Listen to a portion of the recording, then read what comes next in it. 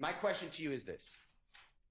During the time that you were speaking with your lawyer, District Attorney Hilton, three of you, no court reporter, did District Attorney Hilton tell you that if you testified that you were involved with the Donovan Thomas murder, you would be locked up or arrested? You can't ask me that again? Yes, sir. When you, your lawyer, Ms. Bumpkus, and District Attorney Hilton were speaking, the three of you, just the three of you, did District Attorney Hilton tell you that you would be arrested, locked up, whatever the words are, if you testified to this jury that you had anything to do with Donovan Thomas's murder? Yes. Okay. Did District Attorney Hilton tell you, with you, Ms. Bumpkus, and District Attorney Hilton, no one else, that if you invoked your Fifth Amendment right, meaning I'm not testifying, you would be locked up or jailed? Yes. Other than those two things, did District Attorney Hilton tell you you could testify to anything you want or something to that effect, and you would not be locked up? Just tell the jury. Just think about it. I don't know what you just said. That's my. I'm sorry. That was a bad question. That's me. Thank you for telling me that I was inartful. Is my word. Okay. Other than those two issues you just told, I'm going to get locked up if I invoke the Fifth Amendment. I'm going to get locked up if I testify that I'm involved in Donovan Thomas's murder. Other than those two. So if you don't say those two things, then your use immunity kicks in and you would not be locked up for anything else you testified to. Is that how you understood it? Yes. Okay. Now, did you ever ask District Attorney Hilton, why can't I testify if I'm sworn to tell the truth about being involved in Donovan Thomas's murder? Did you ask her why did she exclude that? What you mean? Did you ever ask any question to District Attorney Hilton? Let me ask you a different way.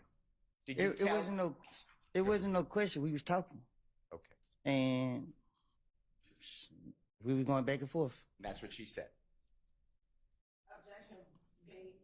That's fine. That's fine. Sustained. All right. Let me ask you some questions. I'm going back to your interviews or interrogations or meetings, whatever the right word is, between you and law enforcement, whether federal, gang, homicide. Okay? I'm going back to those that we saw the recordings for January 11th, 2015 with Detective Thorpe. Do you remember that? Mm-hmm. Okay. And when you say, it's just for the yes. court. Okay, thank you. The jury saw the meeting or interrogation, whatever, the conversation on January 28th of 2015. Do you remember that? Yes. The jurors saw the meeting or conversation on February 20th, 2015. Do you remember that? I remember all the interrogation that they showed me. Okay. And then the last one would be February 21, the next day, 2015. Do you remember that? Yes. And I misspoke when I said the last one. The last one's really June 10th, 2015. You remember that one? Yes. Okay. I'm referring to those, and I'll make it clear which one I'm talking about.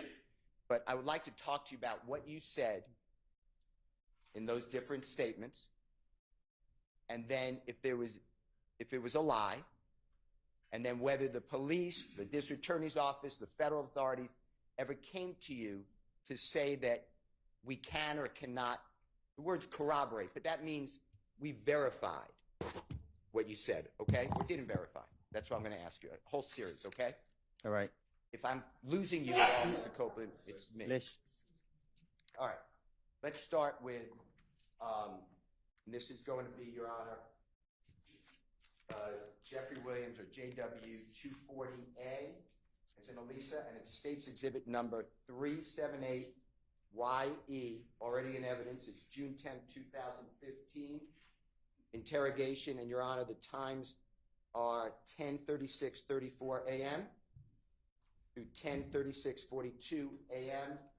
And Mr. Copeland, do you have you might need those. What I'm going to ask you is these are a series of conversations with the with the police, different police officers, detectives. Mm-hmm. And I'm going to go over what you said, and then I want to talk to you about that, okay? The first one that I just announced is the detective asked you, what started it off? Was it really about a windshield? And you answered, no, Nut and Thug had something personal against each other. I want you to hear that, make sure that's what it said, okay? What started it off? Was it really about a windshield? Nope. Nut and Thug had some personal against each other. Okay. What I said, was that accurate or fairly accurate? This what I heard. Okay. And what you're saying there, you're being interviewed, if you can tell, that's Detective Dennis, and you heard Detective Gaither's voice. Is that fair? Yeah. And you recognize this as June 10th, 2015 meeting. Is that true? Yeah. Okay. Now, at that point, you also said, and this is at JW 240B, Your Honor, it's in Barry, State's Exhibit number 378. YE, and it's at time 3:13:02 p.m. to 3:13:22 p.m. And Mr. Copeland, tell us if you hear this. You said, you know what I mean? Honest to God truth. I asked why they didn't kill Kel. Like, you feel what I'm saying? Why and I'm not saying it, but HELL, they kill like he wasn't a problem. Nut ain't did nothing. And Detective Thorpe, remember who he is, the homicide detective? Yeah, the bald head dude with the script right here. Yes, sir. He said, and then you said, that's what, I don't know what, and then I can't understand it, so you tell us. Then did. That's why I knew it was something personal between him and Thug. I don't know. Just listen to it and tell us if that's what it says, okay? I mean, honestly, go true. Why the hell did they kill Cam? Like, you know what I'm saying? Why the hell they kill? Like, he wasn't a problem. Nothing ain't did nothing. Like, I don't know what they done did. I knew it was something personal between him and Thug. I mean, but what was personal between him and Thug? I don't know. Okay. The next one is JW 240C is in Colette. State's Exhibit number 378YE from the June 10, 2015 interview, 10:36:47, Mr. Copeland, through 10:36:51. And it's you saying they fell out before me and Cal got into it. And the they, if you need any type of listening to it more, I believe, and you tell us you're referring to Jeffrey and Mr. Donovan Thomas, okay? And tell us if you need to hear more of it. They fell out before me and Kid got into it. Is that what it says? I didn't hear it. Can we redo it, Your Honor? Is that okay? They fell out before me and Kid got into it. Does it say that they fell out, meaning Jeffrey and Mr. Thomas, they fell out before me and Cal got into it? Is that what you heard? I just heard something about me and Kill. I didn't hear what I said before that. All right. Well, the jurors can make a determination, but that's great. Whatever you hear, okay? And the next one is JW 241A. That's State's Exhibit number 378YA is in Elisa. That's at 3:01:37 a.m.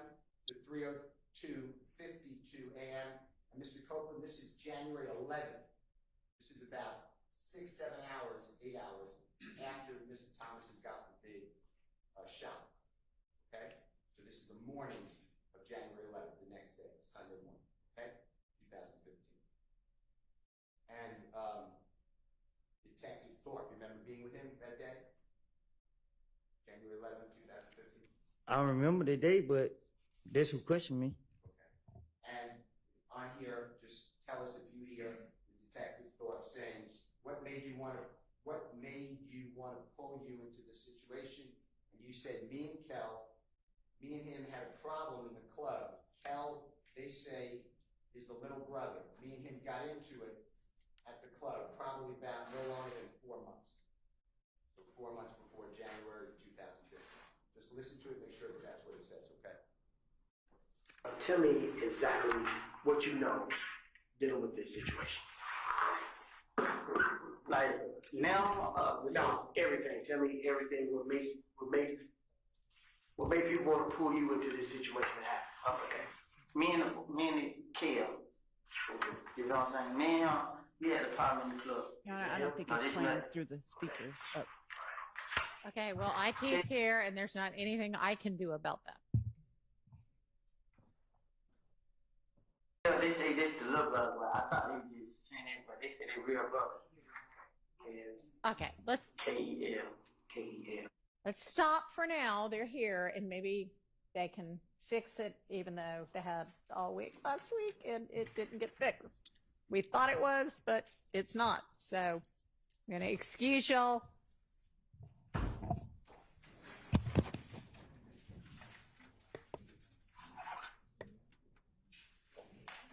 The backup also doesn't work, by the way.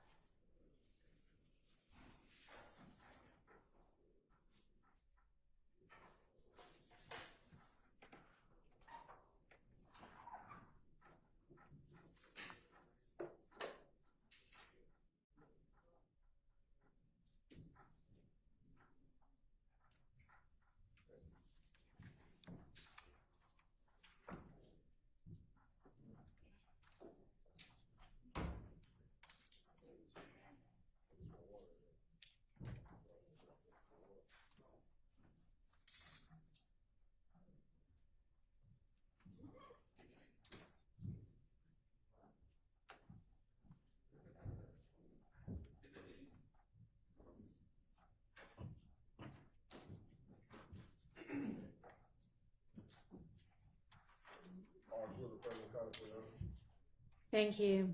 All right, as y'all can tell, we have sound again. We don't know why. We don't know if or when it will stay with us, but we're gonna, as long as we have it, move forward. Go ahead, Mr. Stewart. Thank you, Your Honor. Mr. Copeland, we are going to go back to when the audio seems to have gone out. I'm going to play again the JW 240C as in Colette, State's Exhibit number 378YE. That's a June 10, 2015. Interrogation or meeting at 10:36:47 a.m. to 10:36:51. And this is where you are explaining, I believe, and you tell us, that they, meaning Jeffrey and Mr. Donovan Thomas, fell out. They fell out before me and Kel got into it. That's the part. If you could listen again, maybe that was when you said you couldn't hear, maybe there was an audio problem. Your Honor, can we play that through Mr. Kokomo? Yes.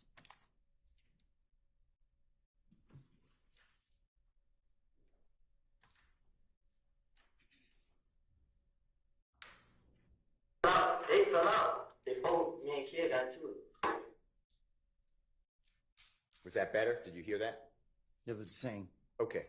All right. We're going to go on then to the next one, which is, again, the audio was out. So if some people heard it, they're going to rehear it. It's JW 241A as in Elisa, State's Exhibit number 378YA. This is January 11th, 2015 with Detective Thorpe. And this is from 3:01:37 a.m. to 3:02:52 a.m. Your Honor, if we may play that. You may. Tell me exactly what you know dealing with this situation.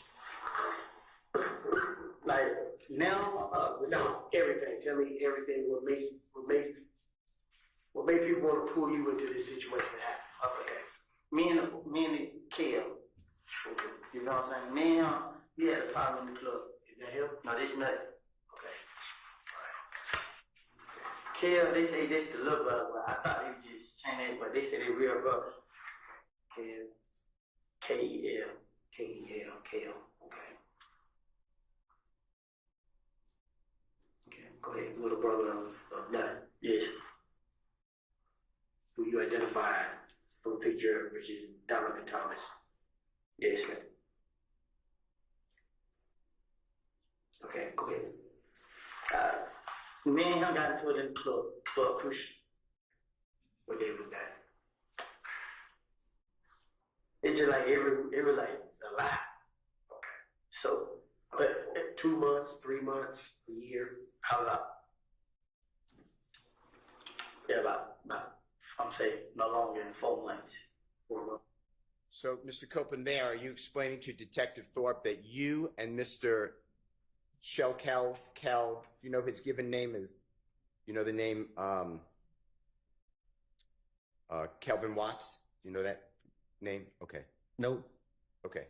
Kel, there you're explaining that you and Kel have been arguing, whatever word you want to use, for approximately 4 months before January 11, 2015. Does that sound like what you said on the recording? Yeah. Does that sound right? Smart, what you mean? 9, 10 years ago, going back, were you not getting along with Kel for approximately 4 months? So since maybe we'll say September 2014, does that sound right, what you told Detective Thorpe?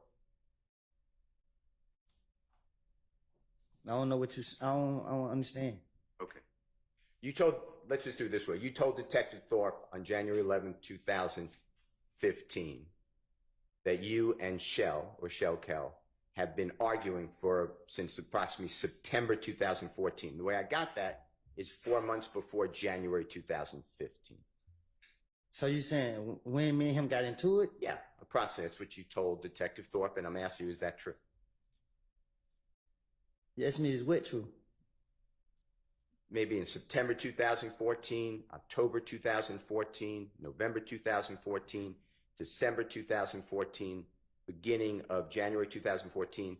By that time, by January 11, 2015, you and Shell were arguing. That sound about right? I don't get what you're asking. Okay, it's me. It's my fault. Do you remember going into the police department, meeting with Detective Thorpe on January 11, 2015? No, what I'm saying is I don't know what you're asking me. I You understand. asked me when me and him got into it. Yeah, you and Shell got into it approximately, if you could tell the jury.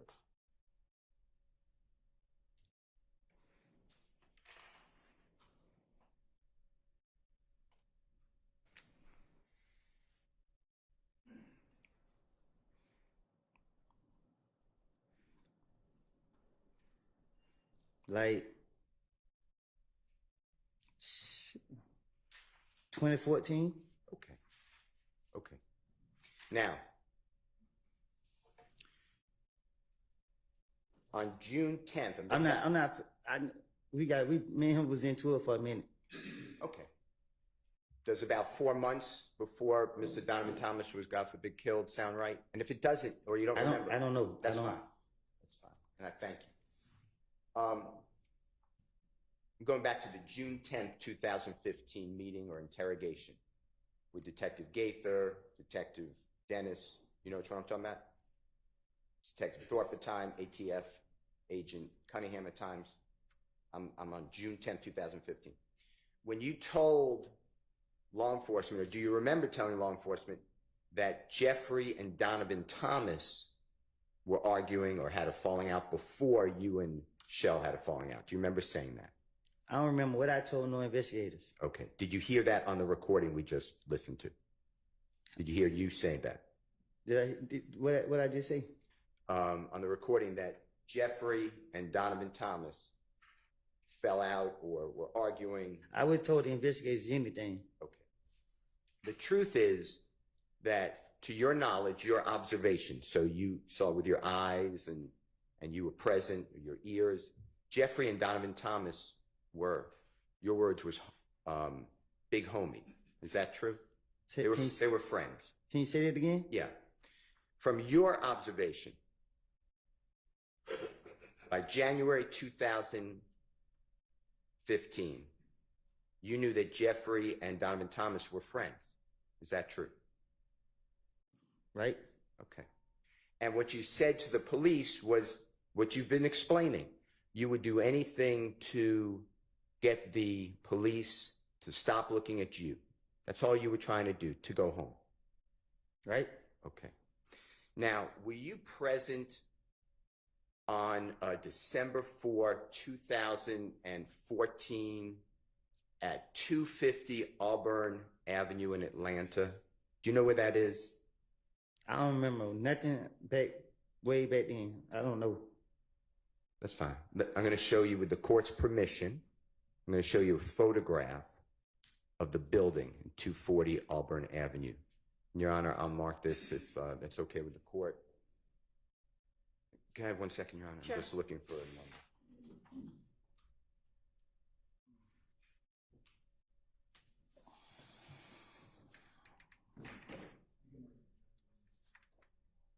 Your Honor, I'm going to mark it with the court's permission. It's Jeffrey Williams, 251. All right. And we will put it on the thumb drive again. Okay. If you can, sure. It's about to come up. A building? So, do you I'm not just- have hard copies of these things? I don't have a copy of that one. Okay, well, show it to the witness before we publish it for everybody. Mr. Kokomo, can he approach, Your Honor? Yes. Thank you.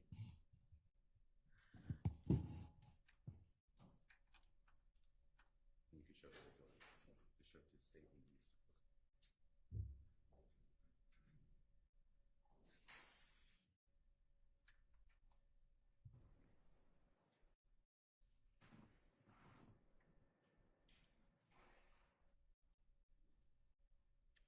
Did you show him the whole building? Yeah, this is it. There it goes, all the way up. the next one. That's one. Show it to the state though, because I don't think you showed it.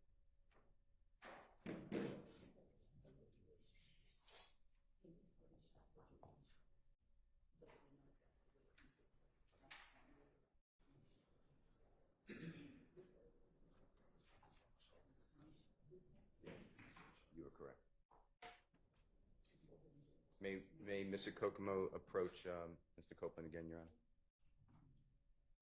He may, once he's got whatever this is screenshot. Mr. Copeland, if you just look at this picture, again, it's a more full view of that building that I'm referring to. It's business. This is the building. What about it? I'm going to ask you some questions. Thank you, sir.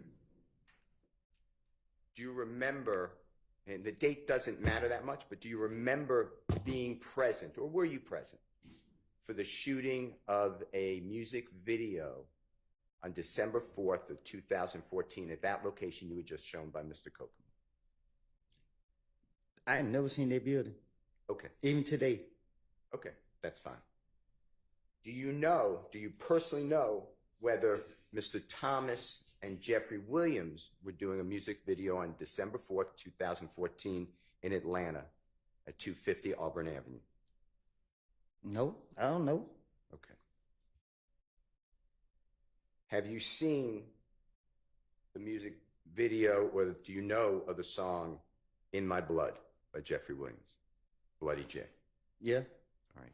Do you have any knowledge of where that was videoed, meaning the music video? And if you don't, that's fine. I don't. All right. You weren't present for that. No, I wasn't. All right.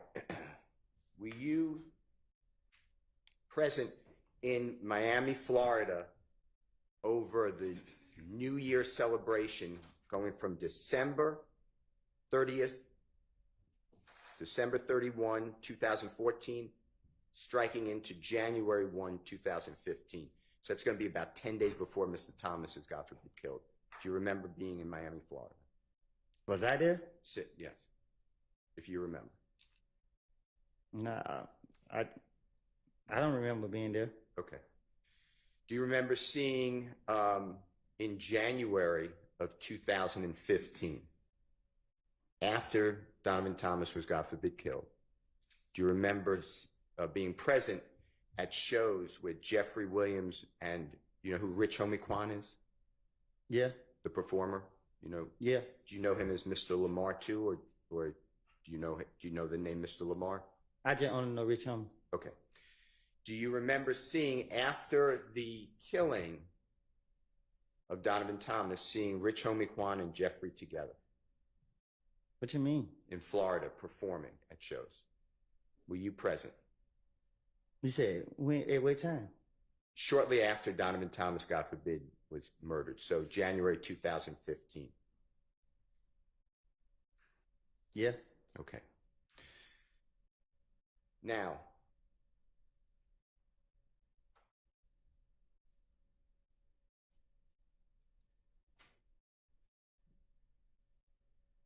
were you personally aware, you were at Jeffrey Williams' home after Donovan Thomas was killed? At some point, Donovan Thomas, God forbid, is killed. At some point, you are actually at Jeffrey Williams' home in Atlanta. Is that in the Sky House? Is that true? What you mean? Okay. So I'm locking in on the date that Donovan Thomas is killed. I'm just telling you the date. I'm not asking you to remember, but it's January 10th, 2015, okay? But Donovan Thomas is killed that night. Or he's shot that night, okay? I'm asking you this. After he's shot, do you remember being at Jeffrey Williams' home at some point at the Sky House in Atlanta, Georgia? Man, my mind, I had blanked out. Too many people were calling. I can't remember everything that happened that night. Okay. Do you, it's okay. I'm just asking questions. We're getting you're giving the testimony. It's fine. After Donovan Thomas is killed, after the news got out that he's killed, the information, did you ever see a posting by Jeffrey Williams about Donovan Thomas's death that night, or January 11, 2015? Do you remember that on social media? I don't remember that night. Okay. All right. Okay. Did anybody with the police department, the federal authorities, homicide, I'm including everybody, or the district attorney's office ever come back to you and say, hey, I want to talk to you more about Jeffrey Williams and Donovan Thomas falling out like you told us? Did they ever try to corroborate that? And if that's a bad word, I'm going to rephrase it. Once I got out? Anytime. Did they ever come back to you and challenge you or ask you about this conversation that you had?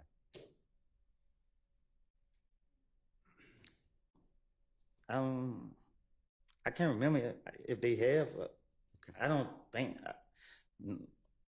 Outside the interrogation, once they went locking me up, we wouldn't even talk about. It was over, right? You gave your statement. They don't come back to you and ask you about this, right? Right. All right. I'd like to go to another part of your statements. And this is where you told the detectives, again, it's June 10th, 2015, that you tried to get Mr. Williams or Jeffrey, and do you know who Bloody J is? I heard of him. Do you know the given name Justin Ussery, excuse me? Who would it? That's fine. I'm going to use Bloody J, okay? Do you remember telling the police, and this is, Your Honor, JW240D, as in David States Exhibit number 378YE, it's June 10th, 2015, meeting, interrogation, whatever word, conference, with law enforcement and Mr. Copeland. It's at 10:37 a.m. to 10:08 a.m. And Mr. Copeland, tell us if you hear this, okay? And if it's not, you correct us. Detective Dennis tells you, so the night at Crucial, when you were saying they jumped on you, you said, when all the, and I'm just not saying it, but SHI blank popped off. So what happened, this is Detective Dennis, what happened when you came outside with Bloody J? Because you were saying last time, and then there's overlapping conversation, meaning I can't understand it, multiple people speaking. Then you said, then Detective Dennis said, when you were trying to bring everybody back together. And the Detective Dennis said, you were like, is he ready? And Thug, or Jeffrey, kept saying, nah, he ain't ready. You remember that? That was Detective Dennis saying, you remember you told us that when you said, and you said, you mixing things up. You're talking about the time we was in when I called Bloody J and tried to get him and Jeffrey, or Thug, you said, back cool. That's what I'm targeting, okay? So please listen to it. And if I said it wrong, just say it right. Your Honor, can Mr. Copeland listen to this, please? And the jury. So the night at Crucial, that when you were saying they jumped on you, right? When all shit popped off. So what happened when you came outside with Bloody J? Because you were saying the last time you were trying to bring everybody back together. You was like, is he ready? And Thug just saying, nah, he ain't ready. You remember that? You remember you told us that? When you said you mixing it up. You talking about the time we just made the shit when I called Bloody J and tried to get him to throw that cool. Remember saying that you were, the discussion, Detective Dennis is telling you, you were trying to bring everyone back together, make everyone, friends again. Remember Detective Dennis saying that? You just heard that? I just heard. Okay. And then you said that you called Bloody J and tried to get him and Jeffrey, or Thug, back cool. Do you remember saying that? Or did you hear that? Again, I'm talking to the investigators. I'm trying to tell them anything. Right. That's not true. Right. You were just trying to get out of custody or jail. You want to go home, right? I've been telling y'all that for the longest. Sustained. The statement the jurors just listened to, you were trying to finesse or lie to the investigators to get them off of you so you could go home, right? That was my plan. It was a lie, right? My plan was to spin the police, hoping they'd let me go. And did the police ever show you, or the district attorney's office, any cell phone records of you and Bloody Jay speaking at all on the phone? What you mean? When you said to the detective, I called Bloody Jay and tried to get him and Thug back cool, did the police ever come back to you at any time, or the district attorney's office, and say, here are jail records, excuse me, here are cell phone records showing you and Bloody Jay talking? Did they ever try to do that with you? No, once they took me to jail, I don't hear from them until I'm back on the street and I'm going back to jail again. Any time while in jail that you called Bloody Jay and said, wow, I tried to get everyone together. And that never happened, right? Huh? Had a phone call with Bloody Jay while that would be recorded? I never had Bloody J number a day in my life. Did the police ever come to you, or the district attorney's office, to say to you, to challenge you, or to tell you, hey, we know this to be true or not true? Did they ever do that with you? Huh? Did the police or the district attorney's office come to you and challenge you on that statement and say, hey, we have information, this is true or not true? Did that ever happen? It's the same question. The single question. Did the police ever do that at the district attorney's office? No. Okay. I'm going to go to another one. This is your statement again. This is June 10th, 2015. Your Honor, it's J.W. Jeffrey Williams, 240E, as in Aaron. It states exhibit number 378YE. And Mr. Copeland, this is at 10:45:09 in the morning to 10:46:01 in the morning. And on this one, what I'd like you to listen for is you saying, if you did say, you tell us, yeah, so I'm like, and I'm not saying, but darn, but it says another word, but this SHI blank happened, but before that happened, me and Kel was face to face. You know what I mean? Detective says yes, or uh-huh. Then you say, truth be told, I walked up on him, meaning Kel, with Shannon, me and him, it was me, D, my baby mama, and her friend. You said, the text said, uh-huh. You said, it was Kel and about 5 more other, I'm not saying, but ends. All right, look, bruh, you know what I mean? I got a problem with you, bruh. You know what I mean? This SHI blank here, we've been knowing each other. Detective says, right. And you say, I'm telling Kel that, bruh, this SHI blank ain't about them, bruh. You know what I mean? What the HELL? Woo-woo. We talked like, while me and Kel talking, Kel, you know what I mean? All this SHI blank really about Thug. The truth, this is the truth. So detective says, so Kel's beef is not with you, it's with Thug. And you say, yeah, it was with Thug. Detective says, well, then why he? And you said, it was a cover-up. You're not listening. It was a I was the cover-up. I want you to listen to this and tell me if you hear what I said. If not, just correct it. Yeah, I said something like that. But for the heck, me and Kill face to face. Now, I mean, truth be told, I'm a punk. With Shannon. Man, it was me, D, my baby mama, and her friend. It was Kill, and about 5 more with me.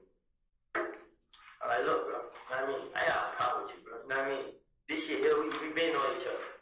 I'm telling Kill that, bro. This shit ain't about that, bro. I mean, what the hell, we talk. Why me and Kill talking? Kill really not saying. I mean, all this shit really not cool. The truth, this is the truth. So Kill's beef is not with you, it was up. Well, why? I was the cover up. You're not listening, I was the cover up. Listen. Did you hear that, Mr. Copeland?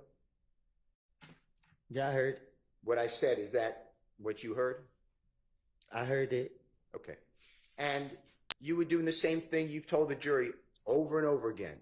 right? I was lying to the police because I wanted to go home, and I was putting it on Jeffrey, right? That's why I keep telling you.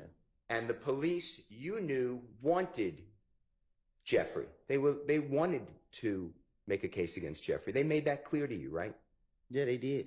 So it wasn't that hard for you to realize, and I'm not saying you're not, using your finesse, but you knew who the police wanted you to implicate's my word. That's a bad word. You knew who the police wanted you to say is the person responsible for this death, right? I didn't think they were going to go after him. Okay. And you knew that they wanted information from you about Jeffrey. True? Yes. Now, when you talk about your baby mama, did you hear that in the recording we just listened to? Mm-hmm. You're talking about the Honorable Miss Deshawn Quarterman, right? That's her name? Yeah. Okay. And you're aware that Miss Deshawn Quarterman, your child's mother, had spoken with multiple, but Detective Gaither at times. True? What you mean? During this time. Yeah. And we know that because remember hearing some jail calls yesterday that the district attorney's office played for you, and you even asked Miss Quarterman or Deshawn to call Detective Gaither on one of those recordings, or two of those recordings. You remember that? Yes. And you asked Deshawn Quarterman to text Detective Gaither. Do you remember that, hearing that yesterday on the jail calls? Yes. Do you have any information that Deshawn Quarterman or Detective Gaither or anyone else came to you and said, hey, we corroborated, we spoke with Deshawn, and she said, yep, I was there when you made it good with Kel, and it's all about Thug. It's all about Jeffrey. Did that ever happen? The police never talked to her without me knowing. Okay. They never talked to her. Period, right? Yeah, they didn't. They talked to her when me and her was in the interrogation room, and they really didn't say that to her. Yeah. Okay. Okay. And of course, it's a lie that you and Kel were on good terms, and that it was all about Jeffrey. That was a lie. That was part of your attempt to get the police off of you so you could go home. True? What you mean? That's why you said this, because you wanted the police to to get away from you. You wanted to go home. Right. Okay.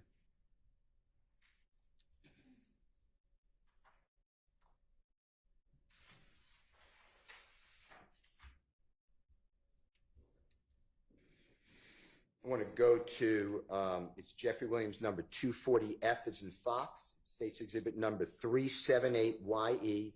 Your Honor, this is June 10th, 2015. It's already an evidence meeting, interrogation conference, interview, whatever it is called, at 10:49:25 a.m. to 10:50:09. And Mr. Copeland, I want you to listen to this, that you are saying to law enforcement. So when they ended up leaving, we pull up at the studio.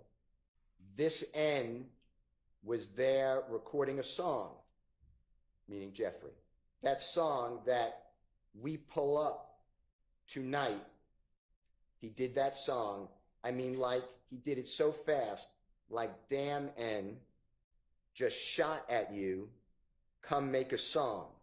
So this is what I'm thinking, this damn, so we're up there chilling. So everybody was up there at the studio. So Thug dialed 911. He had a bullet hole in his car. So he want to know who shot his car. You know what I mean? I want you to listen for this. If I said it wrong, you got to correct me, please. So when they didn't leave, we put up at the studio. This nigga was the number one song. That song that we put up probably tonight, he did that song. I mean, like, he did it so fast, like, damn, nigga, this shot to come like a song. So then no thing, damn. So we got that shit. So who everybody got that street up got paid. So Doug like, yeah, Willie was in cup. So he's like, well, he wanna know who shot his cup. I mean, Did you hear that, Mr. Copeland? Mm-hmm. Did I say fairly what it says? Was I fair? That's what it sounds like. Okay. Did the police ever come to you after you reward them with this information and play for you or even tell you, hey, here's the 911 call made after the gambling house was shot up and a supposed bullet hit Jeffrey's car? Did that ever happen? No. Did the district attorney's office ever come to you and say, hey, we had the 911 call that Jeffrey Williams phoned in, like you told us, on June 10, 2015. Did the district attorney's office ever play for you that 911 call? No. There was no 911 call. You were just trying to get out of the police, right? Sustained. Was there a 911 call to your knowledge that was ever shown to you to corroborate, to verify, to support that statement?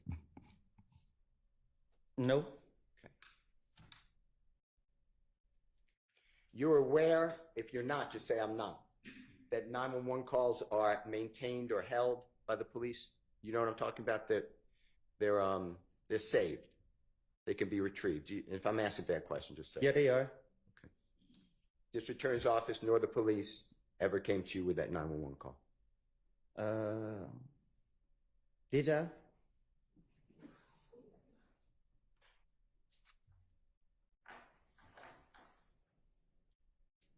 I don't know. Okay. I don't know. Okay.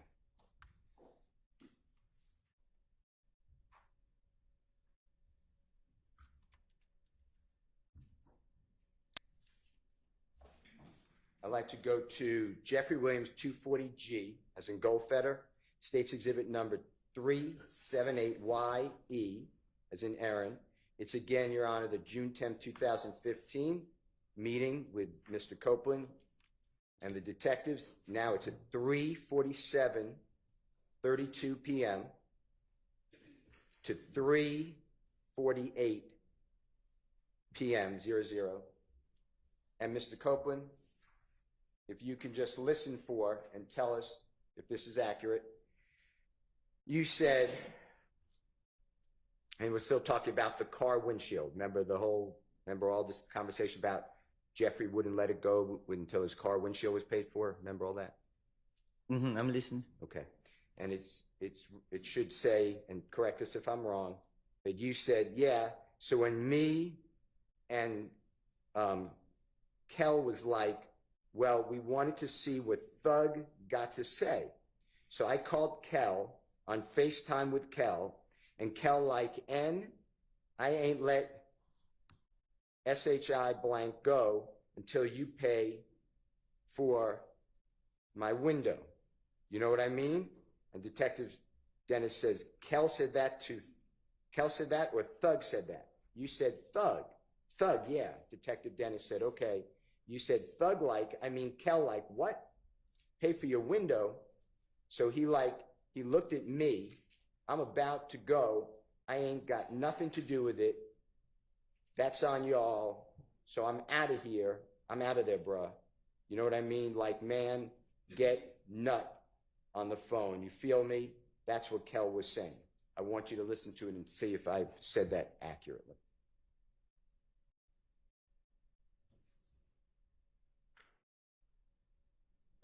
so when me and Kill seen Church Henry, Kill like, well, you gonna see what Thug got to say. So I called Thug on FaceTime for Kill.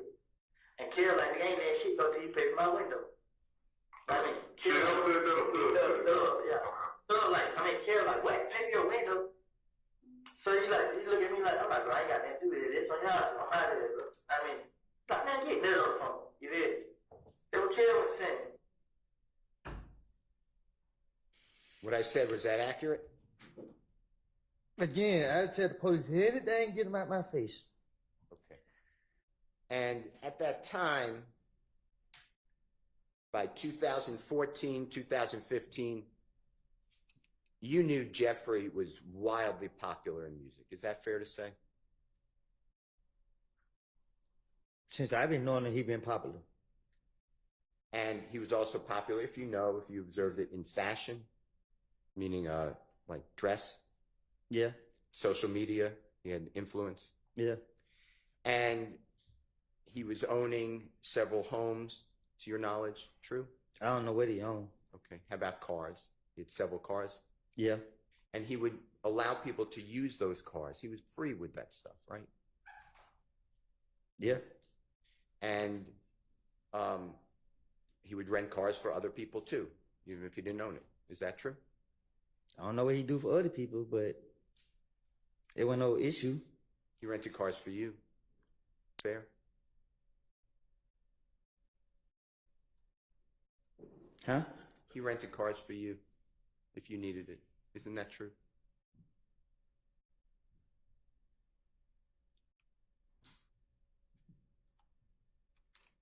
What you mean? You would drive at times a rental car with permission of Jeffrey Williams that he rented. It wasn't a big deal, right? I used to just go get the car. Yeah.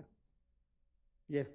Okay. And it wasn't only you, it was anybody. He's generous, right? With his things. Sustained, you can rephrase. It's fine. All right.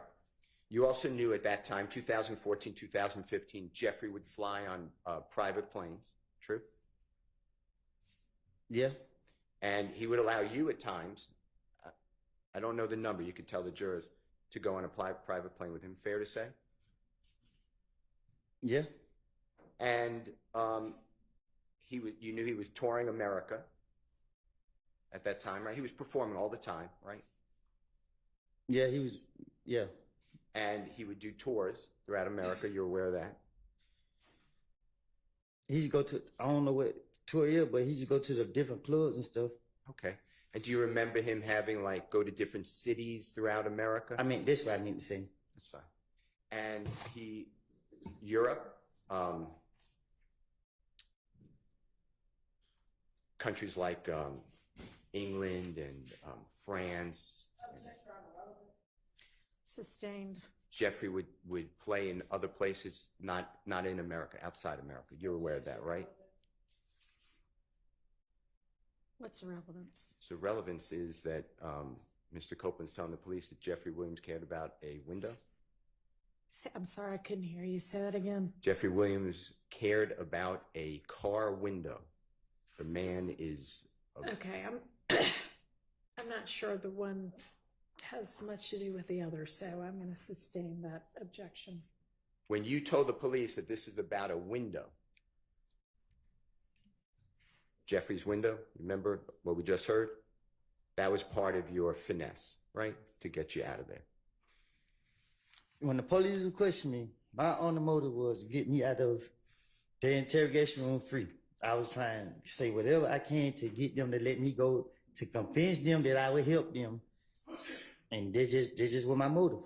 Every time they got me, that's what I was trying to do. They were bringing his name up, and they mentioned anybody's name, I was going to make up a story on them. I was going to say something about them, hoping that I can convince them to let me go. And that's what happened here about the windshield, right? Same thing. I don't remember what I told them. I just played it. I heard what I said. Okay. That was part of your attempt to go home, right? True? Not to be locked up. Right. Okay. Did anybody come to you from the police, the district attorney's office, and say, we corroborated, means support or verified, this car window story? Did they ever tell you that? After 2000, when I gave an interview and went to the feds, I haven't heard anything from the state, the police, or nothing until they catch me in the streets. Okay. They haven't told me about nothing. They haven't reached out to me or nothing. Okay. I'd like to go to the next issue that I'd like to discuss with you. Mr. Copeland, it's JW240H as in happy. State's exhibit number 378YE as in Aaron. It's again the June 10, 2015 interrogation. It's at 10:42:23 a.m. through 10:42:32 a.m. And I'd like you to listen for and tell us if I am wrong where this is outside of Club Crucial after you, remember you got into a fight on January 6th, 2015. Remember with the lip and the eye and the knot on the head? Remember that? And when that went wrong, my lip, it was just my eye. Okay. And it was, the detective said to you, okay, we'll get back to see you. 9, he's standing there with Bloody J. You said, so, but Thug pulling my shirt like, there goes Bloody J right there. You know what I mean? Thug and Nard were in the car leaving Crucial that night and firing at either Bloody J or Kel's people. Tell me if you hear that, okay? Okay, get back to you see 90 standing there with blood. I get so, but Thug put him a shirt like, there go Bloody J right there, y'all mean? So. You hear that? Yeah, I heard. Okay. Did law enforcement, do you remember Club Crucial back in 2014, 2015? You used to go there every Monday night, right? Right? Approximately every Monday night. And No, every Monday. okay. And do you remember ever observing or seeing that there were surveillance cameras inside and outside Club Crucial? You have cameras? Okay. Did the police ever come to you and say, hey, we have the surveillance camera we want you to look at, or the district attorney's office, from January 6th, 2015? Did everyone ever show you anything like that? I never heard nothing about no cameras. Okay. I'm going to play on the same issue, same time, dealing with outside of Club Crucial. This is going to be J.W. Jeffrey Williams 240I as an ice cream, state's exhibit number 378YE. It's June 10, 2015 interrogation, 10:43:20 a.m. to 10:44:18 a.m. And this is you, just make sure it's right. So when we pulled out, Thug and Nard got in the car together. I mean, so when they pulled out, we leave, but when we leaving, Thug and them pull on a side street. I see them pull on a side street. My pulled on the side. He like, what the Hell y'all doing? He like, boy, we want to wait. He come out the club. I'm like, who? He's talking about Bloody J. What the Hell? You know what I mean? I said, I hear the gun cocked back. Detective asked, what had a gun? You said, that N Nard. Detective said, uh-huh. You said, so I hear the gun cocked back. I'm like, what the F? So I tell them, all right. I mean, my brother was gonna have to turn around. Detective says, uh-huh. So you said, so when we go down and turn around and come back, I'm telling brother, SHI blank, just go left. And we just ride the back street all the way to the house. We just hear the SHI blank go boom, boom, boom. And we just see the car, Thug and them in chasing the other car in front of them. You know what I mean?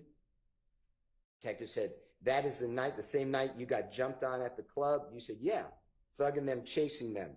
Because at first they thought they took money from them. Just listen to it, make sure I said that fairly accurately.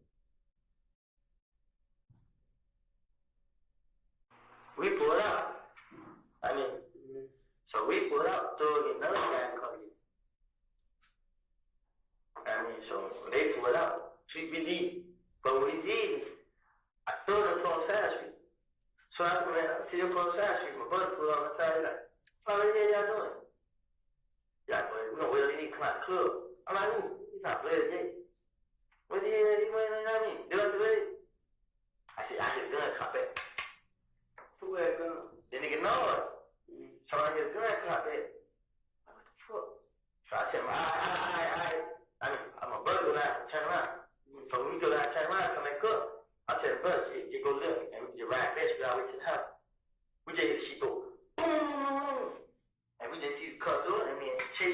right in front of me. This is that night the same night you got jumped on. Yeah. So, throw and chasing me. Because at first I thought they took money from me. Did you hear that, Mr. Copeland? Yeah, I heard. Was it fair what I said? What you mean? What I said was that what you said. Did I take your words and the detective's words accurately? What I said beforehand. I guess. Did the police, local police, gang unit, federal authorities, district attorney's office, anybody ever come to you with any type of verification of what you said? Did they ever say to you, yeah, this happened or this didn't happen? Did they ever even talk to you about that? No. Okay. I want to go to the next issue, and this is JW240J as in Jake. It states exhibit number 378YE. It's the June 10, 2015 interrogation, meeting, or interview. It's at 3:46:40 p.m. through 3:47:45. And here, Mr. Copeland, you are discussing with the detectives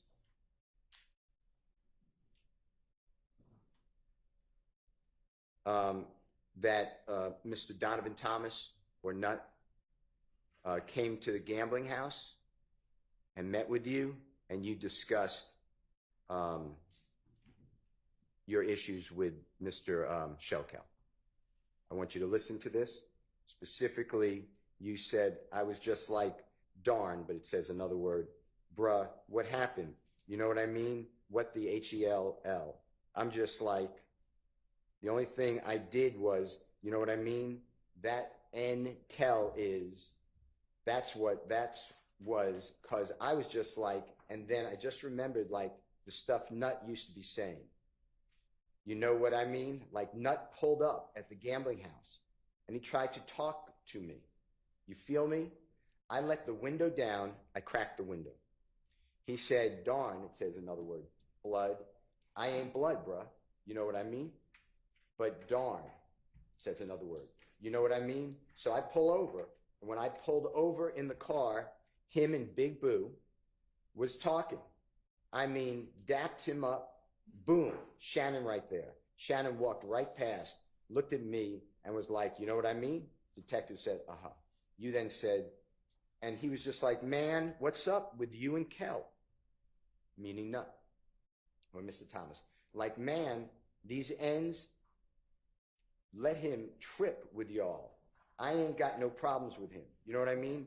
So we was talking.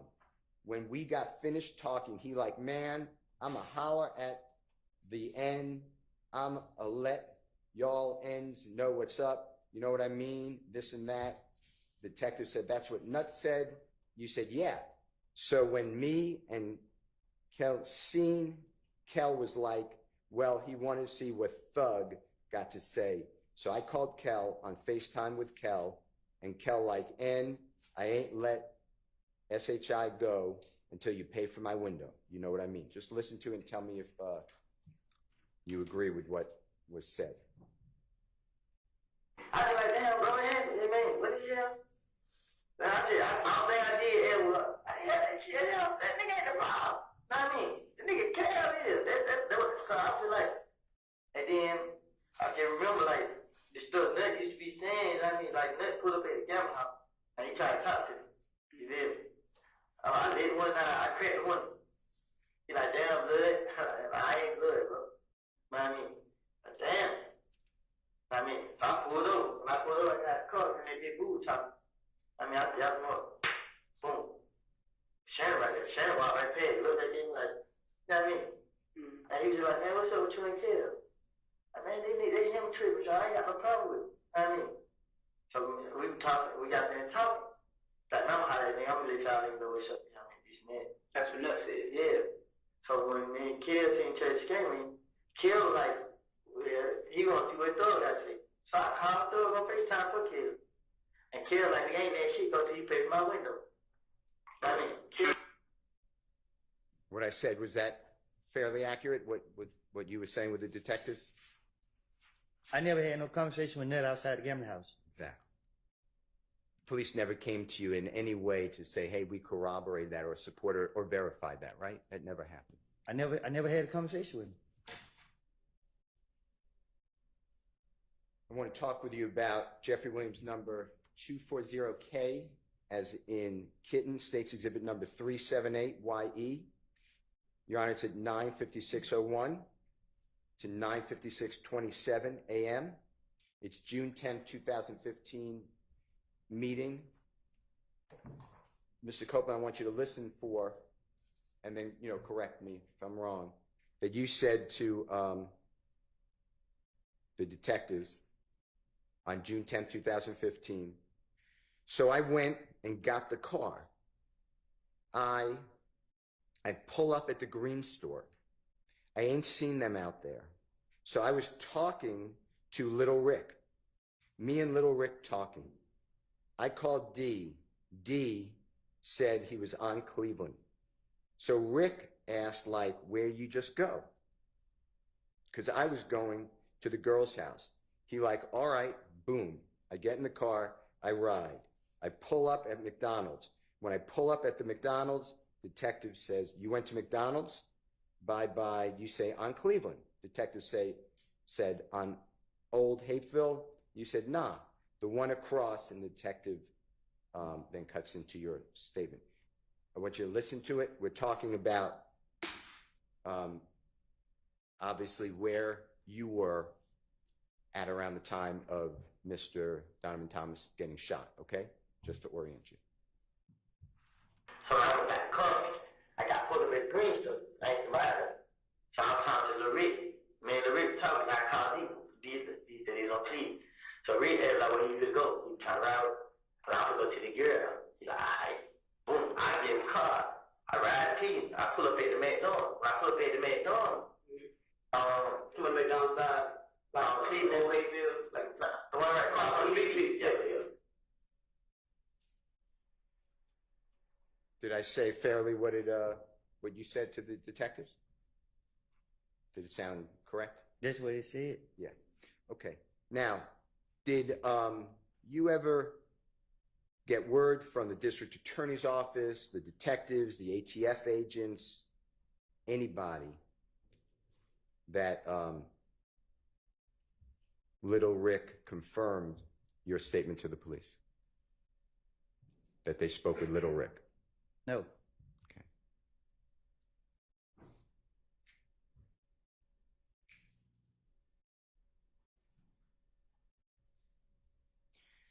Do you remember the McDonald's we're talking about on Cleveland Avenue? It's the one across the street from a coin-operated laundromat, and then across the street from a gas station, and next to an auto parts store. You know which one we're locking in on? I could show you a picture.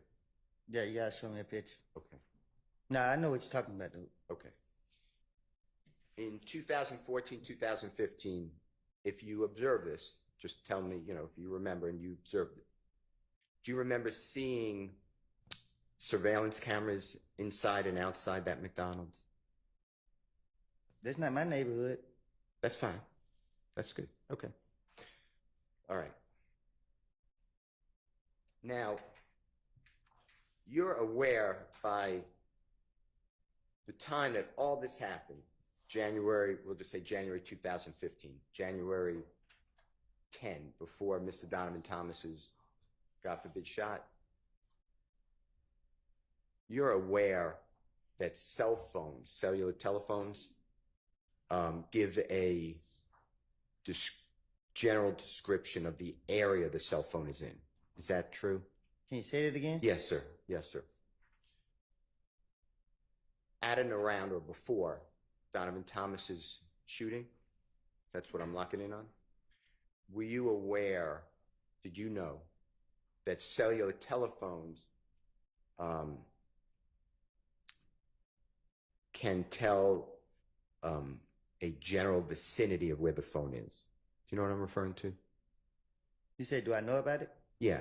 Did you know about it back then? Yeah. Okay. And in fact, you told the police on January 11th, 2015, within 7 hours, 8 hours of Mr. Donovan Thomas being, God forbid, shot, you brought a cell phone in the interrogation room with Detective Thorpe and said, my phone will tell you where the phone was. Remember doing that? Right. And that was you trying to tell the detective, don't look at me for the killing of Donovan Thomas. Fair to say? That's why you went there. Right. I'd like to play for you and just tell us, orient the ladies and gentlemen jury, if that's what you're talking about. This is, Your Honor, Jeffrey Williams 241G. It's in Goldfeder States Exhibit number 378Y. A is in Elisa. Your Honor, this is the January 11, 2015 interrogation or meeting with Detective Thorpe and Mr. Copeland. It's at 3:14:09 a.m. to 3:14:23 a.m. If you can listen to this, Mr. Copeland, just make sure that you tell the jurors correctly if this is what you're talking about.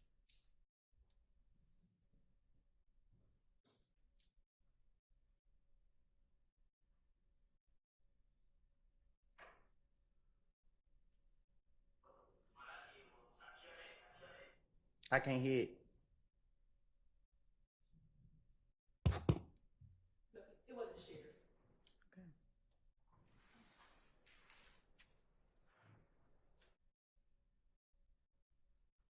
So what I did was I kept asking. I see I missed in my phone. I show you. I was asking everybody, like, should I go down there, bro? Because I didn't do it. They come scan me. They do everything. I didn't do it. They check my phone record, my vote column. They show you where I was. They show you every car that I talked first. They show you where I was now. Is that you, Mr. Copeland? If you heard it, saying, you could check phone records, you can see where the phone was, where I was. Is that fair to say? Huh? Sorry. Were you talking about in the Jeffrey Williams Exhibit 241G, States Exhibit 378YA, from the times that I announced? Was that you showing the detective with your phone on the desk? Trying to show I'm innocent? Yeah. Yeah. And that phone, you see the phone that's in the Honorable Judge Whitaker's courtroom on display? That's the phone you brought in. On the camera? Yes, sir. Yeah. And did Detective Thorpe ever take your phone?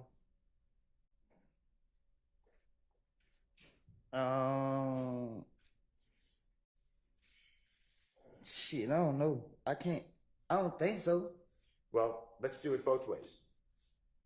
I don't really remember how it was so fast. I don't really remember how it went. Okay. Well, let me ask you this, and if you don't remember, just say I don't remember. Did anyone on the district attorney's office or the police department ever show you the contents of your phone, that they looked into your phone? Did they ever come back to you and say, hey, we can tell where you are, or these are the text messages? Did they ever show you that? Miss Hilty told me that, I think in Glanville office, that something about my phone showed me somewhere else. I can't. She said something to me about it, like during this trial, but I don't recall exactly how she said it. Now, you had multiple phones, fair to say, on January 10, 2015? What you mean? Multiple is a bad word. You had more than one phone on January, the day that Mr. Donovan Thomas was killed. You had more than one phone, right? Everybody got more than one phone. Okay. And including you, right? Yeah. In fact, you told the jury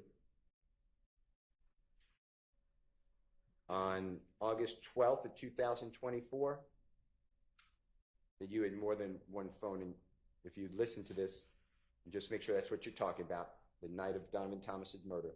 JW 249, Your Honor, at 5:44:48 to 5:45:16 from the Fox 5 stream of this trial.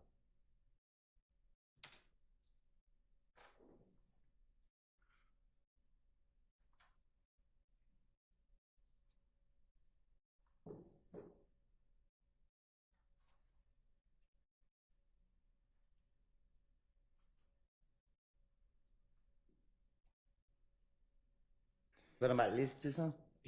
I think he's having a little issue. I'm sorry?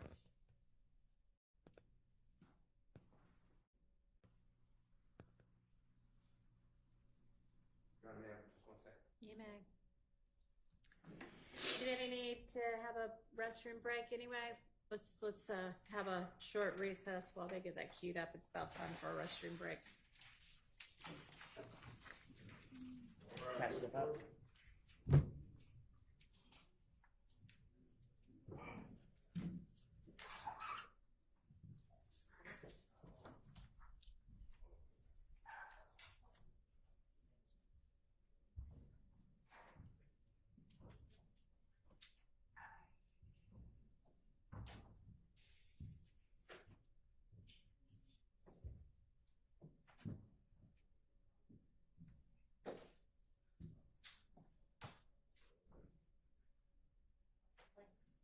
Yeah, thanks.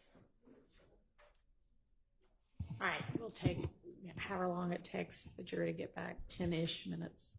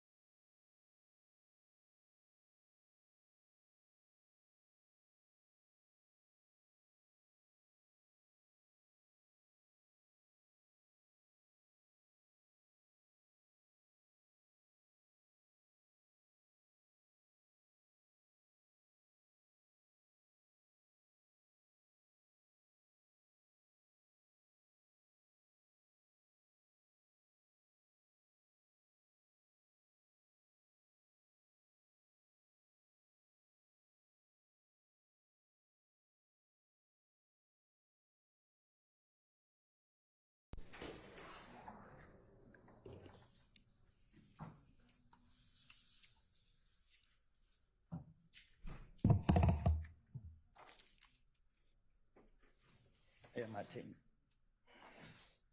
What you do?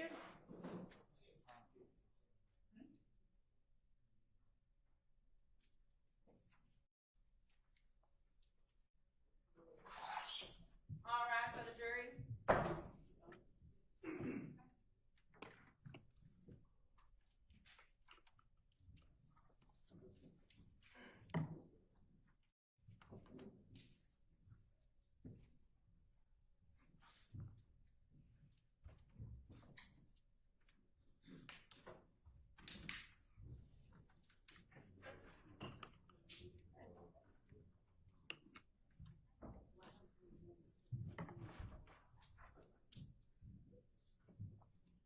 Officers present and accounted for. Thank you. All right, go ahead, Mr. Steele.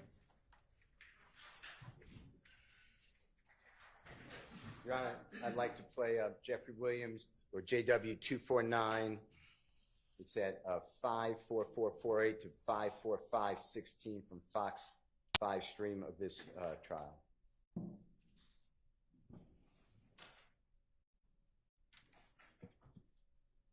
Did you provide us your phone number so we can get your phone records, Mr. Copeland?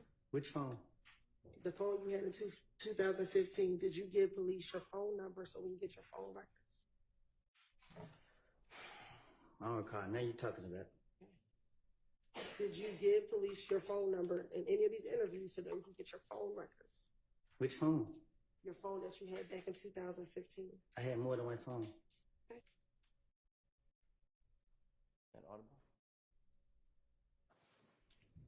Mr. Copeland, that's you testifying before this jury, August 12, 2024, where you explained that you had multiple phones on January 10, 2015. Does that sound right?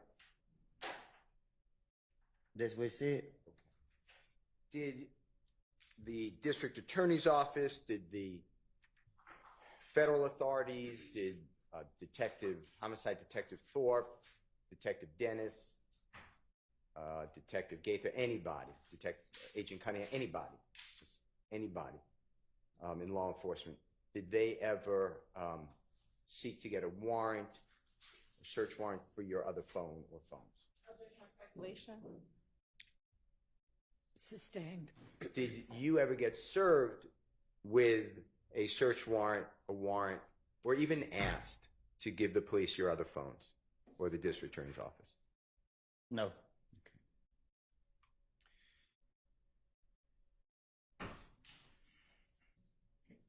I'm going to show you and play for you, with the court's permission, Jeffrey Williams, or JW 244D, as in David, State's Exhibit number 378, YB as in Barry. Your Honor, that's the January 28, 2015 meeting or interrogation.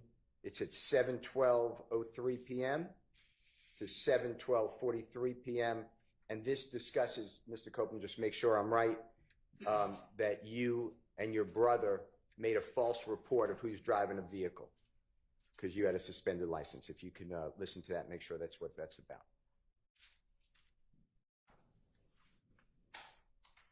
So I jumped back in the car. We rolled down on Lakewood, got back on the freeway, went to the house, told my brother, and he didn't get tried to kill me. Why you had your brother file a police report? Cause I ain't got a license. You still a victim though, like they still lock me up. Bro, if you ain't in the car, listen, if you ain't driving the car when we get there, we're not gonna waste our time on lock you up for driving with because now you didn't kind of, now you didn't kind of sway the investigation that y'all made a false police report. Now I ain't trying to lock y'all up for that shit, but if we get some evidence or get a gun or something to match shell cases or whatever like that, it's kind of like you threw the investigation off by having your brother take the report. You know what I'm saying? Like at that. Is that pretty much what it discusses, Mr. Copeland? Huh? Is that what it discusses? What you're discussing with the detectives, you had your brother file a report, a false police report. Is that what it's discussing? Right. Okay. And you understood on January 10, 2015, that the cell phone that you told the police about would show an approximate location, right? Huh? The cell phone that you had on that desk in front of Detective Thorpe that you told the police about, that would show an approximate location of where the cell phone was, right? I don't know. I don't get what you're saying. Okay, it's me. I apologize. When you were with Detective Thorpe on January 11th, 2015, about 7-8 hours after Mr. Thomas was shot, okay? And you brought with that phone, you brought that phone with you?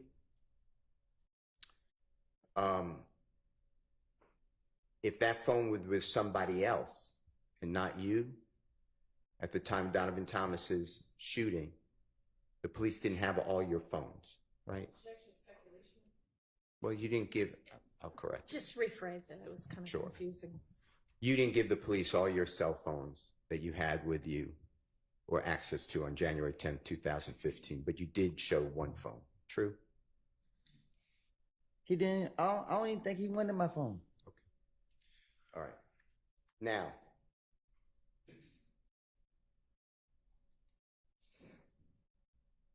did the police ever come to you? When I say police, I'm including everybody, or the district attorney's office, come to you and inquire of you, ask you, your phone shows no calls between 7:01 at night and 7:23 or 24 at night on the night Donovan Thomas is shot. Did they ever ask you to explain or why there are no calls during that time? Did they ever discuss that with you? They don't tell me nothing. Okay. All right. I'd like to go to the next recording. And this is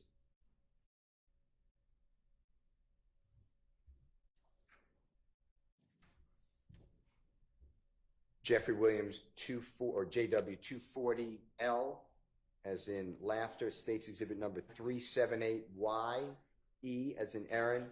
Your Honor, this is June 10th, 2015. And Mr. Copeland, June 10th, 2015, interrogation meeting. It's at 9:55:46 a.m.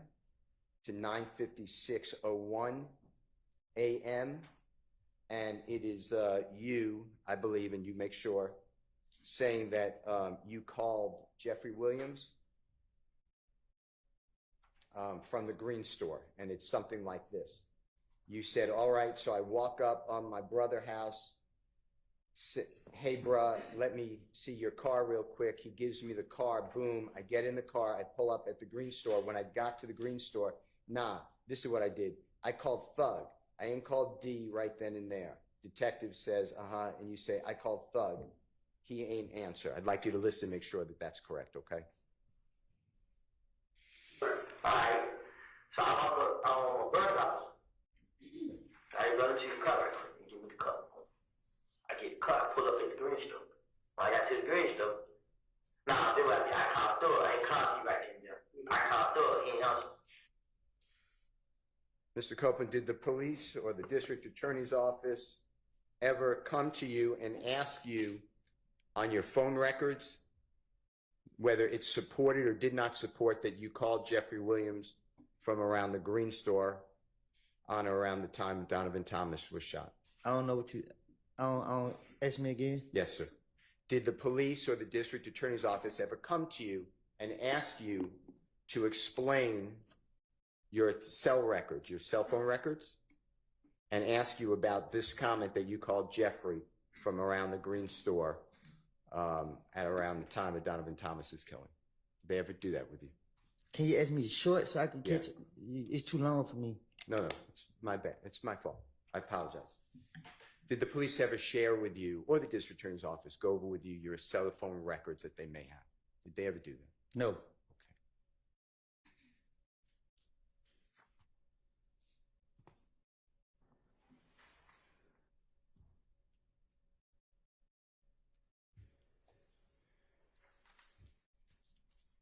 Going back to 2014, going into 2015, you met Jeffrey Williams for a short period of time that you were,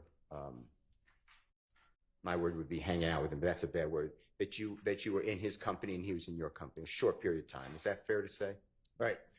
And when you met him, you already said that he was very popular. Yes. True. And is it true that that you observed, he was trying to help people like you, but other people too, to get jobs, like legitimate jobs. What you mean? Recording studios. No, I'm saying I don't get what you're asking me. Okay, let me ask you a different way. So forget about what I said.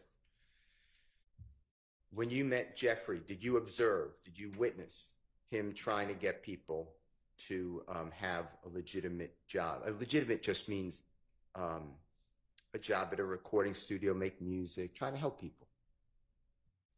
I can't speak for other people, but he tried to help me. Okay. And when you knew him for the period of time, we're really talking about like between your birthdays. Do you know Jeffrey Williams' birthday by any chance? And if you don't, that's fine. Well, now I do, but you didn't back then. Okay, I didn't. Yeah.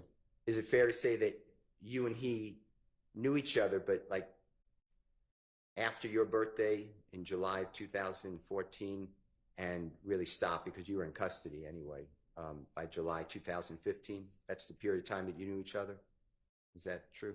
No, I didn't. From 2014, I met him like at the end of 2014. And then you already told the jury, but you got locked up a lot. The police kept locking you up in January, February, March, April, May, and then June.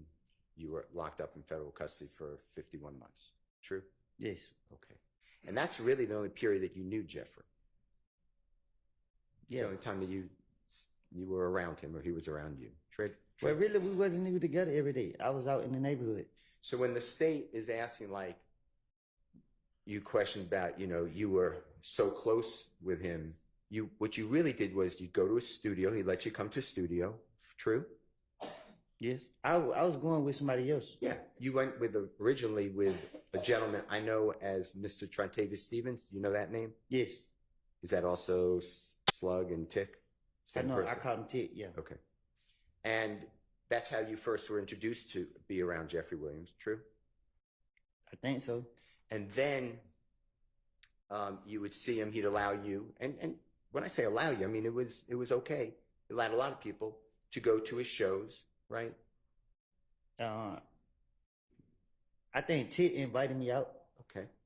And that was really your relationship with, and he would take pictures with you if you wanted to and he wanted to, true? Yeah, I asked. Yeah, and you put that on social media. You were promoting Jeffrey, and you liked that. He gave me, yeah. And it gave you a little bit of maybe a lot. Okay, gave you a lot of fame. True. Yeah. And you were trying to launch your own career as a musical artist at that time. True. I was trying to find myself. Okay. Later, though, you did try to, and you did launch your career as a musical artist, right? Well, I going back to jail, they started locking me back up. Okay. You were trying to do that, though. You were trying to do I tried it. Yes. You had a manager. Huh? You had a manager. Yes, I had a lot of stuff. Yeah, they were controlling your social media feeds, etc. Yes. True. Okay. You put out music videos. True. Well, my manager and them did. Sure, but you were featured. You were starred. Right. It was your music. Right. Okay. Jeffrey never had the pleasure of having you featured in one of his songs. Is that true? No, I ain't never been in his song. Okay. And Jeffrey never was featured in one of your songs. Is that true? No, me and him don't have music together. All right. But he did put you in one song of his. You know the song Halftime? I'm listening. Do you remember the line, and I'm not saying this a quote, but something effective, if you mess with me, Woody will come up and pop in the noggin. And if that's not a quote, I'm not trying to misquote it, but that's what is that something like what it says in that song? Yeah. And the song is Halftime, right? Yes. Wildly popular song. Yes. And the police, when that song was released, the police seized on that to use it against you, basically. You knew that, right? Sustained. From your vantage point, and what that means is you learned that the police was using that song. They asked you about that song. No, they told me. Yeah. One of them told me that I think I had got out shit. I got out one of the jails and they got me the next day. And they were like, yeah, man, now you at the top of our radar. It was something like, and he pissed me off when he said it. He being the detective. No, it wasn't no detective, it was the police. Okay. The police officer upset you when they said I think it was Dennis that said it. It was one of them that said it to me. Okay. Now, that's the only time you're mentioned in one of Jeffrey's songs. Is that true? What you mean? There's not another song that Jeffrey, to your knowledge, mentions you. Yes. Okay. And Halftime, you know this, was made in 2000. It wasn't released till 2015, but it was made in 2014. Is that true? Yes. Okay. It's an old song.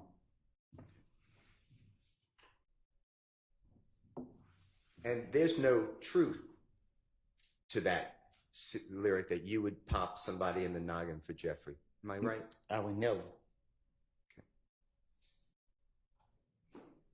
I want to go back to what we talked about earlier, that Jeffrey was in fact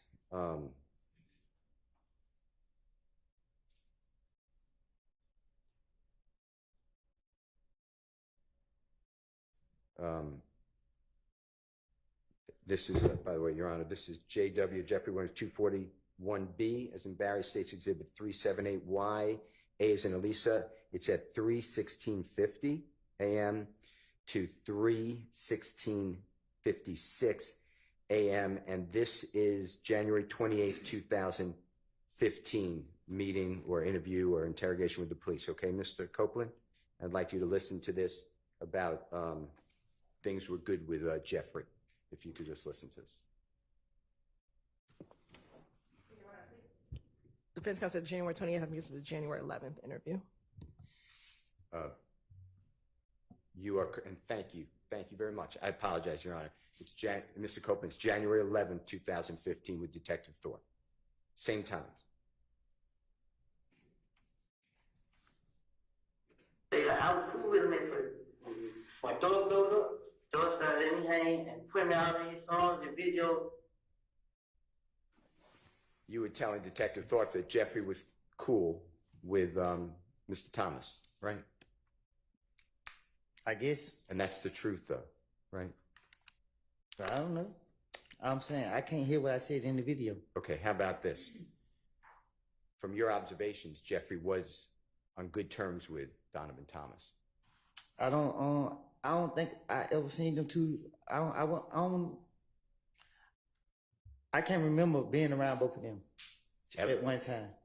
You never saw them dap each other up?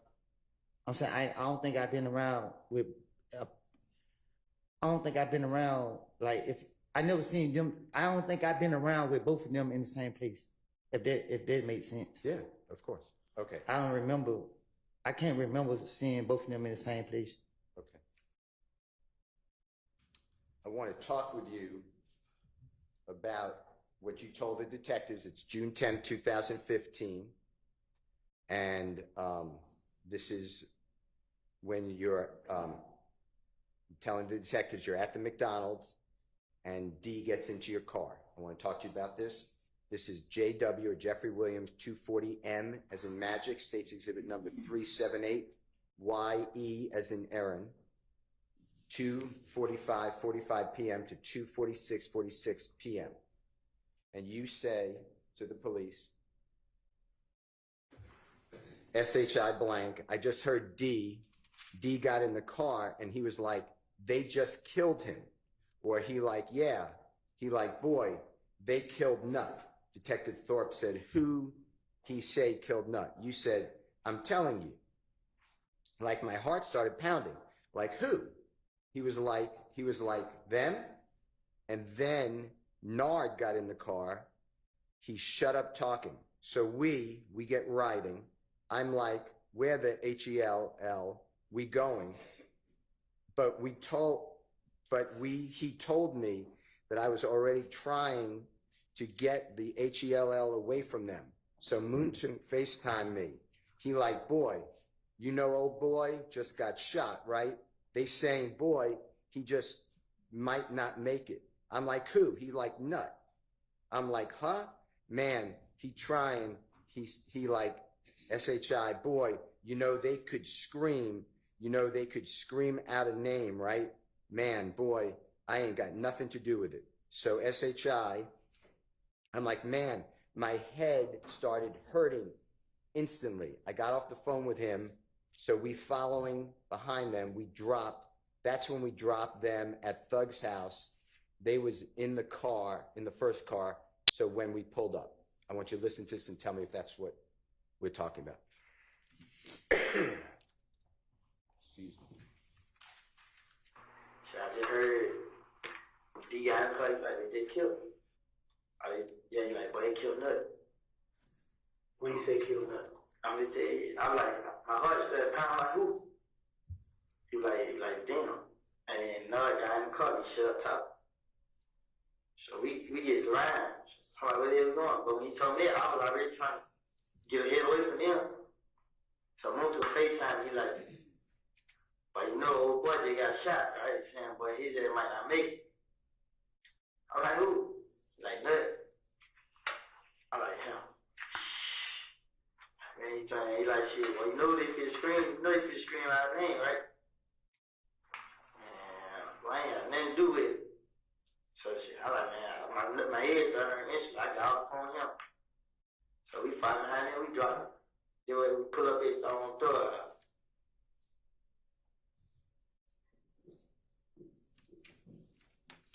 Mr. Copeland, did the district attorney's office or anybody in law enforcement, an agent with the FBI who's a cell phone expert or any of the police, did they ever go over with you where your cell phone that you told them about was traveling from the McDonald's area towards Jeffrey's home on January 10th, 2015? Did they ever ask you about that to explain it? No.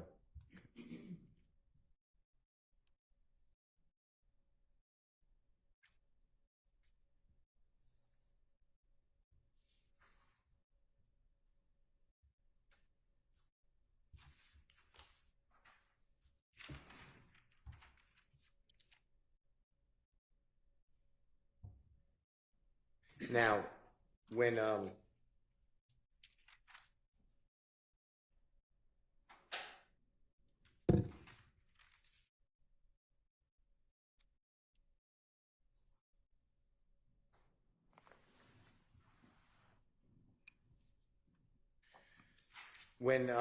you were trying to, or you put out some of your music, I want to talk to you about that if I can, okay?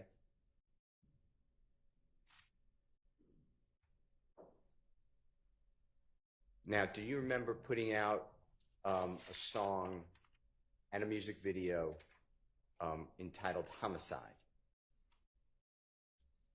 Yeah. And Jeffrey had nothing to do with that song or music video. Is that true? I started doing music with somebody else. Okay. And one of the people that you started to do music with, and he's shown in your video to Homicide, is a gentleman named Mr. Turner, or you referred to him as Threat. Is that true? Yeah.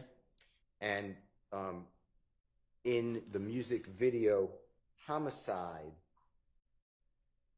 that you put out, would you recognize that music video if it was shown to you? It's my video? Yeah, of course. It's mine. Okay. I'd like to show you, and Your Honor, move into evidence, Jeffrey Williams, number 243B, as in Barry, and it's a music video by Mr. Copeland. Now, I want to ask you a couple of questions about that, okay, Mr. Copeland? I'd like to show it first and then ask you some questions, okay? All right.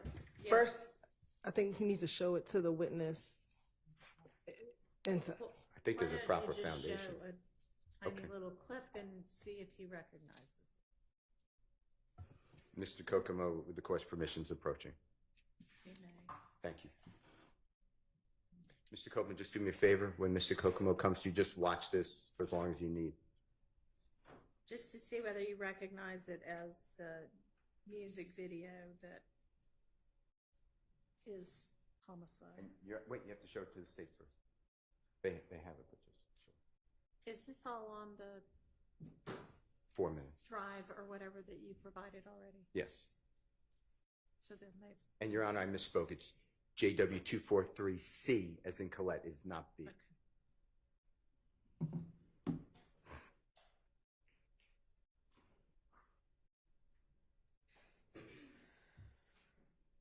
Yeah, they my video.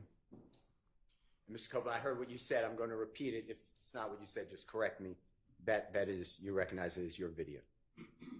Yeah, I shot that video. Okay. Your Honor, I move into evidence. I'd like to play Jeffrey Williams 243C, as in Colette. Relevance, Your Honor. What's the relevance? I believe that there is an indication of an image of that appears to be like Mr. Donovan Thomas, and threat is in the video as well as Mr. Copeland. All right, can we just maybe zoom to those Sure. parts and do those little parts instead of the entirety of it? Yeah. Unless the entirety of it's relevant. No. Okay, We can thank you. absolutely do it. I move for the admission of everything, but for purposes of Sure. expedition. All right, Okay. it's admitted. And I would just need Mr. Kokomo, Your Honor, to announce what time he is Okay. playing, if that's okay. Or you could tell.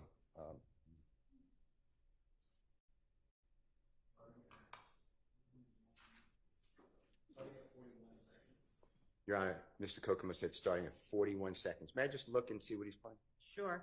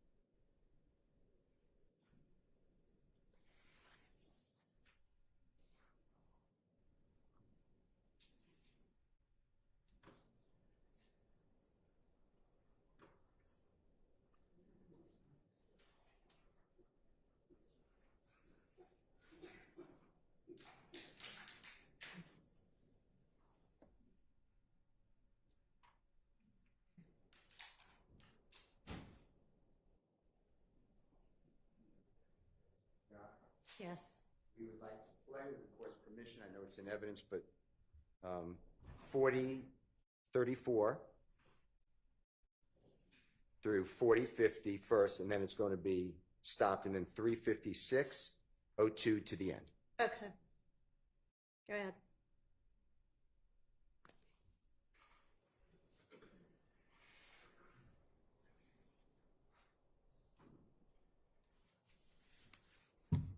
But matter of fact, he calling right now.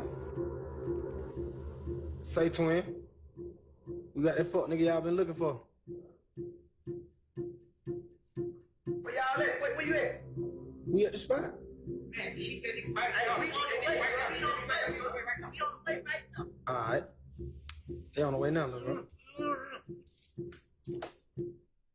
And if you can go back, Mr. Kokomo, just for the jurors, Mr. Copeland, I'd just like to explain some things. The person right there in the black, oh, okay, in the black shirt with the red-looking bow tie and the red vest on the cell phone, you see that person? Can you tell the jurors who that is? Threat. And I heard you, but your hands are over your mouth. Do you mind just I telling said me? that threat. Okay. And then if you go back a little bit, Mr. Kokomo, and Mr. Kokomo, what time is that we just announced? 53:58, Your Honor, is what we were just talking about. And if you just go back a little bit more, keep going back just a little bit more, right up, go just ahead, right there. And Mr. Copeland at 4094, is it fair to say that's you? Yeah. Okay. I'd like to go to 56:02. That's wrong. 3 minutes, 56 seconds, 02 to the end.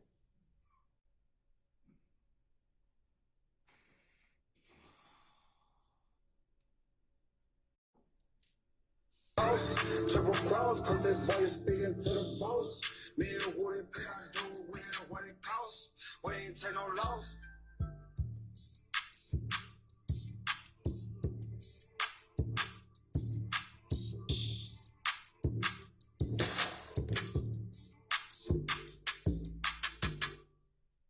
Homicide, we're gonna. Mr. Copeland, do you remember telling District Attorney Hilton before June 7, 2024, that's the first time the jurors ever saw you come into the courtroom?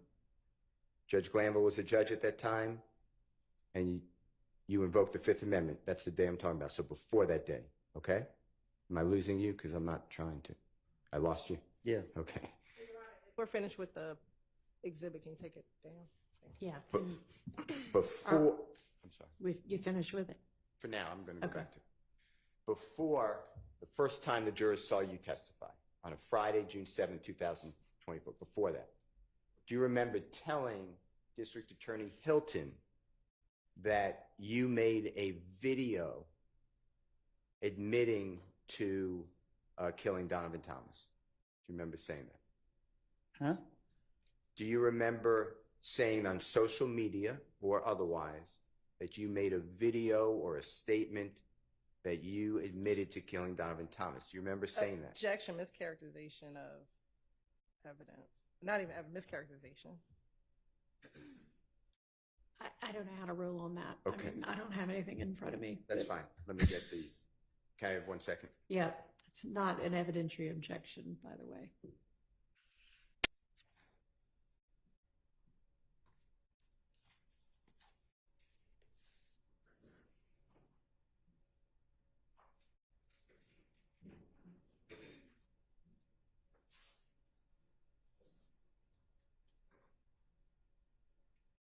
While they're pulling it up, I'm going to ask you another question. On what we just saw on Jeffrey Williams 243C, that man who had money on his head and then was shot in the video, remember that on the homicide video? Did that have anything in your mind to do with Donovan Thomas? I don't get what you're asking me. When you did that video, did that have anything in your mind to do with the killing of Donovan Thomas? No. Okay. It's just a video, a music video? Yeah, just a video. Now, when part of your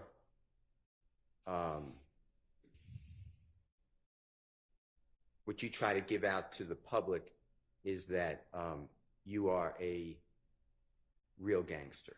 Is that true? Huh? Do you remember giving an interview on the porch interview? Do you remember that? Out the porch? Off the porch, yes, sir. Do you remember doing that interview? I remember doing it, but I don't remember what I said. Okay. Do you remember saying that you are a real gangster, but other people are just musicians? They're just played gangsters. Do you remember saying something like that? You got to show me. All right. Mr. Kokomo, this is Your Honor, Jeffrey Williams, 246. It's April 29, 2020, off the porch interview with Mr. Copeland. And the relevant times are going to be 5 minutes, 4 seconds, 5 minutes, 12 seconds, 8 minutes, 59 seconds to 9 minutes, 7 seconds.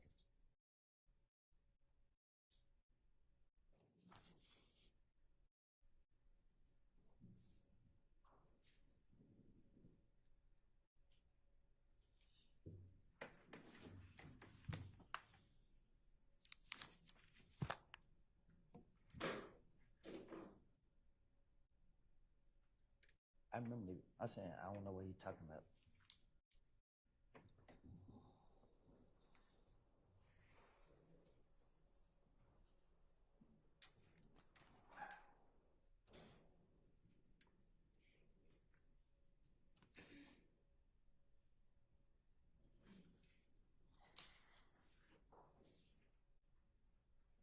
Sorry, Mr. Copeland. Do you remember that video, excuse me, the off the porch interview?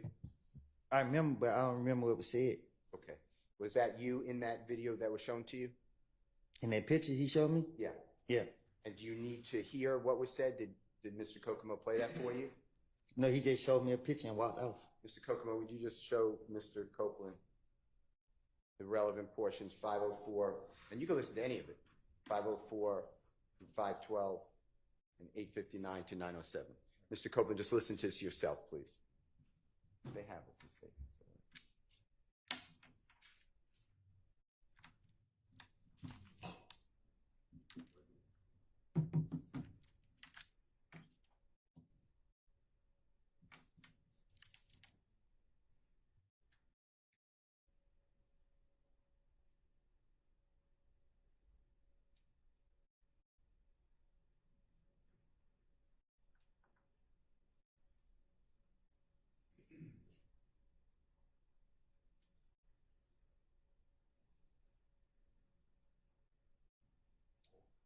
That's it.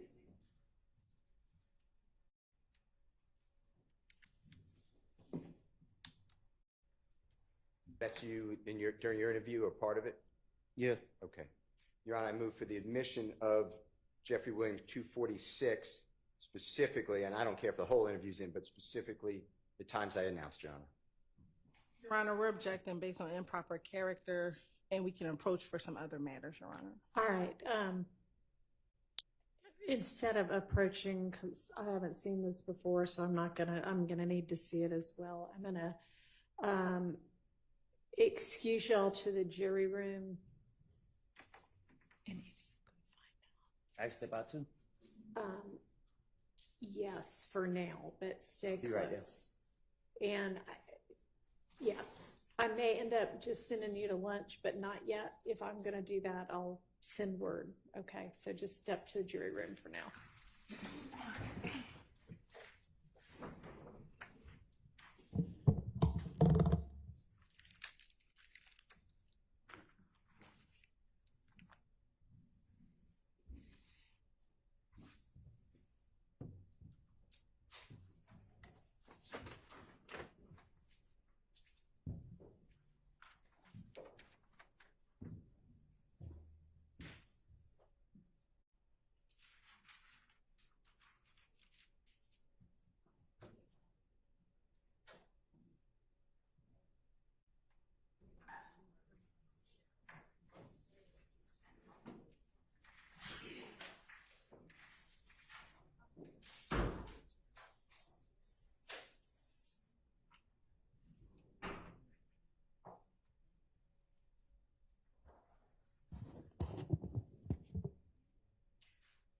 All right, I know there was an improper character objection. Whose character?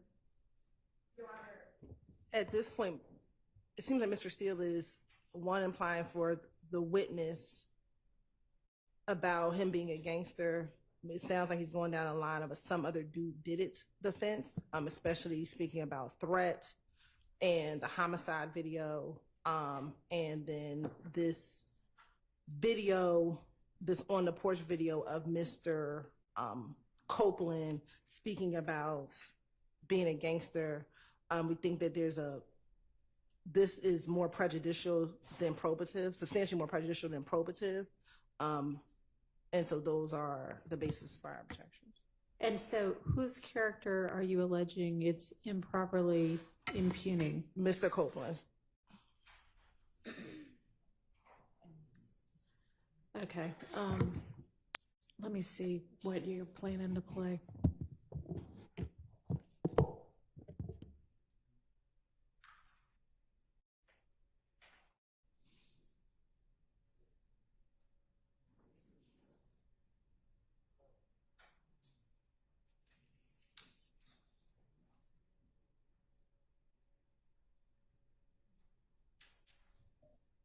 So at the end of the day, I got a story to tell. Yeah. You want to listen to it? Or you keep listening to these niggas that ain't did nothing gangster, nothing tougher than they life. So.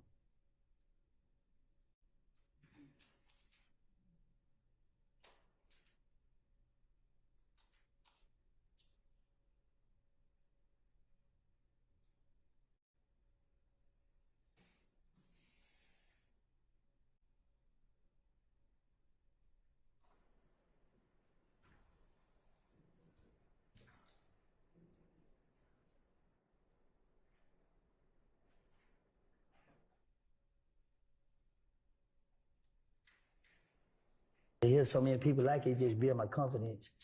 I mean, because I had a pride thing, like, I don't want to be labeled as nothing but a gangster. So if you look at me anything other than that, you got a problem. I'm going to slap the shit out of you. But whenever... I overrule those objections.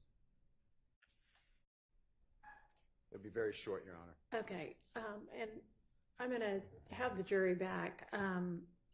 Ms. Persfield, apparently one of the jurors, she was not hospitalized, but she had to visit the hospital last night. And she has indicated through an email that she may need an early break today. Her doctor's excuse had cleared her for going back to work as of tomorrow, but she didn't want to throw us all off in the morning, so she came today, but we may have to break early, and Ms. Persfield's just kind of finding out a little bit more detail. So I'm going to let her come back and let me know what's going on, and then we'll determine kind of where to go from here. So we'll just kind of recess in place.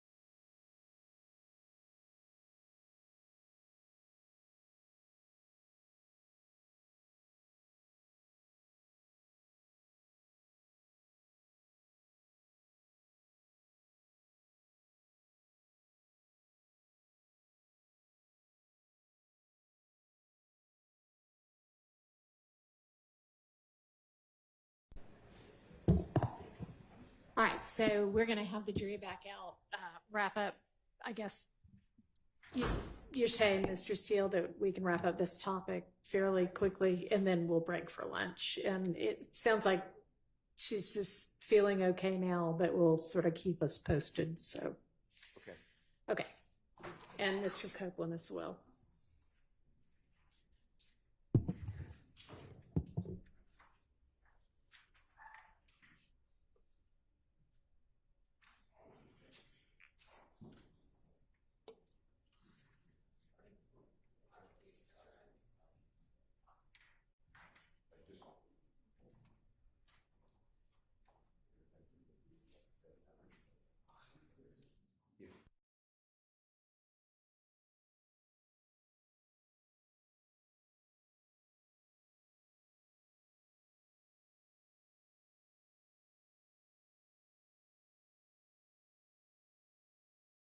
We're breaking. Well,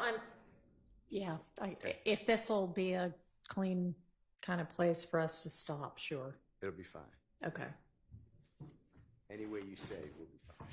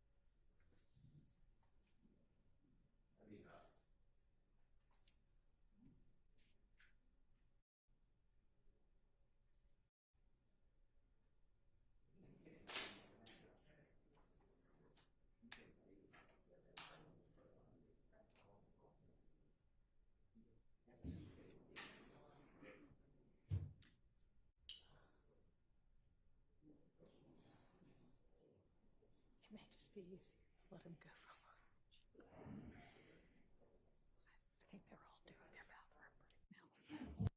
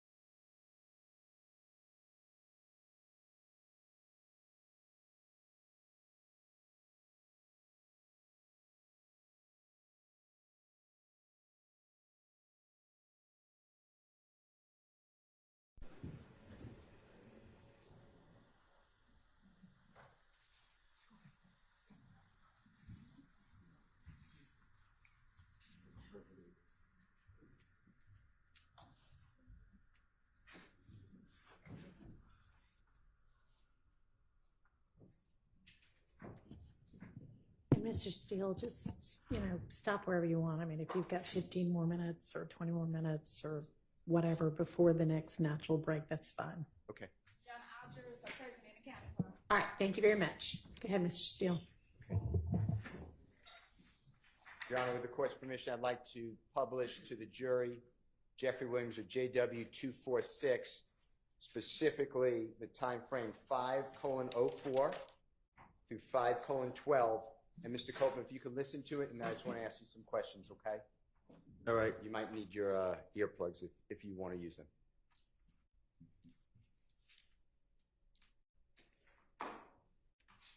At the end of the day, I got a story to tell. Yeah. You want to listen to it? Or you keep listening to these niggas that ain't did nothing gangster, nothing tough a day in their life. So. Were the people around you? Mr. Copeland, are we able to hear what you said during that interview? Yeah, I heard it. And you don't need me to explain. Tell the jurors what you were saying to the interviewer. What you mean? What was I getting at? Yeah. Can you tell the jurors, please? Well, I did an interview, and I got to hear the question that he asked me. Okay. Let me ask you this. Some jurors may not know what off the porch is. Can you tell them what that is?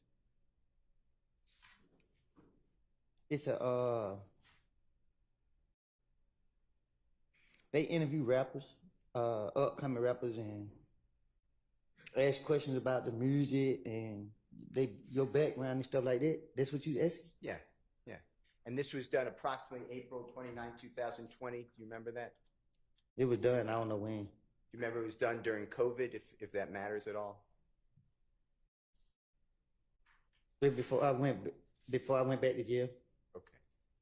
And in that segment, and the jurors heard it, but you're explaining that you're a real gangster, not these other people who are pretending. That I'm not saying that's a quote, but something like that. That's what you were discussing, or you said.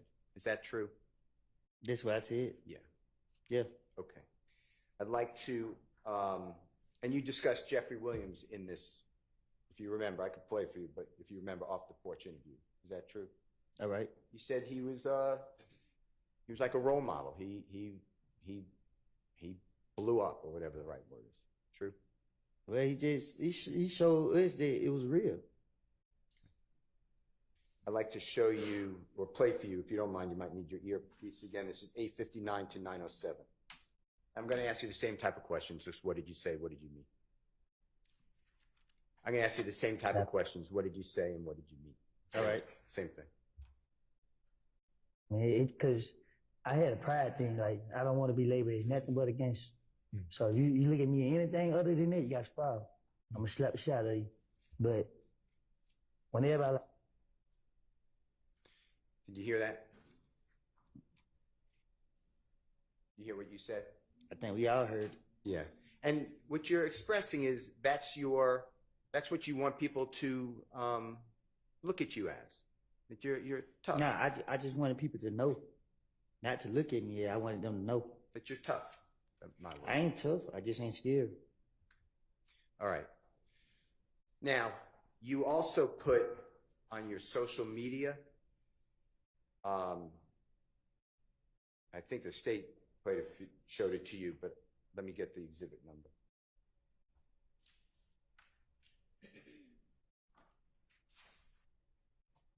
You better play some? Well, let me show you something before. Is that okay? Just give me one second. second. I'm just trying to see. I didn't hear you. Let's go back to that interview for just 1 second.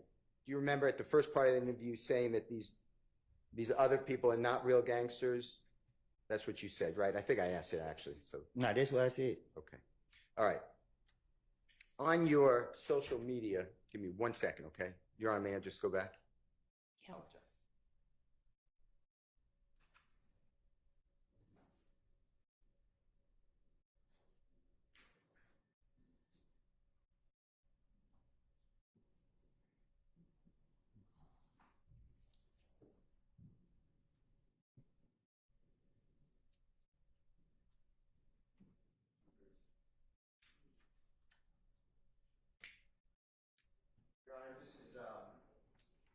exhibit number Jeffrey Williams 236B, as in Barry.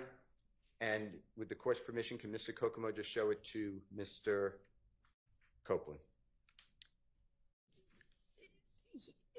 I'm sorry, is this the same one? The off the porch? This is a different one. This Did you is a say different 236B this time? Okay, sorry, I didn't know if you said 246, so. 46 was the last one. That's what I thought, so I wasn't sure whether we were talking about the same one or a different one. All right. Yeah, he may. 236B, is that what you said? Mr. Steele B. 236B is correct. Okay. Did you see that, Mr. Copeland? Do you recognize that as your social media account at one time? Yeah. Okay. Your Honor, I move for the admission of Mr. Williams, and it's 236B, as in Barry. It's admitted. Can Mr. Kokomo please display, Your Honor? Yes.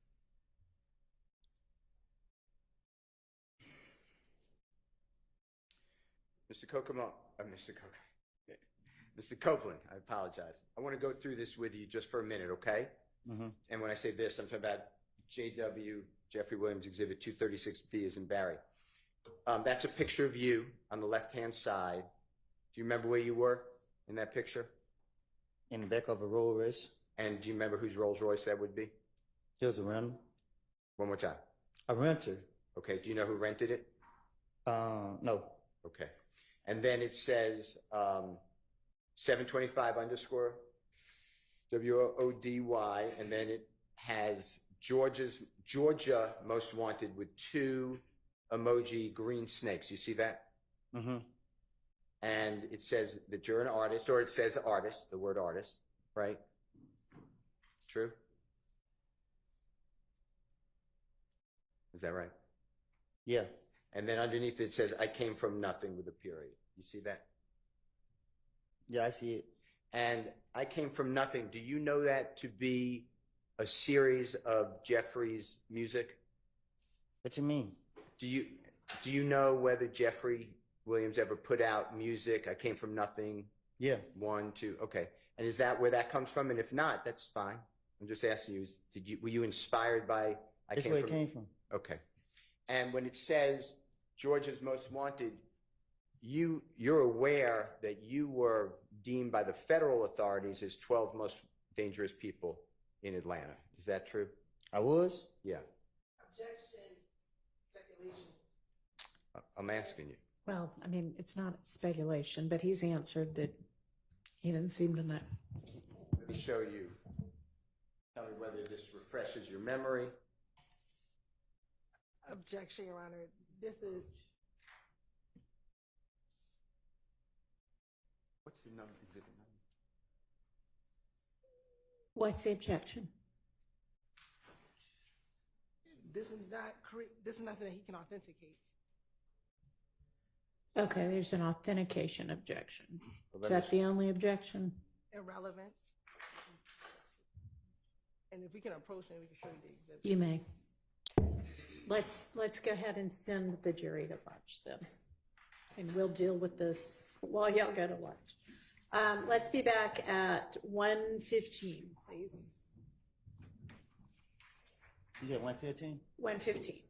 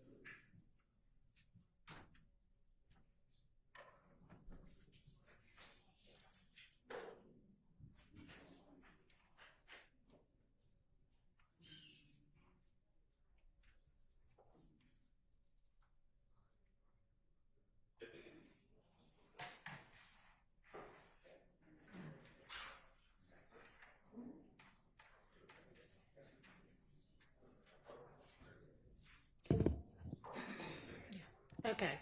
Is your intent to show that entire thing with the, whatever that heading is? I was going to, Your Honor, if Mr. Copeland can recognize it, I was going to admit it into evidence, and it is from, we received in discovery from the state, and it's Operation Phoenix, and it's the authorities announced on October 29th, 2020, charges for the 12 most violent offenders in Operation Phoenix, and I was going to show that to him. All right, and then he has that on his Instagram, or I shouldn't say Instagram. It's a social media account. I think and it's when's that social media post from? That is, it's in his, oh, I'm being told the answer. It's in his biography or bio.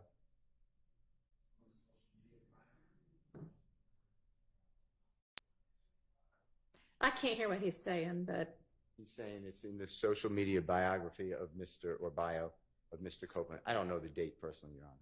okay. And how is any of whomever authority this was might have thought in October of 2020 relevant to the issues that we're talking about right now with Mr. Copeland? I believe it's relevant because the state is saying that Jeffrey Williams governs this person. That's their whole theory. Tells them go out. They're using one lyric from one song. Jeffrey Williams, as the court may not know, has thousands of songs that Woody's going to pop you in the noggin. That is the quote.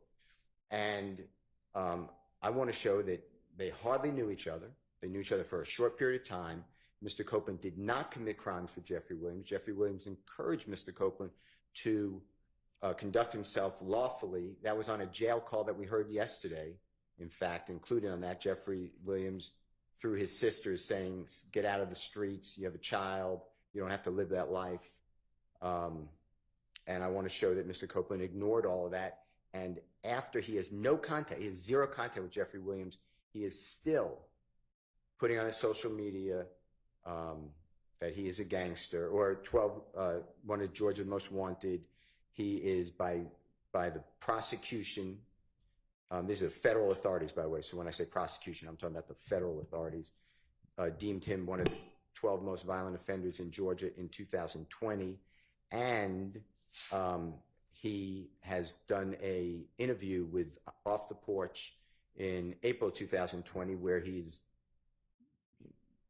stating that he's a real gangster, the other people are not, and that if you disagree with that, he's going to, straighten you out, basically. So I think that's all important to the jurors, because it will hopefully undress this wrong impression, in my opinion, strongly wrong impression, that the state is putting up, that somehow this man is all around Jeffrey Williams, knows what he says, knows what he's thinking, he overhears him on conversations, and Jeffrey Williams is there when the police keep calling Kenneth Copeland. It just, in my opinion, and hopefully the cross-examination, that just wasn't their relationship. So. Okay, well, most of what you mentioned already has already been put before the jury, and this particular exhibit does not in any way shed any light on whether Mr. Copeland is or is not close with Mr. Williams. And I just do not see the relevance of it, particularly given that he said he didn't know that that's what law enforcement thought of him. Okay. So I'm going to sustain that objection. I understand. Okay. We will move on. Okay, so let's all break for lunch. Can I just give this then it's on the thumb drive, of course, but can I just give this to the court reporter? It's the print, unless you don't want it. No, yeah, that's fine. But I understand it's not in evidence. Correct. In fact, you might not, because it's going to be a lot of, can I write not admitted into evidence on it? Or, that's fine. Okay. Excluded. And you're on the full written, and step up for the next prosecution.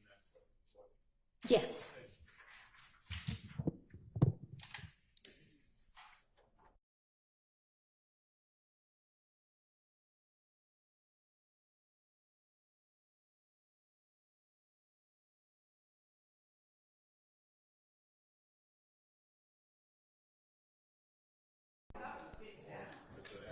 What?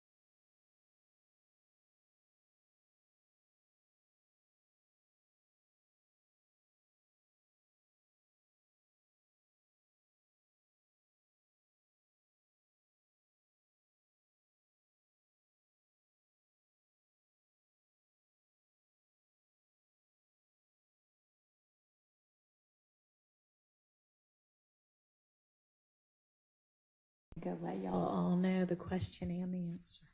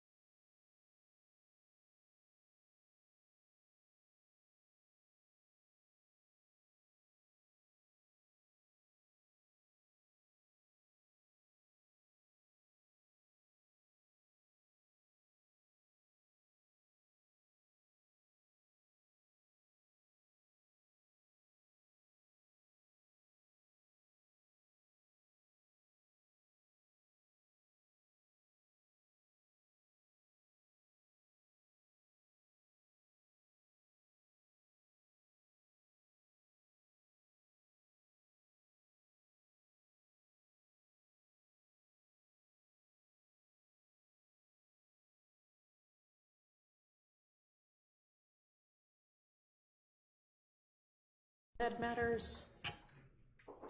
Yes, Your Honor. Your Honor, Mr. Steele has provided to us in that Dropbox link an exhibit that I assume he may intend to use with Mr. Copeland, and it's going to be Exhibit 236A. It's a Instagram posting. I believe the posting may have been on June 27th of this year, in which Mr. Copeland appears post, he is an innocent man in real life. The demons that has been on me at certain times in my life had full control. And he goes on, I think I know who he is the innocent man that he might be referencing, Your Honor. I'm not sure how this is going to come out during Mr. Copeland's cross-examination. However, the state's concern would be the initial part of he is an innocent man, and that's invading on the province of the jury, depending on what he is innocent of, or determining from this post what he may or may not be innocent of. I'll cite the court to Fordham v. State, which is 352 Georgia Appeals 520. From what year? 2019, Your Honor. Okay. And essentially that Georgia law generally precludes a witness from testifying. Slow down. Sorry. Georgia law what? Generally precludes a witness from testifying as to his or her opinion regarding an ultimate issue in the case, because to do so would invade the province of the jury. And so if you're trying to say he's an innocent man, that could be perceived that you're trying to invade what the jury ultimately has to decide about Mr. William or any of the defendants' guilt or innocence. And so I'm just bringing to the court's attention. I don't know how it's going to come in, but that is the state's concern regarding this posting. Mr. Steele.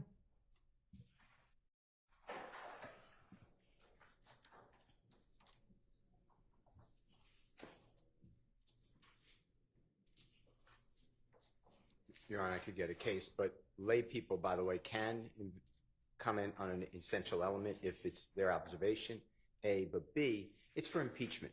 I believe that Mr. Copeland, and I don't know what he's going to say. I have not spoken with him, but I believe that he has targeted Mr. Williams in that posting on June 27, 2024, saying that my conscience caught up with me and he's an innocent person. I believe that that can go to the jury the way it was said. I don't see any problem with that. It's a prior inconsistent statement because he's telling the jurors through 2015 video, audio, that Mr. Williams is the reason that the person's dead. Mr. Williams gave the order to kill Mr. Copeland, that all these people work for Mr. Williams. So I believe that it's critical, his state of mind. And the jurors obviously go to weight. I understand there's a 9-year difference, but it goes to weight. Okay, so how is this a prior inconsistent statement? This was made subsequent to everything that I may just not be following you. I understand.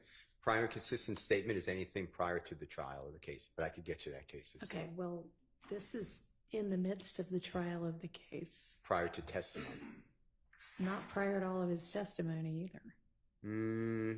I don't think it matters. You know, if he said to someone on the way in here, hey, what I said on the 2015 about being at the green store is not true, that comes in for impeachment. I asked him about it, then I could put up the person who he said it to. It does not matter. It's a prior statement that is inconsistent with what he said. So I feel very comfortable that that is the law. I tell him it's not a prior statement. It can't possibly be a prior inconsistent statement if it's not a prior statement. This is not a statement he made prior to any of his 2015 statements to law enforcement. Let me get you the case, but It does not have to be prior to the statement that you're impeaching. It's a prior statement of that witness. He made a prior statement on June 27, 2024 that is inconsistent with his previous statements, but I can get you those cases. Okay, I don't know that it's inconsistent with his trial testimony, though. He's testified at trial. Everything I said to the police, I just said it because I wanted to get out of there, and none of it was true. So this is not inconsistent with that either. Well, it is for two reasons, or I believe it's admissible. One, he's saying that what he said was about an innocent person, which is different than I just wanted to get out. So I was saying some truth and some non-truth. And second, it impeaches his 2015 statements. It may do that. And that's admissible. But let me get you a case instead of just me saying it's prior inconsistent statement. Okay. Let me just get you a case. All right. Was there an objection other than? Yes, Your Honor, because I don't believe it's a prior inconsistent statement based upon his testimony in trial. He made this post the beginning of his testimony. So he made this post, if it's on June 27th, he started testifying initially on June 6th. June 7th. Before and he testified all the way up until June 17th, prior to, that testimony not being included. And this is after that on the 24th, which this is consistent with what he said on the stand repeatedly to this jury over and over and over again, that I lied on Thug. Thug hasn't done anything. I was just asking you, did you have an objection beyond or in addition to that? I didn't know if that was everything you were saying or. That's it. Yes, Your Honor. All right. And then, Mr. Sharp, did you have something?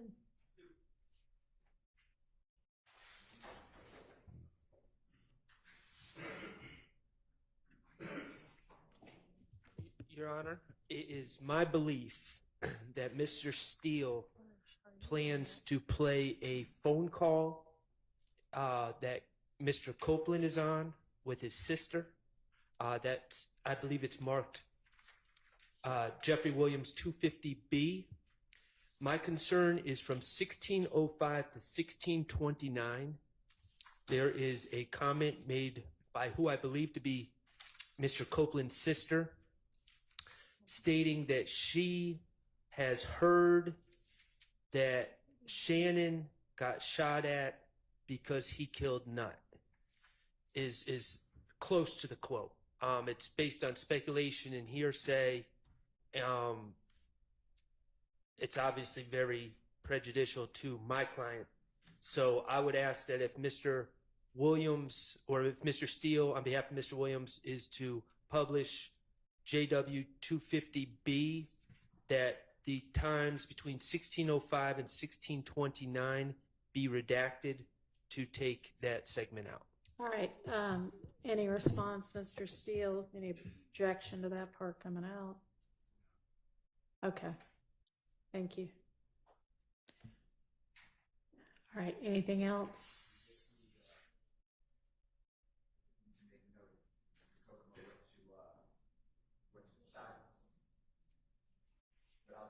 All right. Any other matters? Okay.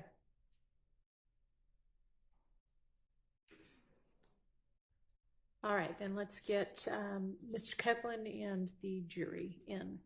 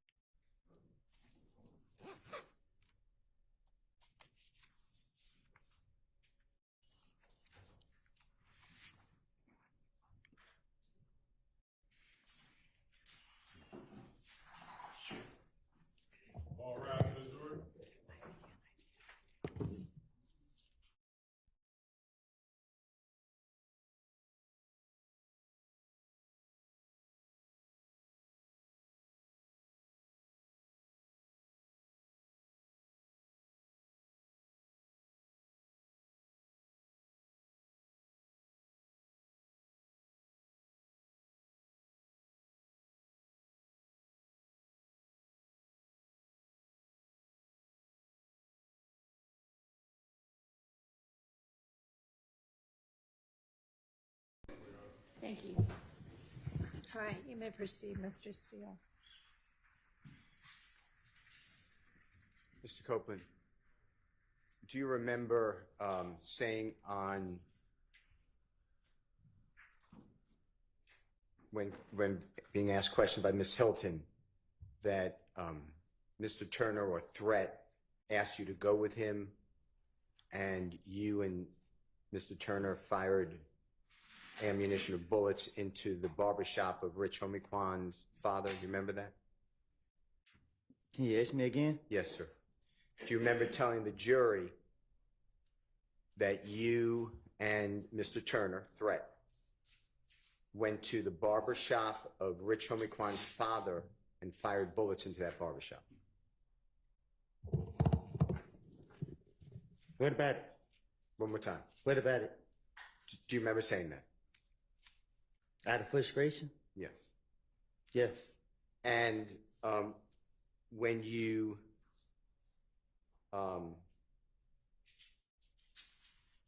did that, do you know whether there were people inside that barbershop at that time? I don't recall. Do you remember telling District Attorney Hilton before you started to testify on Friday, June 7, 2024? I asked you this before, but I'm going to ask you again, okay? Before, when you first came into the jury to testify, before June 7, 2024, so before that date. Do you remember telling District Attorney Hilton that there was a video of you and others saying, "We killed Nut," may exist? Do you remember saying that? I don't recall.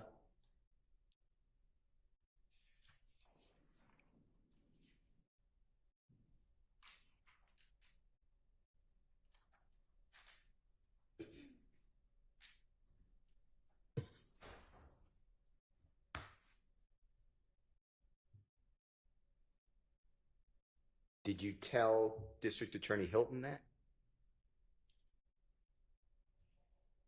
Did I tell her what?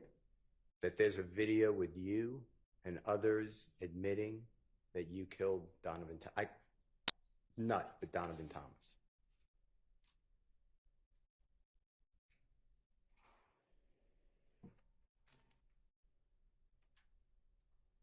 I can't remember if I told her.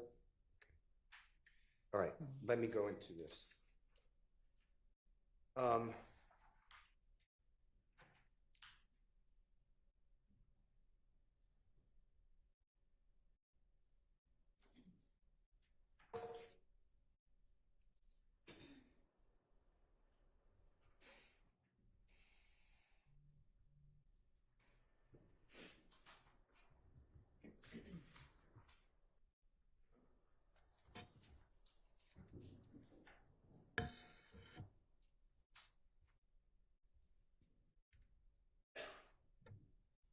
want to ask you about Jeffrey Williams, or JW,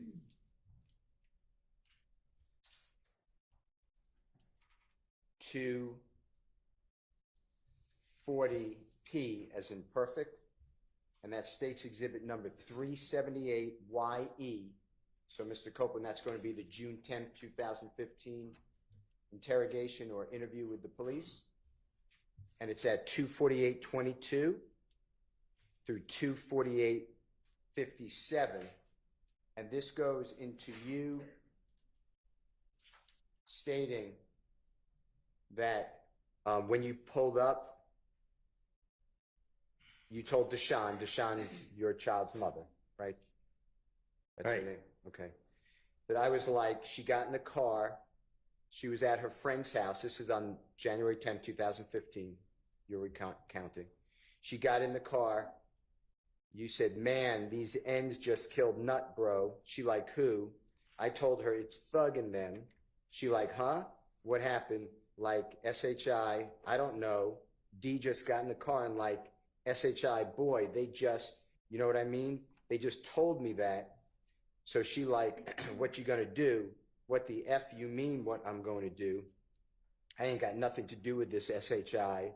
She like, "Yeah, you know, like we all know they was going to say my name. So I was like, I don't know. So we got in the car and we rode home. Okay? I'd like you to listen to make sure I said that right, if you don't mind listening.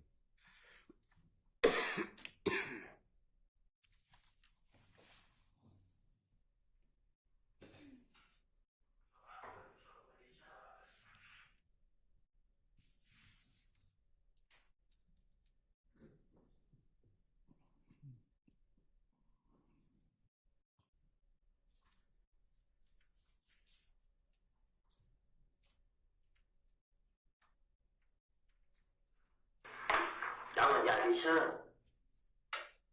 So my foot told what these son was like. She got in the car. She was at her friend's house. She got in the car. And he needed to chill play, bro. She like, who? I told her. She throw it in. She like, what happened? I said, I don't know. DJ got in the car like shit. But it, you know what I mean? They told me like that. So she like,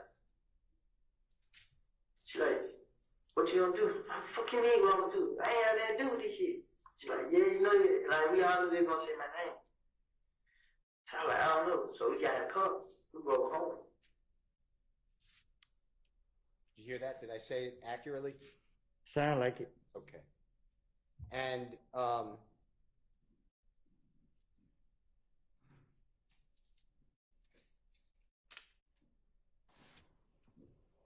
do you remember telling the police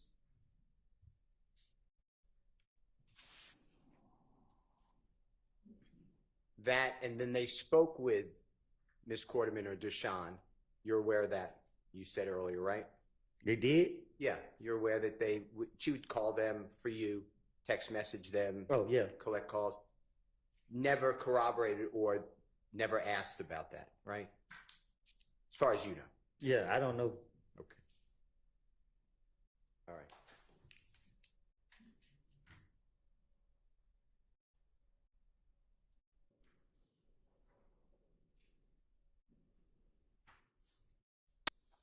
You know, I may have 1 second. Sure. I apologize.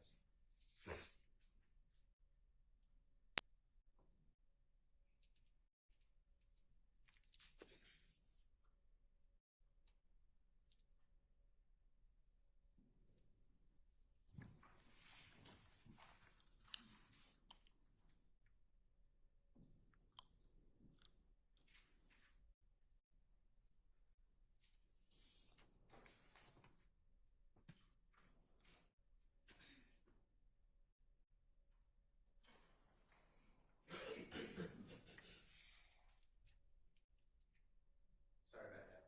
Thank you, Your Honor. Okay. The next one,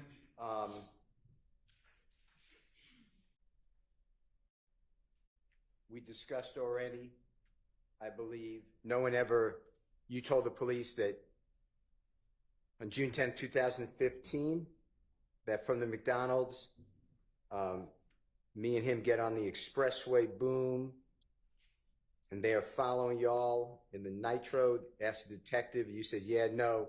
They told us to follow them. So y'all following them, the detective said, and you said, yeah. But when D told me this, H-E-L-L, no, I ain't fixing to follow them. But D didn't get out of the car with me, but I'm trying to trick D so I can see what the H-E-L-L is going on.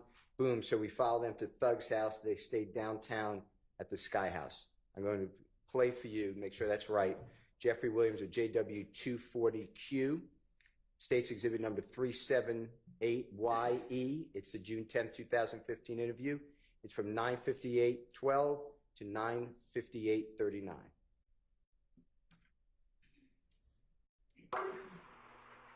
So we gonna get on spiller. Wait, are they following y'all? Yeah. Nitro? Nah, they told us to follow them. Okay, so y'all follow them. Yeah, but when you told me, hell no, I ain't gonna follow them. But I had to get in and get out the cover. I'm trying to keep these, I see what the hell going on. So we followed them to the door. They stayed downtown on the Sky House. What I said, was that fairly accurate? He said, I told you. I heard it, but man, I have to tell the police anything. And the truth is, you didn't follow Jeffrey Williams to Sky House. I don't remember that night. So much going on. I don't know what happened that night. When I say follow to Jeffrey Williams Sky House from the McDonald's. What I'm saying is, so much what happened that night. I can't say I was all over the place. I don't remember exactly what happened that night. Let me ask you this. Did you ever drive by at any time, the scene where the barbershop is, where Donovan Thomas was shot and killed? On January 10th, 2015. What you mean? Did you, at any time, I understand there was a lot going on, but did you drive by the scene, you know where Donovan Thomas was shot? You know what I'm talking about? Yeah, I know what you're talking about. One more time? I said, I know what you're talking about. Okay. Did you, on January 10th, 2015, drive by that street where he was shot? I can't recall. Okay. Let's do this. Did the police, detectives, federal, anybody, district attorney's office ever come to you and inquire of you whether or not your phone records show from the McDonald's area, cell phone tower, to the Sky House? Did they ever ask you about your phone records to see if it tracks what you told the police? They never told me nothing about my phone at all. Okay. All right. I want to talk with you about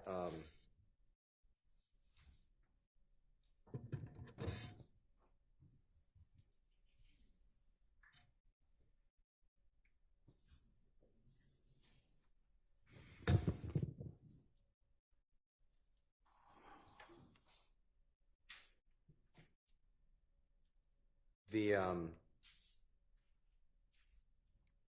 meeting with Detective Thorpe. So it's about 7-8 hours after the shooting of Donovan Thomas, January 11th, 2015. Your Honor, this is Jeffrey Williams, or JW 241D, as in David. And this is State's Exhibit number 378YA, as in Elisa. It's 3:18:50 a.m. to 3:20:42 a.m. And Mr. Copeland, if you could just listen for this, and if I said it wrong, just tell the jurors I got it wrong.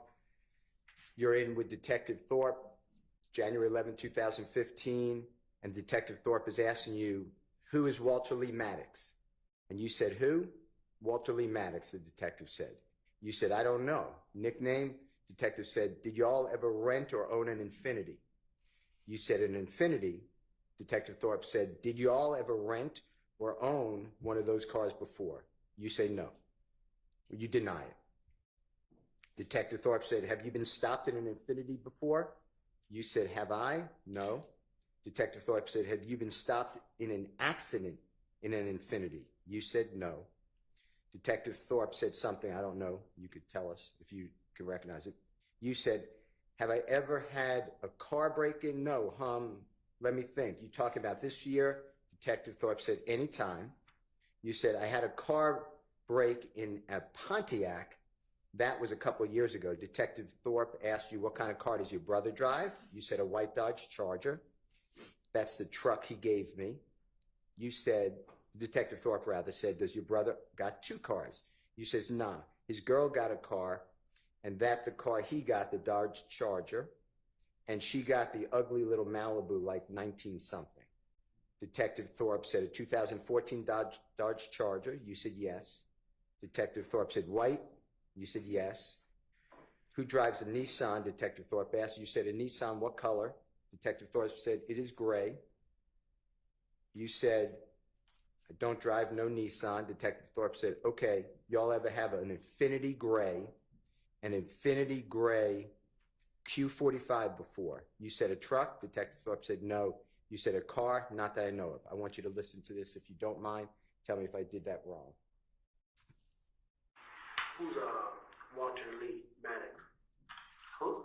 Who's Walter Maddox? No name? Did y'all ever rent or own an Infiniti? Infiniti. Y'all ever rent one of those cars before? Have you ever been stopped in an Infiniti before? Have I? Yeah. An accident in an Infiniti? No.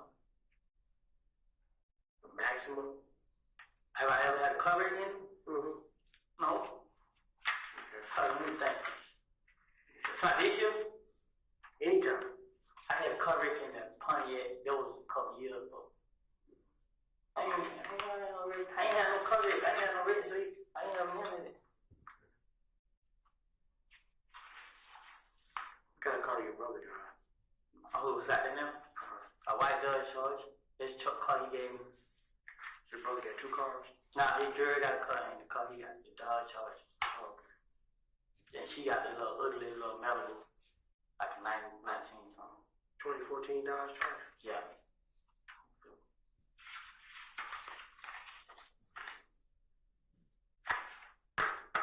White? Yeah.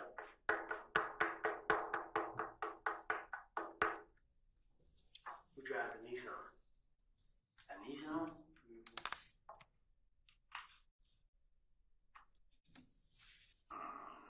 What color?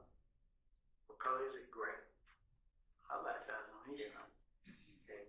Y'all ever had a Infinity Gray? A gray Infinity Q45 before? A truck? No. A car? Yeah. Nah, I know them. Were you able to hear that, sir? I think we all heard. Okay, similar to what I said? Huh? Similar to what I said? I guess. Okay.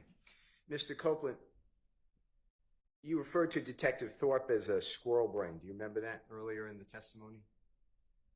Do you remember saying something like that? Yeah.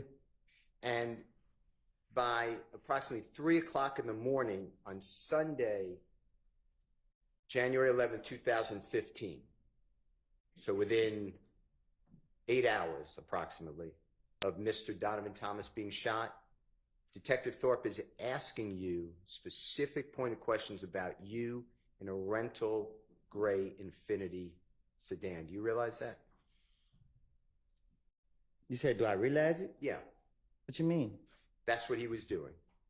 You understand that he was asking you about a rental Infinity within 8 hours of the shooting of Donovan Thomas. Right. And you denied any dealing with an Infinity vehicle rental, right? Right. And that's not true, right? What you mean? You were dealing with a rental Infinity vehicle. I was? Yeah, weren't you? I don't recall. The car that you were driving that Jeffrey Williams rented for you was, do you know that type of car that was? Or he testified to? What about him renting the car for him? Sustained. Okay. The car you were driving that you announced that you gave to Threat or Mr. Turner, do you know what type of car, rental car that was? No. Okay. Okay. Did the police ever come back to you and ask you about Walter Lee Harvey again? To your knowledge? I still don't know who that is. Okay.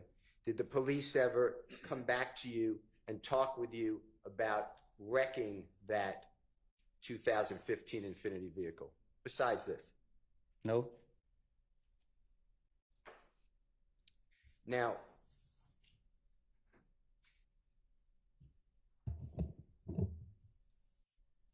you have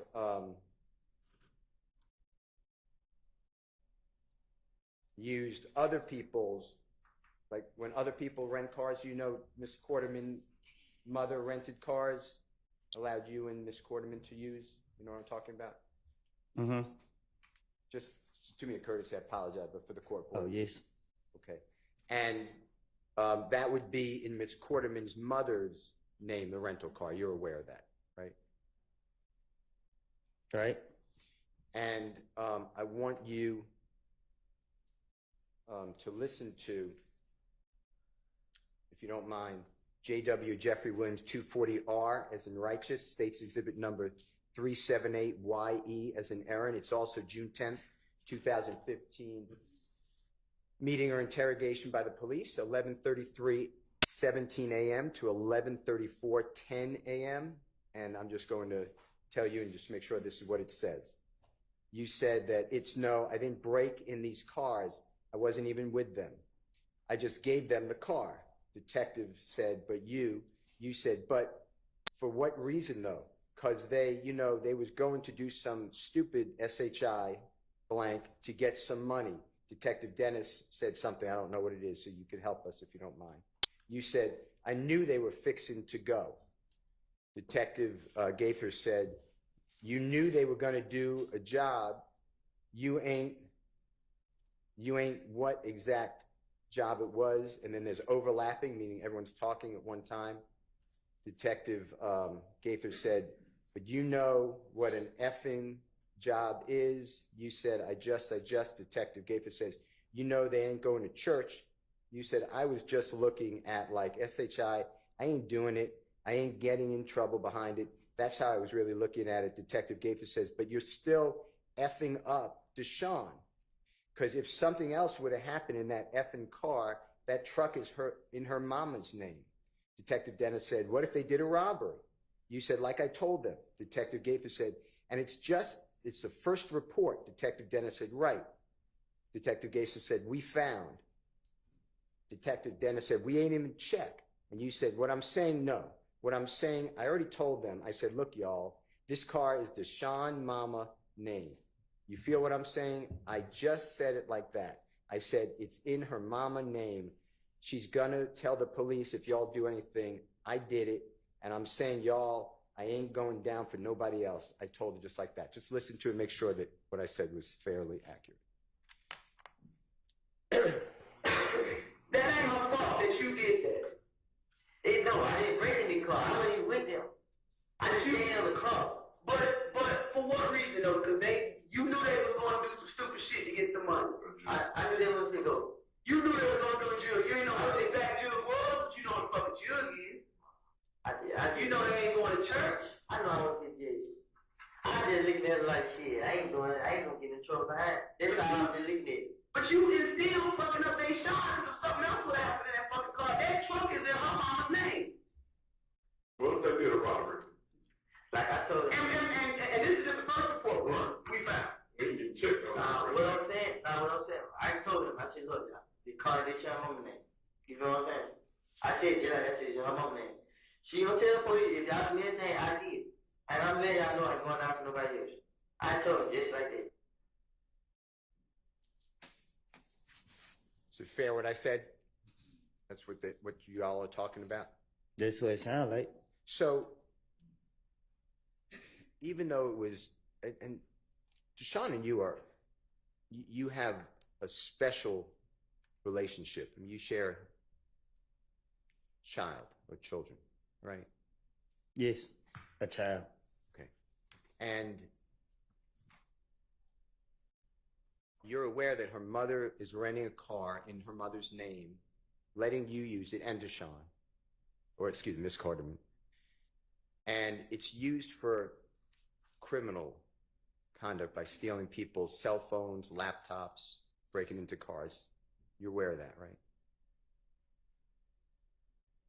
I don't know. You're aware on June 10, 2015, when the police came to arrest you, they searched that rental car in Deshaun Quarterman's mother's name and found other people's cellular telephones, laptops, identifications.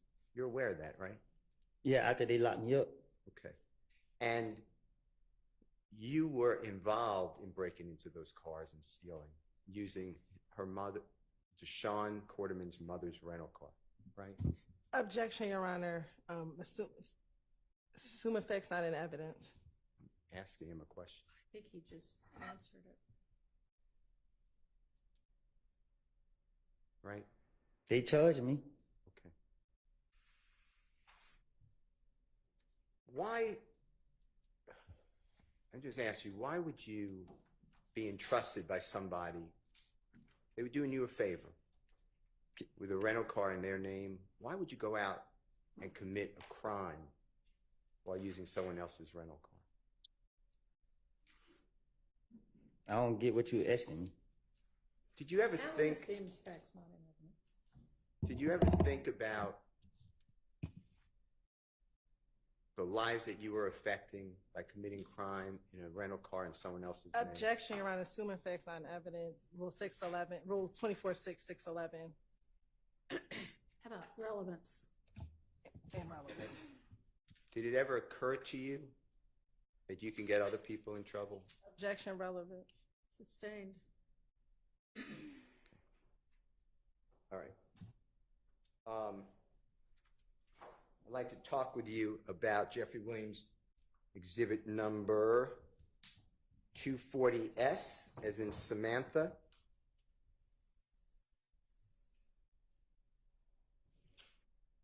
This is at State's exhibit number 378YE, as in Aaron. It's June 10, 2015 interrogation. It's at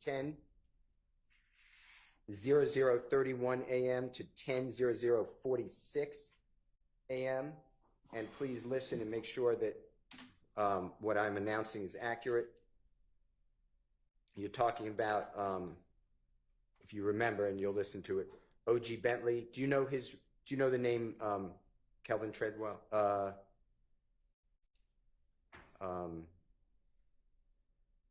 Do you know O.G. Bentley by a government name? Do you know who that person is? I don't even know who O.G. Bentley is. Okay. All right. Where you said, you feel what I'm saying? This is what D's saying. Bentley's supposed to went and hid the car and the guns. Detective said, where? You said, I ain't never heard it, like they just cut me off. They seen all the police just kept coming at me, talking to me. I want you to listen to this if that's what you said, okay? You know what I'm saying? Did what he said. Bentley just supposed to went to hit the car and the guns. Where I ain't never heard. Like it just cut me out. Like they seen our police just kept coming at me and talking to me. Did the police or the prosecution ever come to you and say, hey, we would like to talk to you about corroborating or supporting or verifying what you told us here? Did that ever happen? Can you say it again? Yeah. When you're telling the police that O.G. Bentley supposedly hit a car and guns, did the police ever come to you or the district attorney's office and say, we want to talk to you about that statement and see if we could verify it? Did they ever do that? Then I said to the police, they came back to me and asked me to verify whatever word you using. They never, after I said what I said to them, that was it. I didn't hear nothing else from them until I was back in handcuffs. Okay. Yesterday, you were shown State's Exhibit number 22CC. Could you help me out if you don't mind? Thank you.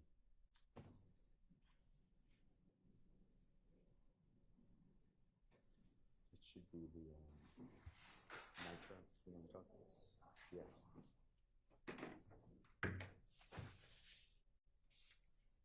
This is already in evidence, Your Honor. Right.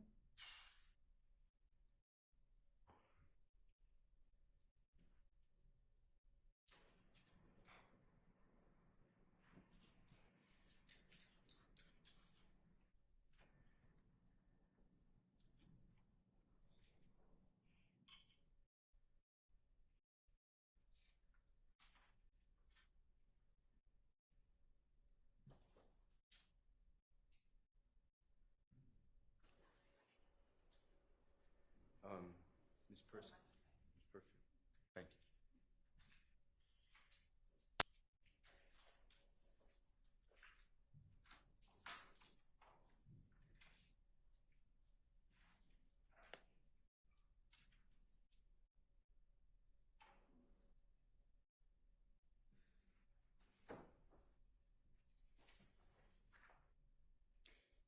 If you could just blow up the actual image. Mr. Copeland, if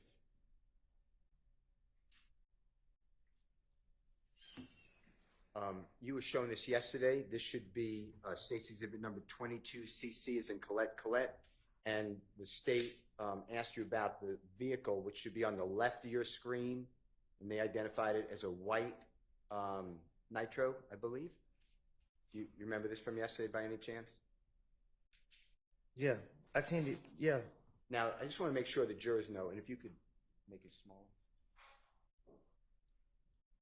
This is not the Texaco gas station that you were shown pictures of with the Infiniti and the Pontiac and the gentleman walking into the convenience store.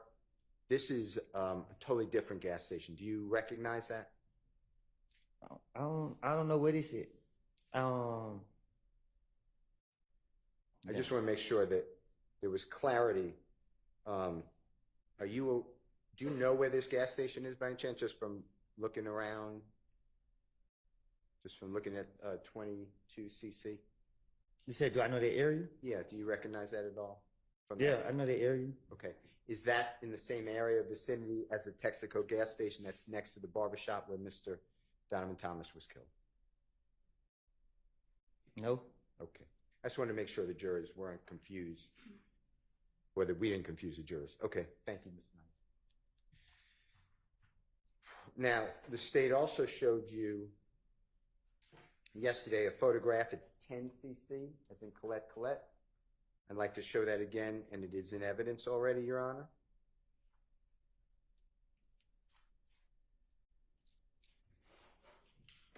And if you could blow it up, if you don't mind. Do you remember seeing this yesterday by any chance, Mr. Copeland?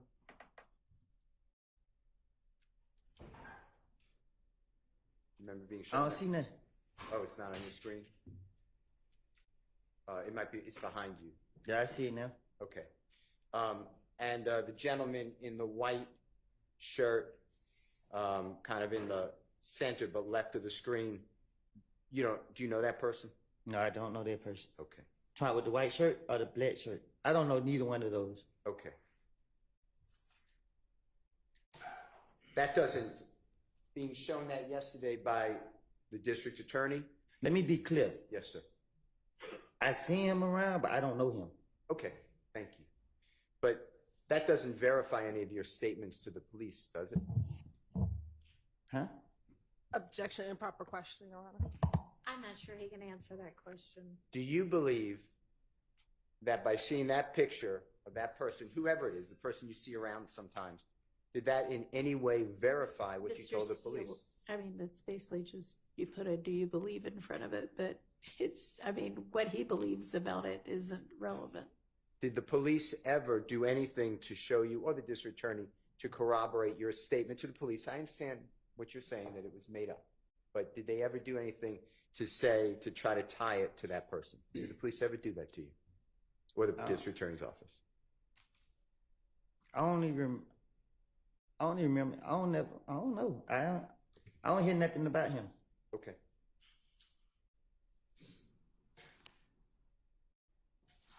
All right. I want to talk with you about your statements to the police. That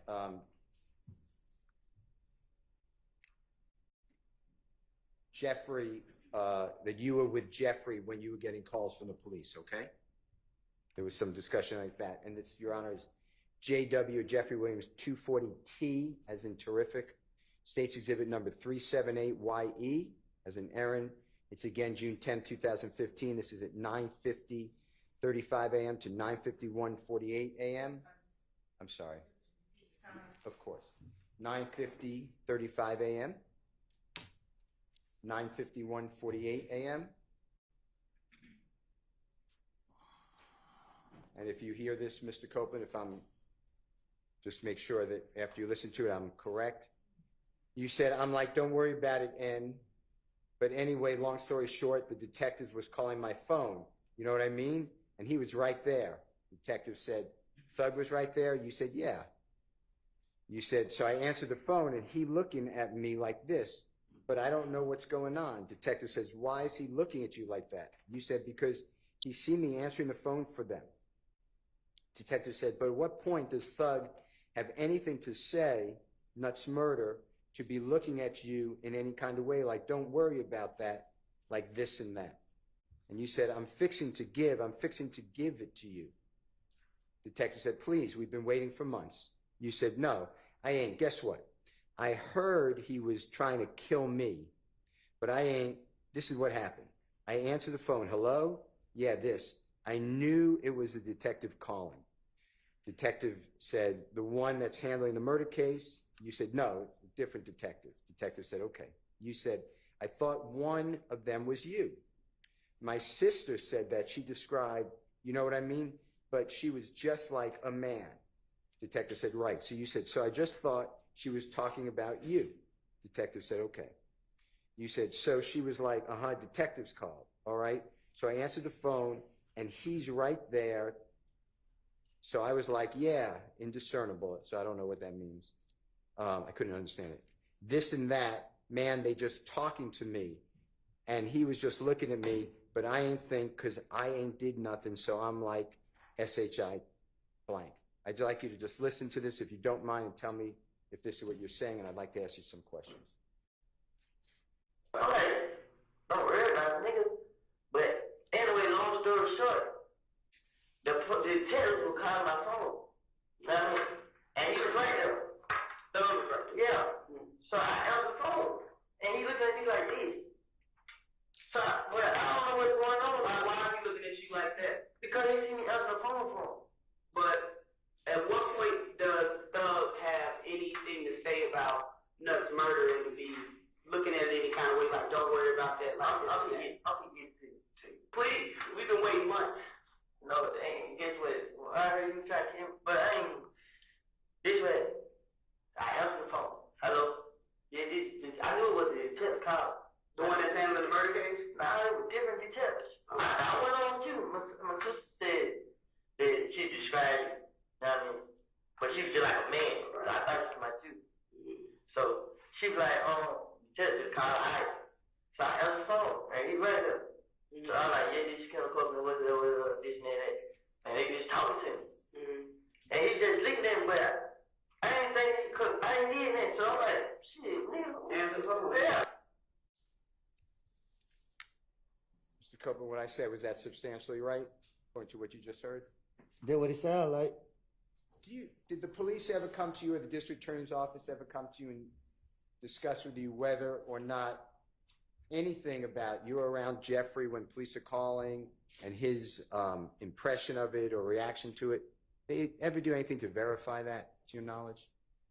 No. It's made up, right? But they said that their own mouth. You heard them in the investigation.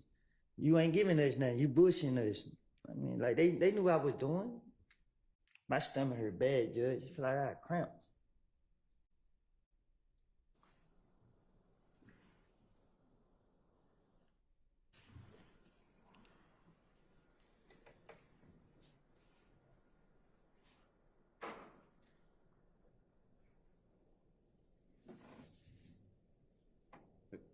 Can I ask you a question? Okay. This is JW 241E as an Aaron, states exhibit number 378YA as in Elisa. This is January 11th, 2015. This is 4:13:31 a.m. to 4:13:59 a.m. And specifically, this is you telling Detective Thorpe that Jeffrey, that you wanted to retaliate after the shooting of Donovan Thomas. People were shooting your family's homes. You want to retaliate, and Jeffrey telling you, don't do that, let 12 handle. Okay, just listen, okay? Basically, like, she said, I had went down to the house and, like, see what was going on. Like, bro, these folks, they can't shot this shit in my house. Like, for real. Yeah, I'm like, bro, what I supposed to do, bro? Like, man, get out of the way, bro. Let 12 handle that. 12 deal with that. That's all he kept saying. Like, man, bro, you come out and let police handle that and deal with that, bro. These folks kill my family. He just like, man, folks, God, he know them better than that. I mean, them folks, man. I don't. Were you able to hear that, Mr. Copeland? Yeah, I heard.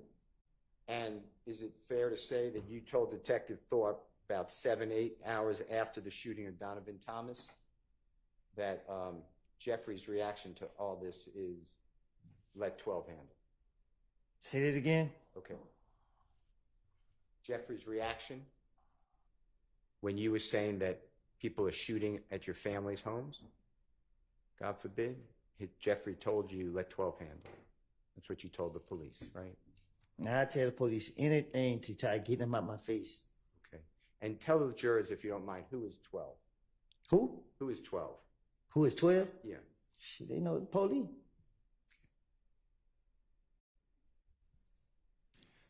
I want to talk with you about your statements to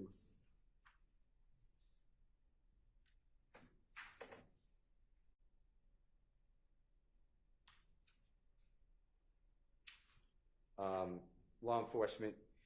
This is JW240U, as in unbelievable. It's State's Exhibit number 378YE, as in Aaron. This is 10:58:11 a.m. to 10:58:46 a.m. This is again June 10th, 2015. And Mr. Copeland, just to orient you, this is where you're talking to the police about Jeffrey supposedly wanted to have you killed, okay? Have who killed? Remember that? Have who killed? You. Me? Yeah, that's what you told the police. I'm going to read it, and then you tell me. Well, I'm going to say what I think it said, but you correct us. You said, it ain't none of that. It ain't. This is what only thing, when the police called, bruh, he seen me talking to them, and he just feel as I ain't supposed to say nothing. You know what I mean? He just want me to just let y'all put one on me for murder. You know what I mean? That's what he want. Detective said, and Sam called and not saying nothing. And you said, that's what he wanted. That's what I feel like deep inside my heart. Like I ain't even told my brother. I ain't tell nobody that this N is trying to have me killed. I ain't tell my baby mama, you know what I mean? Detective said, right. You said, it was a feeling like when Nut first died and everybody was coming, screaming my name, seeing how nervous and scared I was. If you could listen to it, if you don't mind. It ain't none of it. It ain't just what all thing he did, when the police come up, bro, he seen me talking to him. And he just feel as in, I ain't supposed to say nothing. You know what I mean?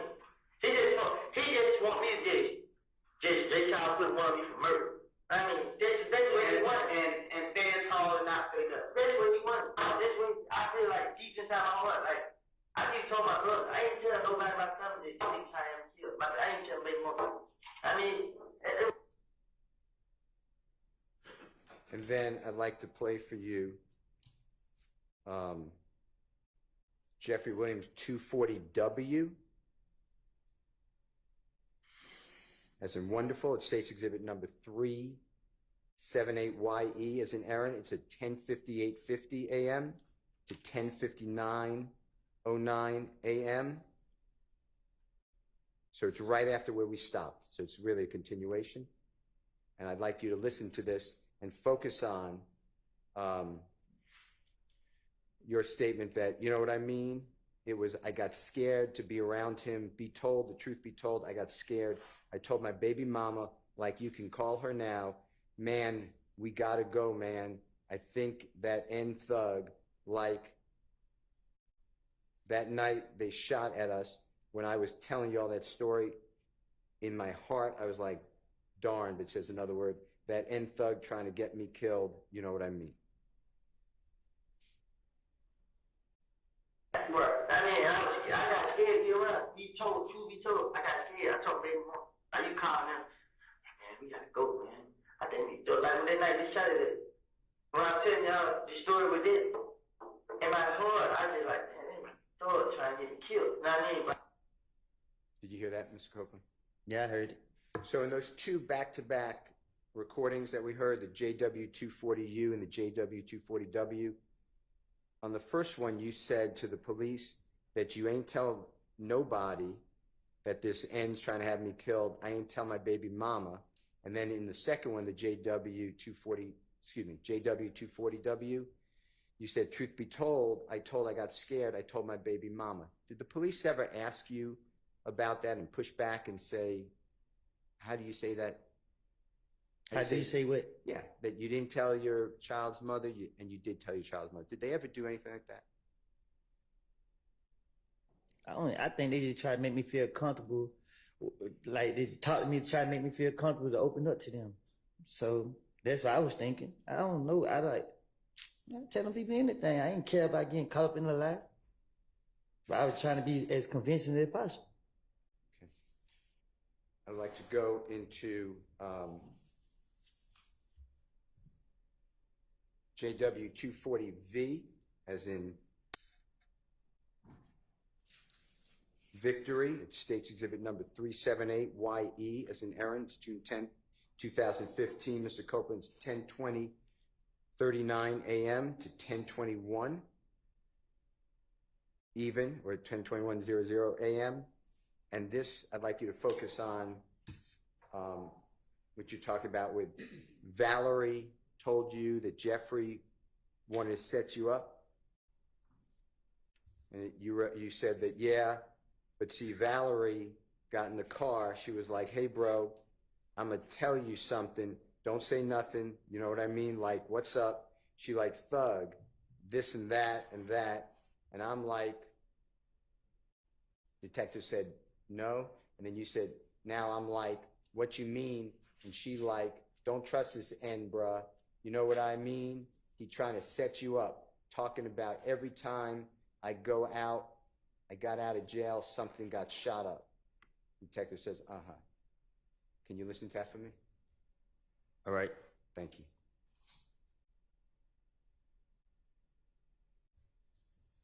But see, Valerie got in the car, she just like, hey bro, I'm gonna tell you something, I'm saying that. You know what I mean? I'm like, what's up? She's like, dog, this and this. I'm like, no, it's nah, I'm like, what you mean? She like, I didn't don't trust this nigga, bro. You know what I mean? They really trying to set you up. Somebody every time I got in jail, son got shot up. So you're saying every time you got out of jail, something got shot up. That's what you're telling the police, right? That's what I told the police. Yeah. That's what it sounded like. And that Valerie told you don't trust Jeffrey. Remember that? That's what I said. Yeah. And did the police ever come to you, or did you get any information from Valerie or someone else at the police or the prosecution ever tried to verify that that conversation occurred with Valerie? After this interview right here, I went to the feds probably like 2-3 weeks later. I haven't heard anything about this interview all the way up until they brought me in this trial.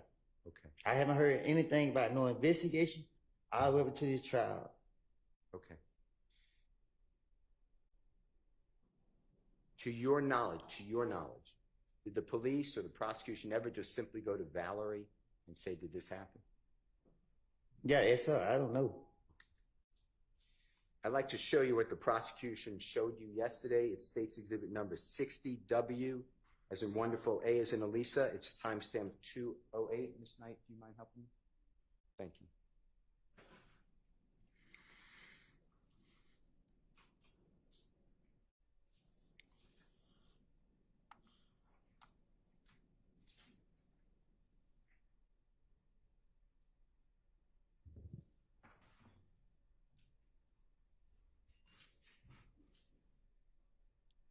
Do you remember seeing this yesterday, Mr. Copeland, this photograph that Ms. Hilton showed you? Yeah. And she said, and you verified that that's Valerie, remember that? I think it's so. How does, from your understanding, how does showing you State's Exhibit number 60WA verify that Valerie had a conversation with you in a car that don't trust Jeffrey? Objection, Your Honor. Improper question, speculation. I'm not asking to speculate. Vague. Okay.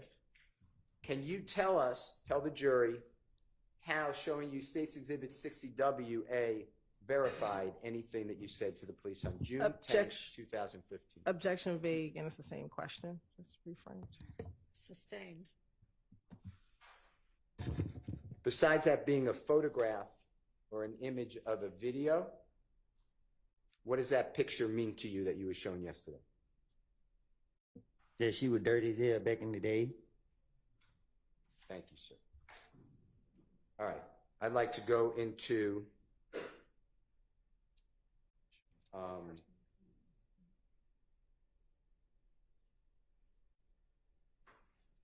JW24X as an X-ray. That State's Exhibit number 378YE as in Aaron, June 10, 2015, from 4:13:34 p.m. to 4:14:46 p.m. Specifically, Detective Dennis asked you, what does Birdman have to do with all of this? And you answered, Birdman's quiet. Detective Dennis said, he don't tell them to calm down. You said, Birdman, he don't talk in front of us. Detective Dennis said, he don't. Y'all like that? And you said, but he like, yeah, he right there. He talked to me a lot, but it don't be about nothing. Detective Dennis said, small talk. You said, yeah. What the H this N talking about? Detective Dennis then I can't understand what he's saying. And then you say, it sound like it. Detective Dennis said, you think so? You said, I don't think he did it. I don't know. Detective Dennis said, so with all this stuff with Nut, what was his reaction to it? Meaning Birdman. You said, from me to you, he was trying to pay them to keep quiet. Detective Dennis asked you, pay who to keep quiet? You said them. Detective Dennis said, who is them? You said, Nuts folks. Detective Dennis said, oh, just go about their business? You said, yup. Detective Dennis, here, take this, shut the HELL up, leave it alone. You said, I think it was $200,000. Detective Dennis said, a payoff. You said, I heard that right my own ears. Detective Dennis said, who he supposedly paid to? And you said, Fly. Detective Dennis said, who's Fly? You said, the man who owned the TIG. It's kind of a way y'all can just man, if you don't mind listening to this. What does Birdman have to do with all this? Birdman, quiet. He don't tell him to calm down? Man, Birdman, nah, he don't want to talk for him. He don't know y'all like that. He won't be right there. He talk to me a lot, but it don't be about nothing. It's just small talk. Yeah, what the hell this nigga talking about? Does he get it? It sounds like it. You think so? I don't think he get it. I don't know. So with all the stuff with that, what was his reaction to it? From me, I'm trying to pay them to keep quiet. Pay who to keep quiet? Them. Who is that? Bad folks. Oh, let's go about that business. Yeah. Here, take this, shut the hell up, leave it alone. I think it was $200,000. Pay off. I heard it like my own ears. Who is supposed to pay it to? Fly. Who's Fly? The man who owned the TIG.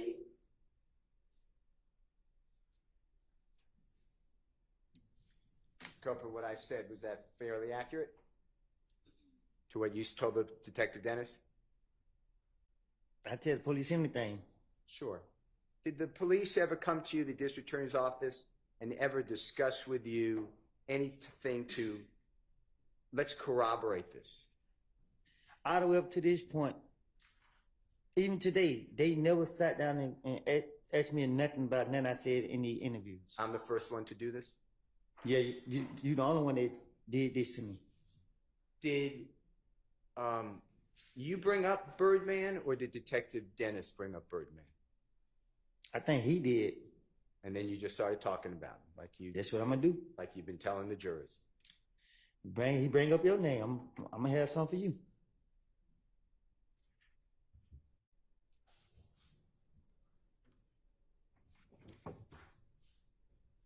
I want to talk with you about Jeffrey Williams 240Y, as in yesterday. State's exhibit number 378YE, as in Aaron. It's June 10, 2015 again. Interrogation. It's from 10:10:23 a.m. to 10:10:51 a.m. And Mr. Copeland, if you can listen to this and tell us if this is you talking about Jeffrey was going to buy the gun that was found at the Dunbar Recreational Center for $1,000, if this is what you're talking about with the police, okay? So when I got the gun, I got it from the green store. So I went up to the pub to go play baseball, but I waiting on them to come get it. So You waiting on who to come get it? Legit. So his brother pulled up. I mean, yeah, You talking about the big Keanu with the Legit clean. Okay. His brother pulled up to get it. I mean, they like, so gonna give me $1,000 for it. I mean, so I was just looking at the gun.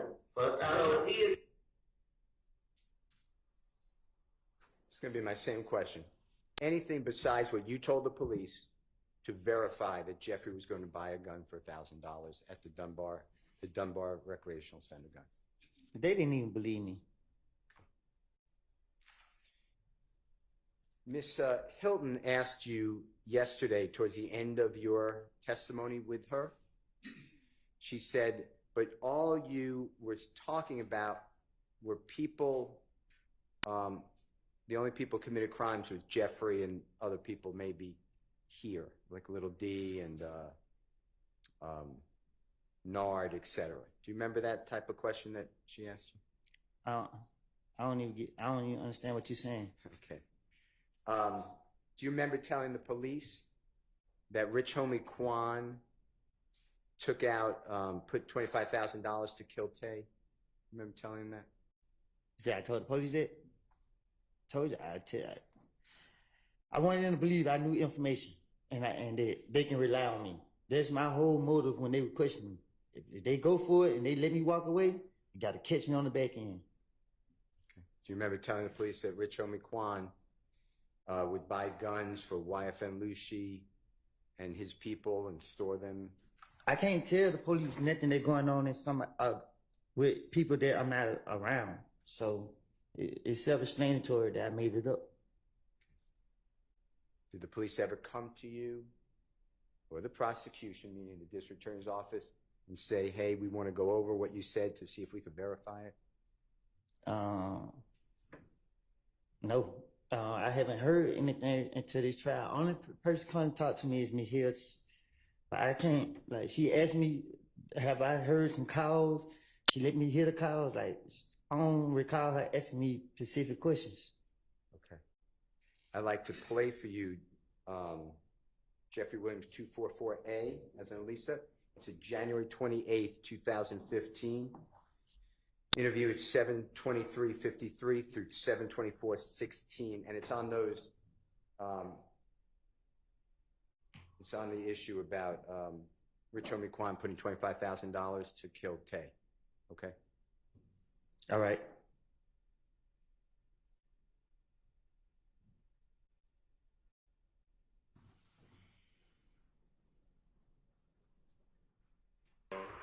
Rich Homie Kwan supposed to give him $50,000 to meet a new club.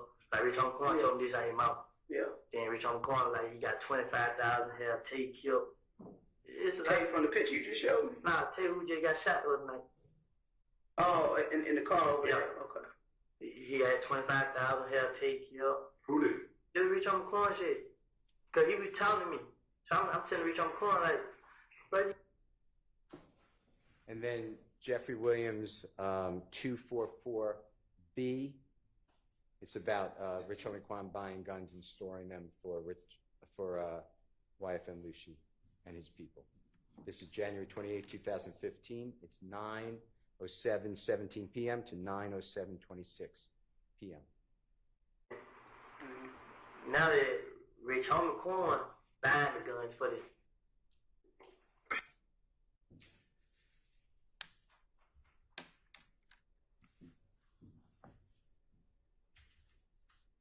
Is that it? Okay. And Mr. Copeland, this is just the same thing you've been saying the whole time, right? You're just going to talk about me. If the police bring me up or want to know, you're just going to be a fountain of information, so they let you go. Man, this is crazy, man. Like, throughout my whole life with interacting with the police, they never believed nothing I said. I don't have a clue why they even got me in here. You know what I mean? Yeah, man. I'd like to talk with you about Jeffrey Williams, number 240Z, as in zebra. It's State's Exhibit number 378YE, as in Aaron, June 10, 2015. It's 1:16:56 p.m. to 1:17:36 p.m. You said, you know what I mean? This N, you know what he did to me? He gave me $300,000 to hold, and he left and came back. Detective Dennis said, and you ain't get none of that? And you said, I don't care about money. I don't. Detective Gaither said, you care about some money. And Detective Dennis said, you kind of dissing yourself, man. And you said, listen, The N would give me money. You What feel is N? N-I-G-G. Oh, nigga. You feel what I'm saying? I didn't need nothing. I didn't. Detective Gaither said, how much? You said, but when I went to jail, he didn't help me. Detective Gaither said, you just said the most amount of money Thug Dunn gave you. Detective Dennis said $300,000. And you said, but he left with you 300. This is Detective Dennis, and I guess came back and gave you 1,000 and you were good. I just want you to hear that and make sure that's what it said.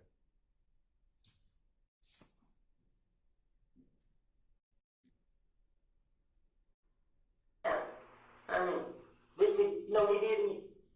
Yeah, $300,000. The whole. And you left. Came back. And you know it. I don't care about money. I don't. You care about some money. You be contradicting yourself, man.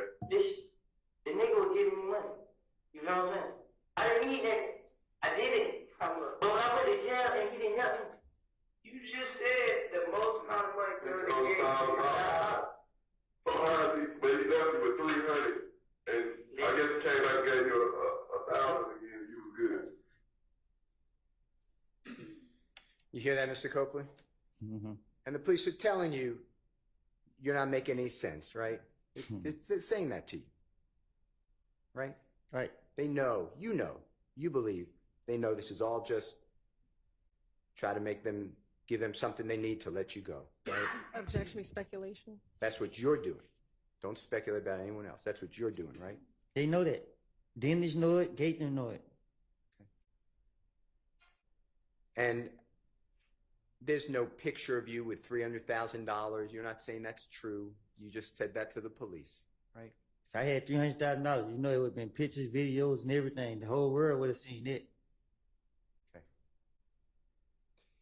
I'd like to go through with you Jeffrey Williams, or JW 241F as in Fox, States Exhibit number 378YA as in Elisa. This is January 11th, 2015. So this is, 7-8 hours after Mr. Thomas was, God forbid, shot. It's 3:14:24 a.m. to 3:14:29 a.m. And I want you to hear and listen for whether you said this. I never had a problem with Nut. Me and Nut ain't never had two words with each other. Me and Nut was always okay. You know what I'm saying? The only person I ever had a problem with was Cal. Just tell me if that's what is being said.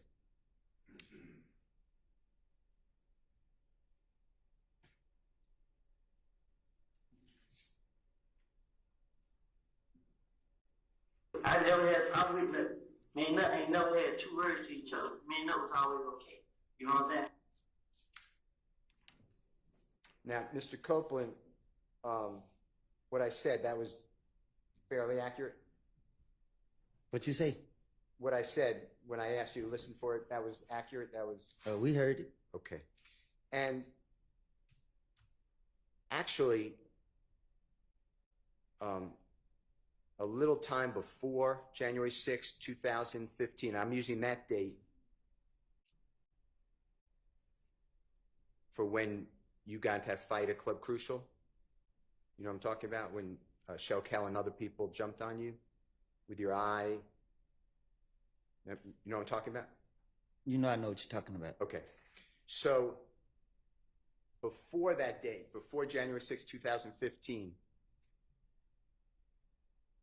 you stole from Mr. Donovan Thomas's Tahoe vehicle his cellular telephone, his identification, his chain, his nut chain, and his wallet. Is that true? I gave it back to him. Okay. I'm going to get there, I promise you. And what happened was Mr. Donovan Thomas called his own cell phone and you answered it and made arrangements to give him back his property. Fair to say? Sound like that. And when he came to get his property, he came with other people in other cars, right? Sound like that. And they had guns.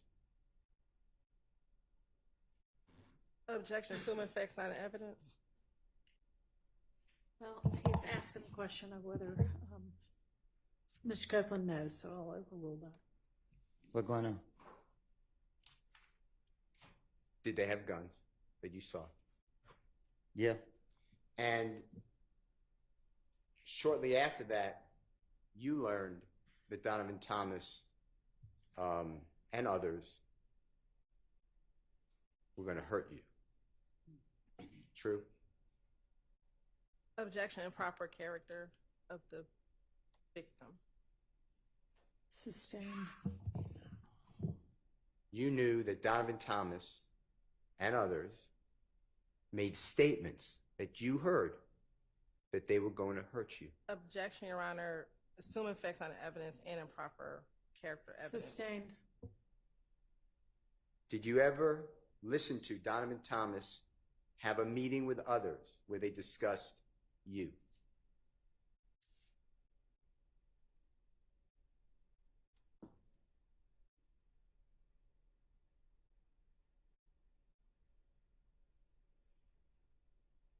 Yeah, I was told. And you were actually listening, and there was a person named Maurice or Mo who was in prison on the call as well, right? I don't know. I don't know who somebody came back and told me. Okay. And you understood that Donovan Thomas and others were going to hurt you. Is that true? Objection, assuming facts not into evidence. Sustained. Did you believe, come around January 10th, 2015, that Donovan Thomas and others were going to hurt you? Did you believe that? Same objection and relevance of what his beliefs were. I think it goes to his state of mind on the day that Mr. Thomas was killed. Overruled. What you asked? Did you believe that on the date that Donovan Thomas was killed, that he and others, his friends, were going to, had a plan to hurt you? Physically? I was told it. Okay. So when you told the police on January 11, 2015, that you and Nut never had any words, never had a problem, your only problem was with Kel, you just didn't want to tell the police about that, right? Say that again? You did not share with the police what you believed to be a problem that Donovan Thomas was and his friends were trying to hurt you. You didn't share that with Detective Thorpe, did you? I don't know. You told Detective Thorpe that you never had a problem with Mr. Thomas, right? We just heard that. That's what I told him? Okay. I want to go into what you have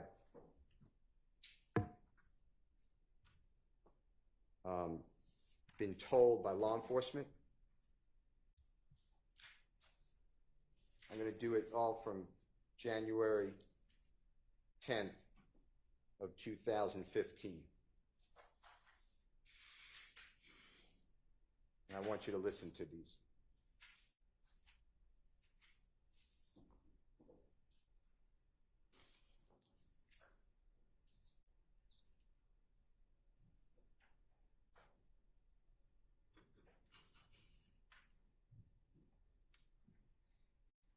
I want you to listen. This is JW240AA, Elisa. States Exhibit number 378YE. It's June 10th, 2015. It's 1:15 p.m. to 1:51 p.m. and tell the jury if this is accurate. You said, "It is though. I sat right here. You know what I mean? I promise I wouldn't back out for nothing. You know what I mean?" Detective says, "I'ma find out." You said, "Like I said, man, if that was to keep me out of jail and y'all can help me, I promise you, want Birdman, Kente, any of them, I will go right there and do what I have to do, right? I am good with anybody. you know, even though all this SHI blank going on, you know, and detective says, you mean, right, and you said, I put it on my mama's soul, I mean it. I want you to listen to this, okay? I promise I'm gonna back out next. I mean, I'm fine now. Like I said, man, if they was to keep me out of jail and if y'all can help me, man, I promise you, you gonna throw up Birdman, Kid State, and one of them. I'm gonna go right there and do what I have to do. Like, I'm good with anybody. You know, even though all this shit going on, I mean, it'll be 2015, 1:16 p.m. You mean that, right? Put on my own soul, I mean. Now, did you hear Detective Gaither say June 10, 2015, 1:16 p.m.? You mean that right? And you said, I put on my mama's soul. She's saying that what you said, that you're going to help them. You'll do anything to get out of jail, right? Right. Okay. I want to go back in time, same day, but this is going to be 9:45 a.m., so about 4 hours before, 3 hours before.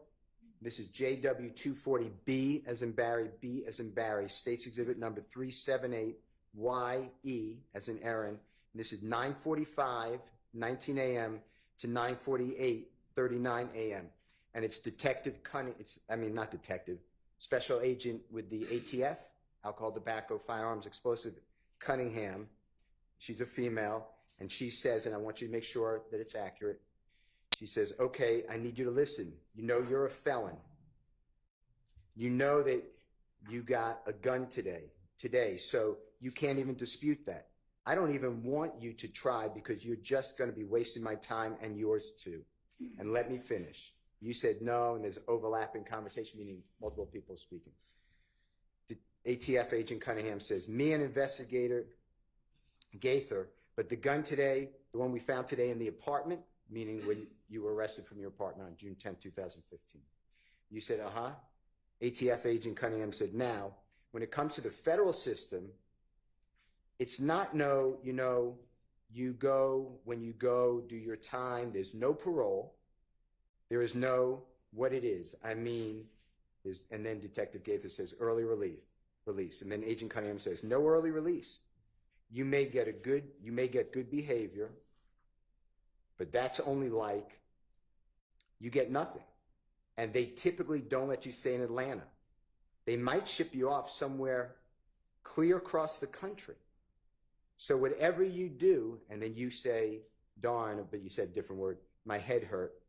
Agent Cunningham said, I'll go back and tell the United States attorney that's assigned to this case, this is what he did to help himself out. It pans out. Or I can go back and tell her, this is what he said. We found out it was a lie. He's continuing to play games. The judge do what they want to do. So, before we can even get started, especially while I'm sitting here, everything is on you because I've never talked to you before. So with me, you almost get a clean slate to help yourself. If you do lies, I don't, because I got too much other stuff to do and would hate to have to go back and tell the U.S. attorney, but he's lying, he's full of crap. It's up to you. You said, before I lie, then there's a lot of people talking. Agent Cunningham said, it's up to you, Mr. Copeland. You said, before I lie, Agent Cunningham said, let me finish. I think it's a 3 or 4 time convicted felon you are. How many felonies do you have? Detective Gaither said, about 3, don't you? Agent Cunningham said, you got 3. Detective Gaither said, about 3 or 4. You said, talking about what? Agent Cunningham said, how many felonies do you have? You said, what am I on probation for? Agent Cunningham said, how many convictions are felonies? Detective Gaither said, it's around 3. You said, I don't know. Agent Cunningham said, let's just assume it's 3, okay? I'm fixing to tell you right now, you have heard of the armed career criminal. You said, you're not going to worry about me lying. Agent Cunningham said, you have heard of armed career criminal with 3 while you're sitting here now, and how old are you? You said 23. Agent Cunningham said 23. You got 15 years off the top. And that's before you even get into the time for whatever your charge is. And possession by a convicted felon is 5 years twice. That's 10. So we're talking about 15 plus 10 on top of that. You're looking at what, 48 years old? That's what you're looking at. This is serious. You said, I told you it's getting Detective Gaither said, I told you it's getting real. Detective Gaither said, nobody has time for the bull crap. You said, I told you it's getting real. I knew it. I tried. Agent Cunningham said, that's not including whatever conspiracies you're involved in. Mr. Copeland, if I really wanted to be a bad ASS and treat you bad, I'd probably throw the book at you and wouldn't think twice about it. You got a baby girl, a beautiful baby girl. I want you to listen to it. And this is all at the early in the morning, 9:45 a.m., okay?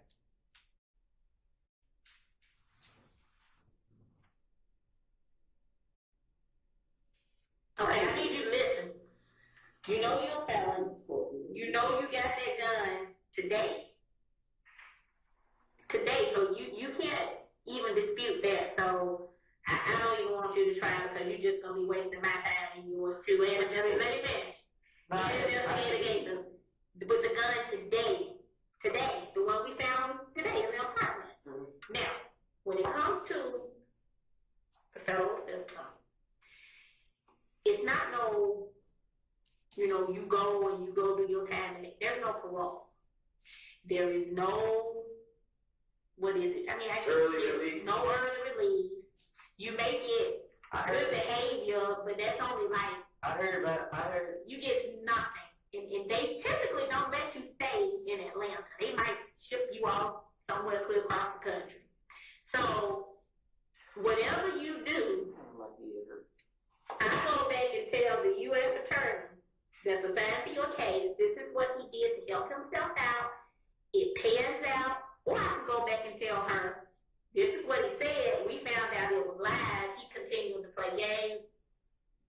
The judge do what they want to do. So, what I'm trying to tell you before we even get started, especially while I'm sitting here, everything is on you because I've never talked to you before. So with me, you almost get a clean slate to help yourself. I don't do lies. I just don't because I got too much other stuff to do. And I would hate to have to go back and tell any U.S. attorney, you know what, he just lying and he full of crap. It's up to you, Mr. Copeland. You are I think, is it a 3 or 4 time convicted felon? How many felons do you have? About 3, no? You have 3? About 3 or 4. Right. How many felonies? I'm saying, like, is it what I'm on probation for? How many convictions that are felonies do you have? Is it 3 or 4? It's around there, yeah. I don't know. Okay, let's just assume it's 3, okay? I'm going to tell you right now. With 3, have you ever heard of armed career criminal? No, I read about me lying. Have you ever heard of armed career criminal? With 3, where you sitting at now, and you how old? 23. You get 15 years off the top. Off the top. That's before you even get into the time for whatever your charge is, and possession by convicted felon is 5 years. Twice is 10. So we talking about 15 plus 10 on top of that. You're looking at, what, 48 years old? That's what you're looking at. This is serious. I told you. Nobody has time for the bull crap. I told you it's getting real. Did I not? I knew it. I tried to. That's not including whatever conspiracies you involved in.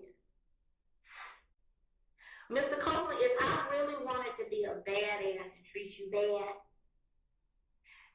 I would probably throw the book at you and wouldn't think twice about it. You got a baby girl.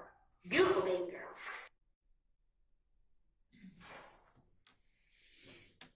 Mr. Copeland, what I said, was that fair, what they were telling you? They being the federal Agent Cunningham and Detective Gaither, Detective Gaither? What happened? Is that pretty much what they're telling you? 48 years of age, you got federal charges, 25 years off the top? Yeah, she was lying too. But that's what you believed at the time, right? Yes.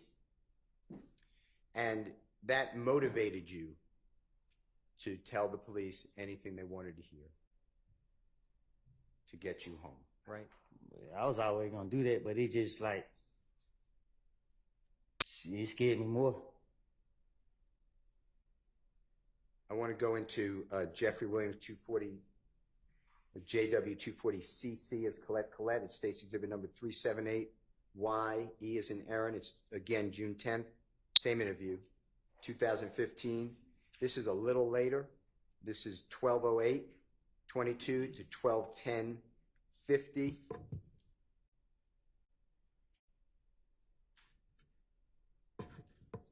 And on this one, you said, man, so what can I do? I don't know why. I'll do whatever, man. I'll wear a camera. Detective said, listen to me. I'll do whatever, man. I'm glad you mentioned that, said Detective Gaither. I'll do whatever, man. I promise to God, man. Detective said, I'm glad you mentioned that because last Thursday, Miss Kim Dammers is a United States attorney, like the head person for the federal prison system. And I basically broke down to her everything we had so far in your case. All of them, shootings, all of this, all right? She said, you guys have great cases, but we need somebody with direct knowledge that can take down the main culprits. To us, I don't think you're a main target because you are the target for them. What we want, the top guys that's calling the shots. I know you heard the term, we want the big fish. And sometimes to get the big fish, you got to dangle small fish in front of them for them to come, for the fish to come. So is that something you want to do? Because our case is sealed with you. Like it's not, you know, of course, we would like to, you know, solve some of these retaliatory shootings and all that stuff. But as far as your fate at this point, Detective Dennis said, you're done. Detective Gaither said, you're cooked. The only thing that may possibly help you is helping yourself by speaking what you know. You said, I just. Then Detective Gaither said, right. And then, but you know, that's Shannon. And Detective Dennis said, he's on the same level as you. Detective Gaither said, basically, I don't consider Shannon a big fish. Detective Dennis said, he's a small fish. You said, I know what y'all want to throw. Detective Gaither said, like, he's a gopher, you understand? And that's why he's less. In my opinion, he's less than you with your status, in my opinion. And you said, so what do I need to do? And Detective Gaither said, I want to know what the FUC blank thug doing. I want to know what I want to know what the F thug doing. Oh. I want to know what the F. Goddamn, excuse my language. Where is his money from? If they got to get Birdman, we want to talk about the darn, or it says, damn, Wayne Bus. I want to play that for you. Tell me if this is what you were told. So what can I do to make the strange up? I don't know why. I do whatever, man. I don't know. I do whatever, man. I'm glad you mentioned that. I do whatever, man. I promise God, man. I'm glad you mentioned that. Because last Thursday, Miss Kim Dammers, the U.S. Attorney, like the head person for the federal system, and I basically broke down to her everything that we had as far as your case, all the retaliatory shootings, all this, all that, right? She said, you guys have great cases, but we need somebody with direct knowledge that can take down the main culprits. To us, I don't want to say you're not a main target because you are the target for them, but we want top guys that's calling shots. I know you heard the term, we want the big fish. And sometimes to get to the big fish, you got to dang the small fish in front of them. For them to come, for the fish to come. So, if that's something that you want to do, because our case is sealed with you, like it's not, you know, of course we would like to, you know, solve some of these retaliatory shootings and all that stuff, but as far as your fate, at this point, you cooked. And the only thing that may possibly help you is you helping yourself by speaking what you know. Right. But you know what? That's not sharing. He on the same level as you. Basically, I don't consider him sharing the big fish. Like you said, he a gopher. You understand? And that's the way he's less. In my opinion, he's less than what your status is. In my opinion. I want to know what the fuck Thug doing. I want to know what the fuck goddamn where his money is from. If they gotta get to Birdman, we will talk about damn Wayne Bus.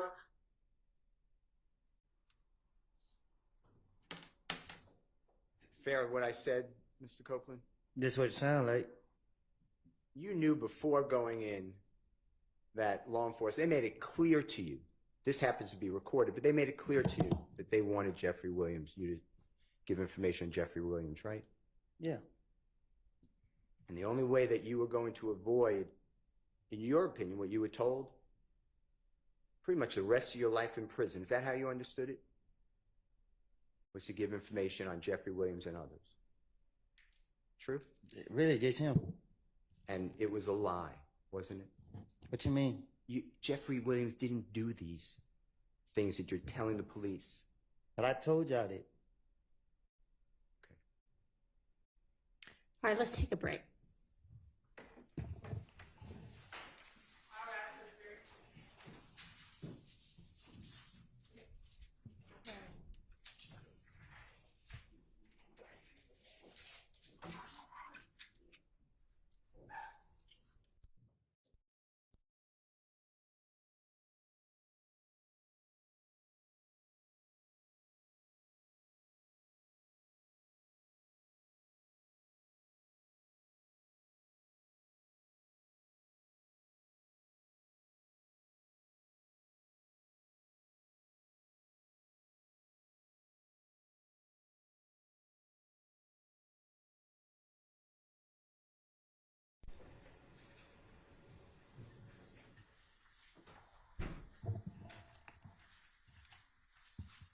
All right, I've asked Ms. Pursfield to check on how the juror is doing as well, so I'll let y'all know what we hear back. Anything before we take our recess? I will get you those cases. Okay, all right. Thank you, Your Honor.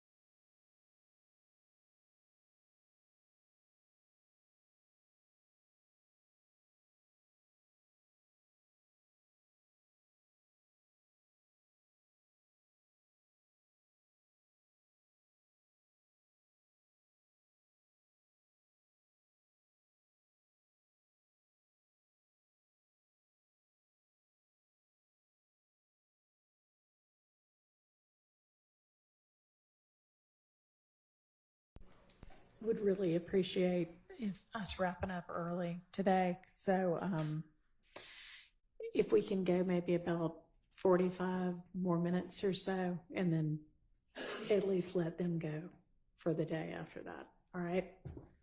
And if they're ready, which I think they are, let's get Mr. Copeland and get them back and try to make some more progress.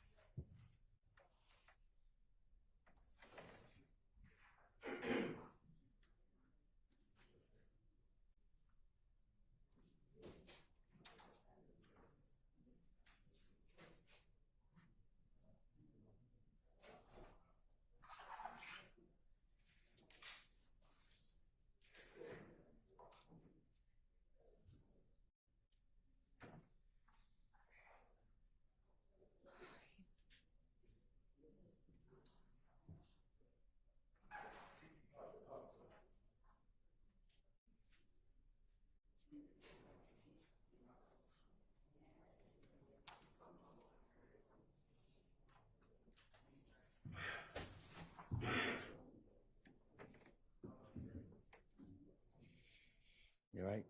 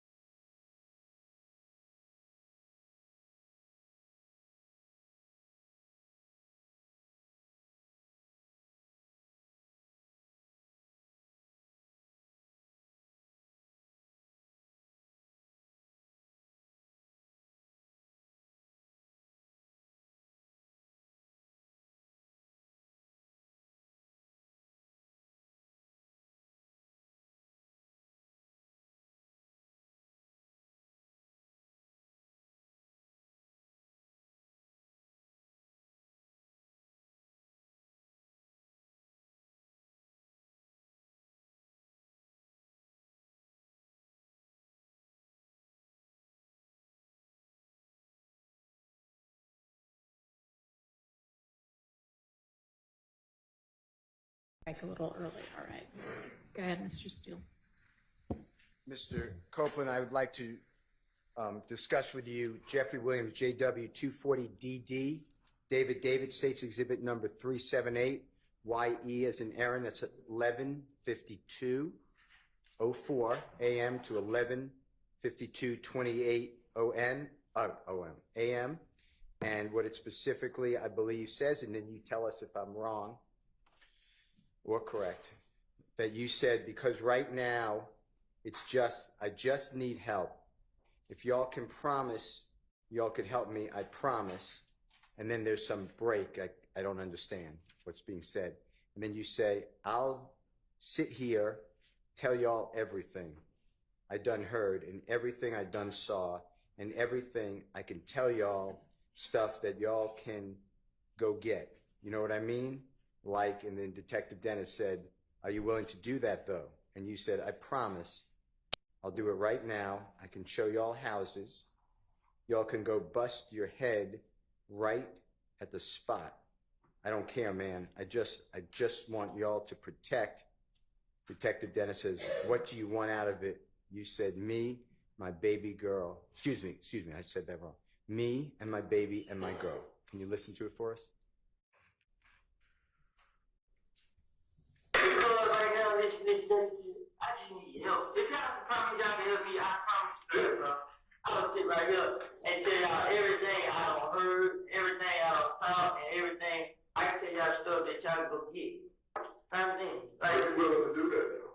I promise I'll do it right now. I can show y'all how. I can y'all can butcher everybody's spot. I don't care. I just want y'all to What do you want my out of baby it? and my girl. Mr.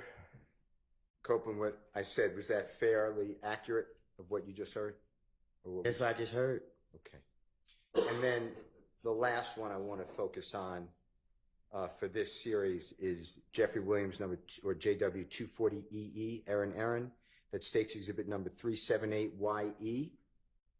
It's the June 10th, 2015 meeting, interrogation with the police, and now it's a little early. It's 10:01:46 a.m. to 10:01:59 a.m. And you said something to the effect of, I hate jail, man. And I'm just saying darn, but it says another word.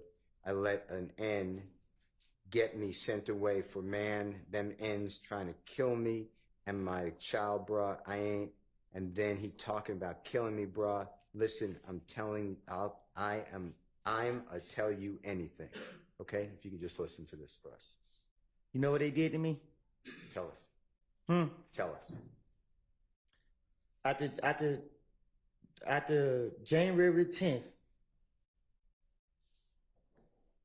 people started shooting at me and my family. February, I went to jail for trying to protect me and my baby and my girl at the time. They put me in Rice Street on some stuff called medical flow. It's somewhere hid in the jail. It stink. It's crazy people in there talking, yelling through the door, putting feces all on the window and on the wall.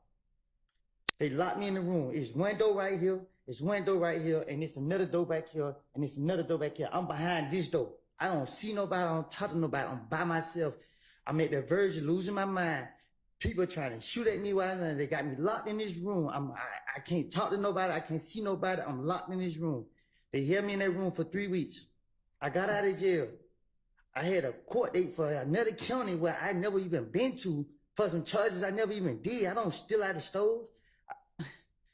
I went down to that courthouse and tried to get it situated. Went in the wrong courtroom, told the deputy, hey, my name is such and such, such. I missed court. I'm here to fix it. He said, oh, I gave him my name, told him what happened. He said, oh, you got a warrant. And he locked me up. They put me right back in jail.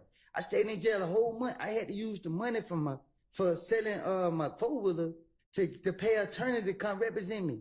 I got the lawyer to come represent me. That lawyer, he got me a bond.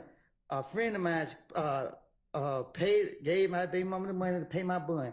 She paid my bond. I got out of jail. The very next day, Atlanta police came into the gym with a whole lot of them. They got me, said that this my bag, this my gun. They took me from my neighborhood to Turnerfield. They questioned me. I told them it wasn't my gun. They let me go. They came back and get me June 10th. They questioned me. I was at the verge of losing my mind because every time I come outside, they keep locking me up. They got me. They did it. They held me in the interrogation room for a whole day, probably. I don't know. They put me right back in Rice Street, put me right back behind all these doors. They constantly kept doing it to me. You know what I mean? Like, I don't, at this point, like, man, I'm tired of keep reliving this stuff. I'm tired of it. I'm tired of it, man. I'm sitting right here. I got cramps, man. I got knots in my stomach, man. I haven't ate none. I tried to eat yesterday. I haven't ate today. Y'all sitting me up here. I asked for a break. I asked. I'm in pain right now. I understand it might be my fault. I'm telling y'all, I made it up. I lied. Damn, man. This is crazy. I'm telling y'all, my stomach hurting, man. Well, with the honorable court's order, we're going to be leaving in a little bit of time. Can you try to just listen to the JW 240EE that I just said?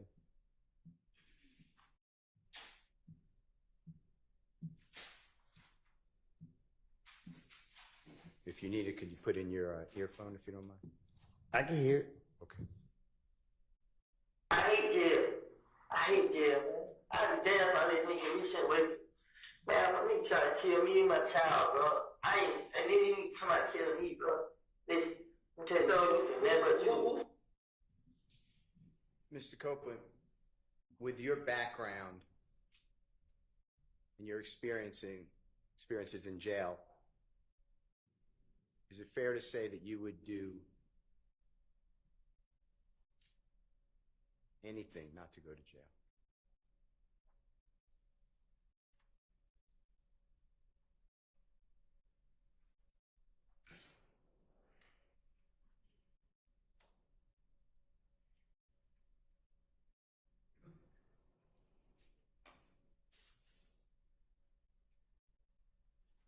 Mr. Copeland, can I ask you a couple of questions?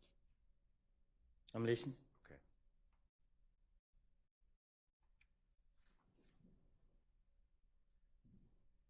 For people who've never been to prison or jail, do you know the difference, by the way? Y'all know the difference. Objection around relevance. Sustained. Whether it's a prison or jail, is it fair to say that Rice Street is not either one. There's not prison or jail. I don't know what that place is. This is the worst place in the world. Do you remember being in custody after Friday, June 7th, 2024, after the first time you testified before the ladies and gentlemen of the jury, and before you came back in the late morning of Monday, June 10th, 2024? Do you remember where you were held? You talking they locked me up here? Yes, sir. What about it? Do you remember were you held in the Fulton County jail, another jail? Do you remember? When they took me out of here? Yes, sir. Yeah. Where were you held? They took me to Rice Street, and then the next day came, they took me from Rice Street to DeKalb County Jail, and they damn near just as worse as Rice Street. And DeKalb County Jail, describe to the ladies and gentlemen jury what it was like when you were in that jail. Objection relevant, Your Honor. Goes to his motivation for testifying here. I don't know that we need to get that far afield. He's already told us that Rice Street is horrible. It's the worst place in the world, and DeKalb is even worse. So let's move on. Okay. Mr. Copeland, after giving law enforcement officers this information that the prosecution has played for you, January 11th, 2015, recorded interview, January 28th, 2015, recorded interview, February 20th, 2015, recorded interview, February 21st, 2015, recorded interview, June 10th, 2015, 9-hour recorded interview. You got charged with murder, right? For Donovan Thomas. Can you say it again? Yes. I heard the interview. You said I got charged with murder? Yeah. Do you remember being served?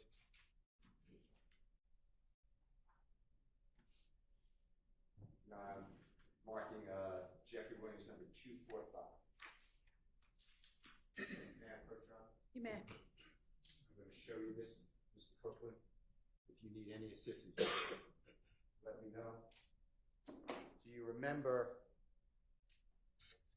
Detective Thorpe swearing out a warrant for you for the offense of murder for you, knowingly and intentionally with malice aforethought on January 10, 2015 at 330 McDaniel Street, Atlanta, Fulton County, state of Georgia, did participate in a Section drive-by writer- shooting. Hang on just a second. Yes? Reading something that's not into evidence and relevance.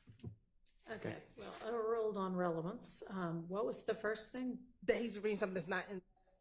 All right, so have him, are you asking him whether he recognizes it? Just Sure. Did he ask get him, charged? do you recognize it? That's Okay. the way to do that. Okay, look at Jeffrey Williams, number 245. It's several pages, but this is the first page at first. Do you recognize that as the warrant taken for your arrest for murder of Donovan Thomas by Detective Thorpe on October 20th, 2015?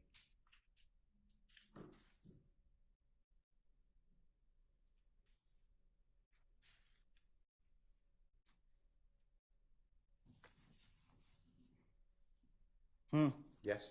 Wait, Do you recognize that? it's a warrant paper. For you? True? I see my name on it. Okay. And that's Detective Thorpe? Swore it out, right? Do you see that? You gotta show me. May I approach Your Honor? You may. May I approach you, Mr. Copeland?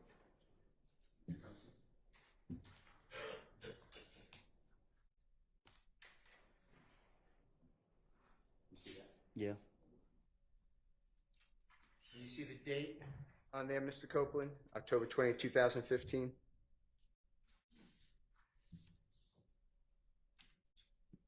You said who? October 20th, it says 10/20/15, 2015. Do you, No, I don't see it. may I approach Your Honor? You may. Are you going to ask him whether it was served on him? Because he didn't really answer whether he recognized it. Okay. Mm-hmm. Yes. And at that time, you were in federal custody at the Robert A. Dayton Detention Center. When I say that time, October 20th of 2015, you were awaiting the federal charges that eventually you were sentenced to 51 months in custody, right? No, I was sentenced to 5 years. Okay. Apologize. 60 months in custody. Apologize. While you were held at the Robert A. Dayton Detention Center in Clayton County, do you remember that? Lovejoy. Yes, Lovejoy. Do you remember being served by a United States Marshal these warrants while in Lovejoy? No, my attorney told me. Okay. And you were charged with what crimes? He just said murder. All right. For Donovan Thomas, right? That's what he said. Okay. So after Detective Thorpe, you knew that he worked with Detective Gaither, right? What you mean? They were co-workers. They were working, they interviewed you together, interrogated you. You knew that he worked with Detective Dennis, right? Right. You knew he worked with federal ATF agent Cunningham, right? Right. And he took out a warrant for you for murder of Donovan Thomas just 4 months after you gave the last interrogation that we have, June 10th, 2015, right? Right. Mr. Copeland, eventually, you went to federal custody and you entered a guilty plea for a 922G, which, forget that, for possession of firearm by a convicted felon. Is that true? Right. And you remember going before the Honorable Judge Totenberg? Right.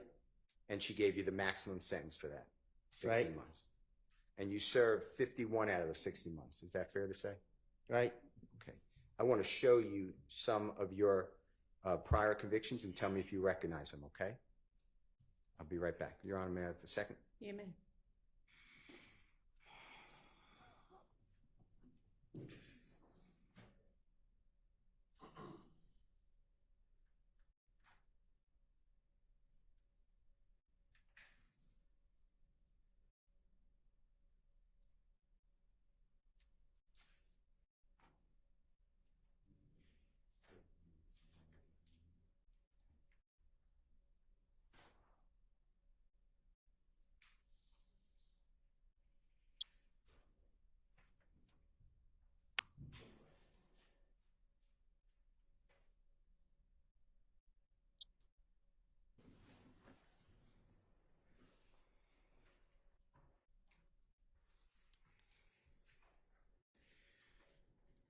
While they're looking for that, Mr. Copeland, Jeffrey Williams wasn't charged with murder of Donovan Thomas, right? I don't know. Not to my knowledge.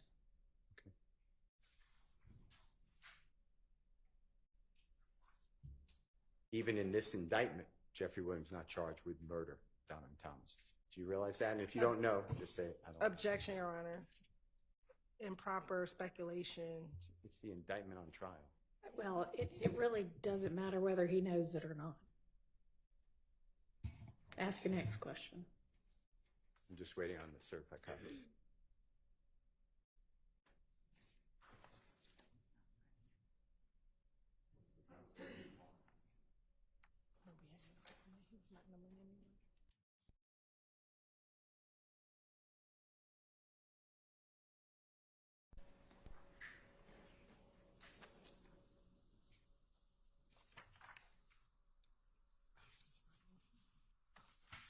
Mr. Copeland, I'm just going to ask you some questions while the prosecutor is looking at this, okay? While in jail, in the Fulton County Jail, as well as, were you held in the Fayette County Jail? Do you ever remember that? Mm-hmm. Yes. Just to be fair, say yes, okay, or no. And you are aware that jail calls are recorded. Is that fair to say? Yes. Now, is it true that at times people in jail, I'm not saying you, but people in jail have contraband cellular phones, like cell phones like you would use today? They have them in the jail. A person who's in custody. You said, do people in jail have phones? Or in prison, yeah, or both.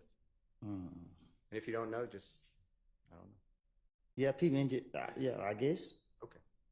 Okay. I'm going to show you what I've marked. I'm starting at 252J, as in Jake. May I approach, Your Honor? You may. Mr. Copeland, may I approach you? Mm-hmm. This is, I'm just going to show you what I've marked as Mr. Williams 252J, okay? And if you could just take a look at this for me. Do you see what it says here? United States District Court, Northern District of Georgia. Mm-hmm. Atlanta Division, United States versus you. United States of America versus you, Mr. Copeland. You see that? Mm-hmm. And do you see your lawyer's name, Ms. Durrett? Mm-hmm. And that's D-U-R-R-E-T-T. And do you see the Honorable Judge Totenberg's signature on there? Mm-hmm. And that was your judge, correct? Yes. Yes. And you see the date, October 24th, 2018? Yes. And it has an amendment to the judgment, same case number, your name, right? Yes. And it just has October 22, the same date, but the judge signed October 31, and it just amended your sentence. Is that fair to say? Yes. And this is certified. Certified means the clerk, you feel that, if you want to feel that seal? Uh-huh. Okay. Yes. And this shows that you pled guilty to the offense of possession of a firearm under 18 United States Code 922G1. Do you see that? Yes. And your sentence is going to be on page 2, 60 months. Is that fair to say? And 3 years supervised release. It's not on there. Is it? It'll be on here, yes, sir. And I will show it to you. And supervised release is like what? Probation? Yeah. Okay. And it's right here on page 4. You see that 3-year supervised release? Mm-hmm. Yes? Yes. Okay. Yes.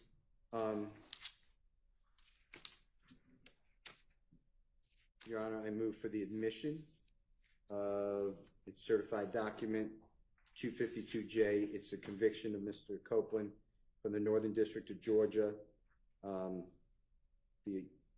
The offense date is April 28, 2015. Your Honor, the judgment date is October 24, 2018, but then it was amended. It was a correction. It's October 31, 2018. All right, send minute. I'm just going to move this to court.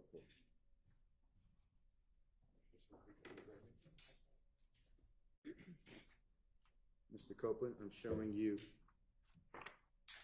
what's been marked as Mr. Williams number 252I as an ice cream, okay? And again, do you feel that seal on it for a certified copy? Did you feel that? Mm-hmm. Is that a yes? Yes. Okay. Yes. And this is in the Superior Court of Fulton County, and that's state of Georgia versus you. You see your name? Yes. And that's indictment number, it actually says criminal action number 20 SC 176912. You see that? Yes. And do you see where it says that you entered a guilty plea under Alford? Do you know what Alford is? Remember? No. Okay. And it says 5 years to serve 3 years, balance of 2 years probated. Do you see that? Yes, I see it. On possession of a controlled substance, Schedule 1 or 2 with intent to distribute. Is that fair? That's what it says. This what it says. Okay. And I'm going to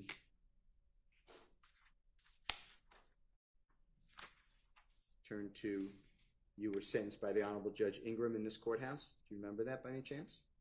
Yes. And I'm going here to your indictment. And Judge Ingram's name used to be Judge Millender. Did you know that? And if you didn't, that's fine. Yes, I know it. Okay. And this indictment was returned by the grand jury on November 20th, 2020 for the offenses of participation in criminal street gang activity. But you did not plead guilty to that. You pled guilty to possession of a controlled substance, Schedule 1 or 2 with intent to distribute. Count 2. Is that fair to say? Yes. Okay. And did you see your signature under where it says Kenneth Copeland waives a copy of the indictment, list of witnesses, formal arraignment, pleads guilty to count 2? You see your signature there? Yes. And then the Honorable Jonathan Melnick? Yes. That's your lawyer, right? Former lawyer. And you pled guilty on January 25, 2022. Fair to say? Yes. Okay. Your Honor, this is a certified copy, and I would move for the admission of Mr. Williams, number 252I. Admitted.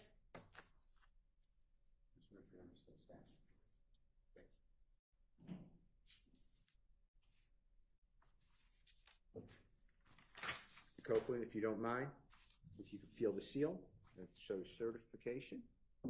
Again, Fulton County Superior Court, State of Georgia versus Mr. Kenneth Copeland. That indictment number, I'm just looking at it and reading it, 22 SC 182134. Do you see that? Yes. And this charges you, and you pled guilty under Alford again to possession of firearm by a convicted felon. Do you see that? Yes. And you were sentenced to 5 years to serve 10 months in prison, balance of 4 years, 2 months to be served on probation. Do you remember that? Yes. And this is, again, you're represented by the Honorable Jonathan Melnick. You see that? Yes. And I'm going to the indictment in the same indictment number that we just said. And do you see your signature here? Yes. When it says you plead guilty, and it is only to the count 3. You got that? Yes. Is that all true, what I said? Possession found by a convicted felon. You see that? Yes. And the grand jury, and you pled guilty to possession of firearm by a convicted felon in the county of Fulton, State of Georgia, on the 27th day of October 2021. Did knowingly and without a lawful authority possess a certain firearm, a Glock handgun, accused having been convicted of felony in 10 SC 96938, Superior Court of Fulton County, offensive aggravated. Sorry. Yes, ma'am. Having been convicted of felony on indictment number 10 SC 96938 in the Superior Court of Fulton County, Georgia, for the offense of aggravated assault with a deadly weapon on March 7, 2011. Is that true? What's true? That's what it says. Yes. Okay. And that's the count that you pled guilty to. True? Yes. Your Honor, I move for the admission of Mr. Williams, number 252M as in magic. Admitted.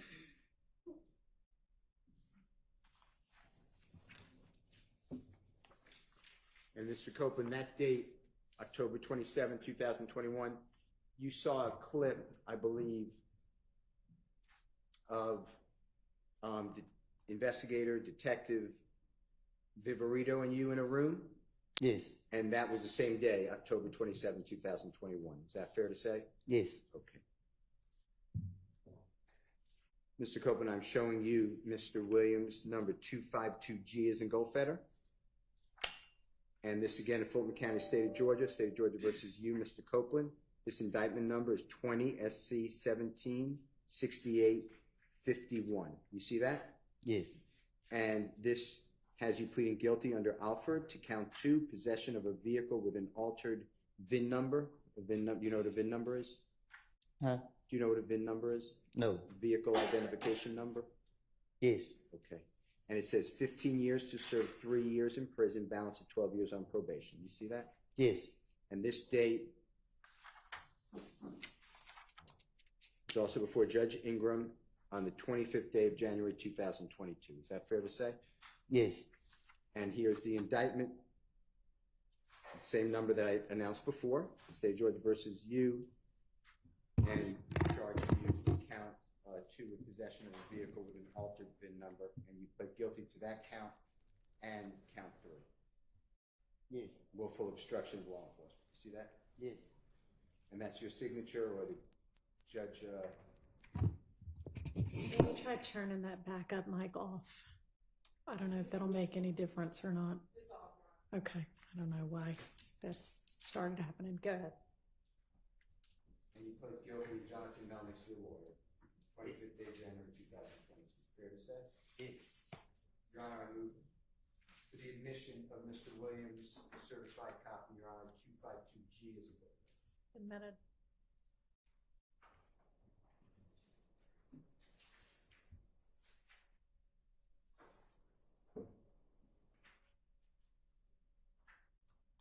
Copeland, I am showing you what the mark is Mr. Williams 252F is in Fox, okay? Superior Court of Fulton County, State of Georgia versus Mr. Kenneth Copeland. That indictment number is 12 SC 11 3315. You see that? Yes. And this has you pleading guilty to certain counts, including terroristic threats, count 1, terroristic threats, count 2, terroristic threats, count 3, and 3 counts of aggravated assault with a deadly weapon. You see that? Yes. And you were sentenced to serve a total of 10 years to serve 2 years in prison, balance on probation benefits. Is that fair to say? Yes. And this again, you feel that certification? Yes. And this was before the Honorable Todd Markle. Do you remember him as a judge by any chance? Yes. And this was the 12th day of August 2013. And that's your indictment, correct? Yes. And that's your signature? Yes. And that's what you pled guilty to, those crimes that I announced. Fair to say? Yes. Your Honor, I move for the admission of Mr. Williams 252F as in Fox. Admitted.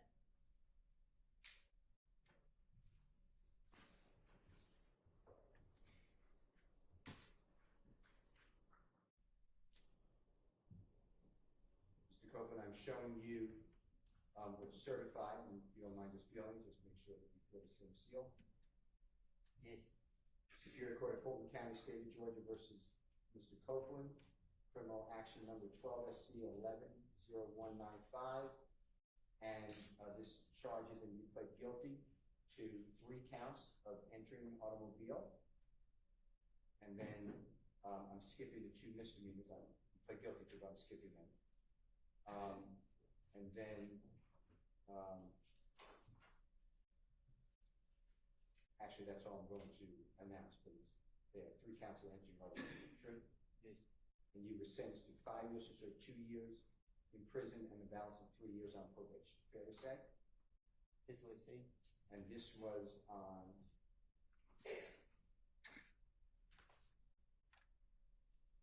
August 12, 2013. Correct? Yes. Also before Judge Markham? Yes. The Honorable Judge Markham. And here's the indictment charging you that you signature you pled guilty to these counts. Correct? Yes. Your Honor, I move for the admission of 252B as in parent.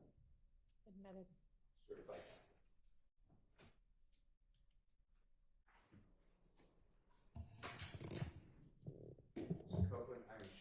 you.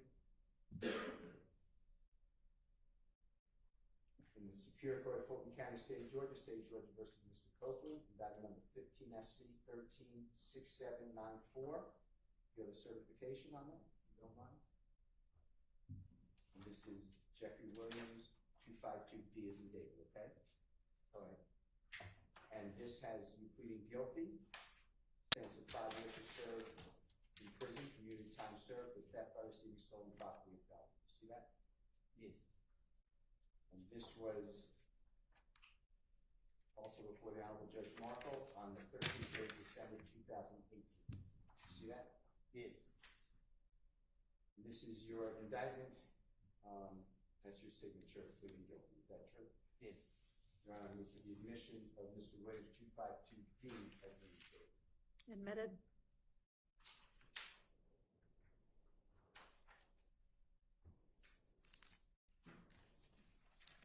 Copeland, I'm showing you Mr. Williams number 252C is in Colette. And it's in the Superior Court of Fulton County, State of Georgia versus Mr. Copeland. And you entered a guilty plea to count 1, which is aggravated assault with a deadly weapon. This is indictment number 10 SC 96398. Is that all look accurate? Yes. And you were sentenced to 10 years in confinement, but upon the service of 1 year, 9 years would be served on probation. See that? Yes. And tell me if this is your signature. And here you were represented by Suzanne Pomey, P-O-M-E-Y. See that? Yes.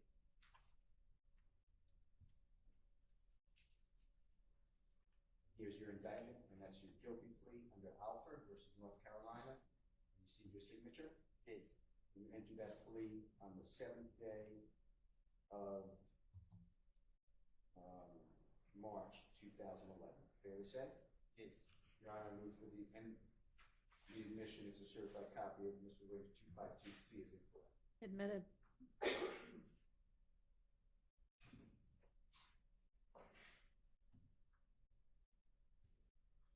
And Mr. Copeland, this is Mr. Williams number 252B as in Barry. And this again is in Superior Court of Fulton County, State of Georgia versus Mr. Copeland. And this is a non-negotiated plea of guilty on Alford versus North Carolina, and pleading guilty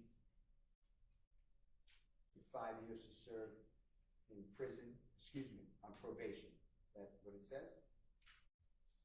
Yes. And can you make sure that that's a certified copy? Yes. And what you pled guilty to?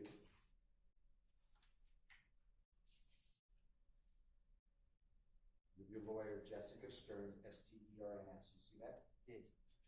And this was August 31, 2009, correct? Yes. And you pled guilty under Alford versus North Carolina to count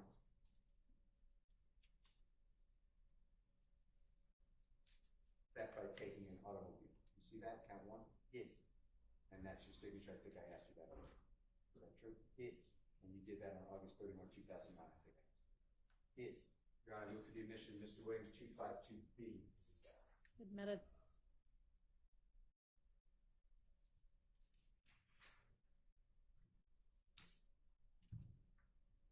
Mr. Copeland.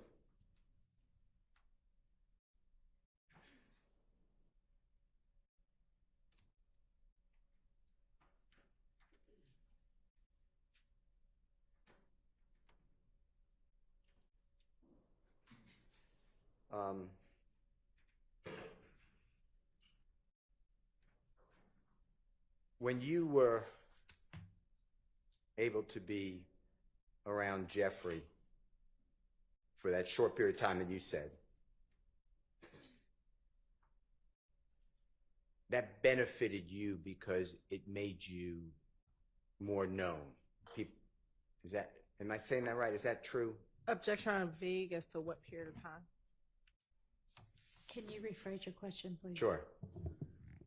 You testified already that you were with Jeffrey for a short period of time from the end of 2014 to 2015, and you were arrested and didn't get out of custody on June 10th, 2015. So somewhere in that period. Is that fair to say? I didn't hear you. Okay. You were around Jeffrey Williams at times, the end of 2014, year 2014, and then sporadically, because you kept getting arrested, but no more after June 10th, 2015, because then you're arrested and then sent to federal prison for 51 months. True? No, Okay, explain. I was on around him from 14, and then we started hanging in 15. Say it again, I couldn't hear you. I wasn't hanging around him in 2015. Okay. Only the end of 2014. Okay. And that was beneficial to you because it boosted your notoriety, meaning people took more note of you because you were around people like Jeffrey Williams and the people that he knew. Is that true? It really was based off the experience. Explain that to the jury. What you mean? Explain what you mean by it was based off the experience. It wasn't about attention. It was just about flying on planes, going different, like just seeing more than just hanging in the neighborhood. Before Jeffrey Williams allowed you, took you, asked you, or Tick or Mr. Trentavia Stephen, whoever, how far outside of the Atlanta area had you ever been? Only once. I've been to, no, I'm lying. Twice I've been out of town, but it was just, I went with, when I got out of jail in 2013, my baby mama, she was going to college in South Carolina. I traveled down there with her. And then when my friend got killed, I stopped. But before that, I had went with some old friends. He took me deep sea fishing, but that was it. But Had you, in those experiences, had you ever been on an airplane? No. Or did you drive? Yeah, we drove. Okay. Okay.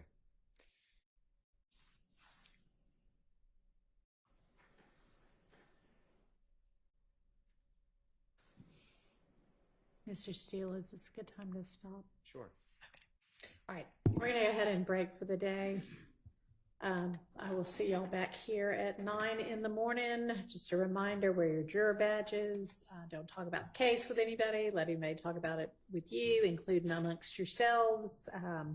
Don't use the internet or any other kind of source to try to find out information about the case, anybody involved in it.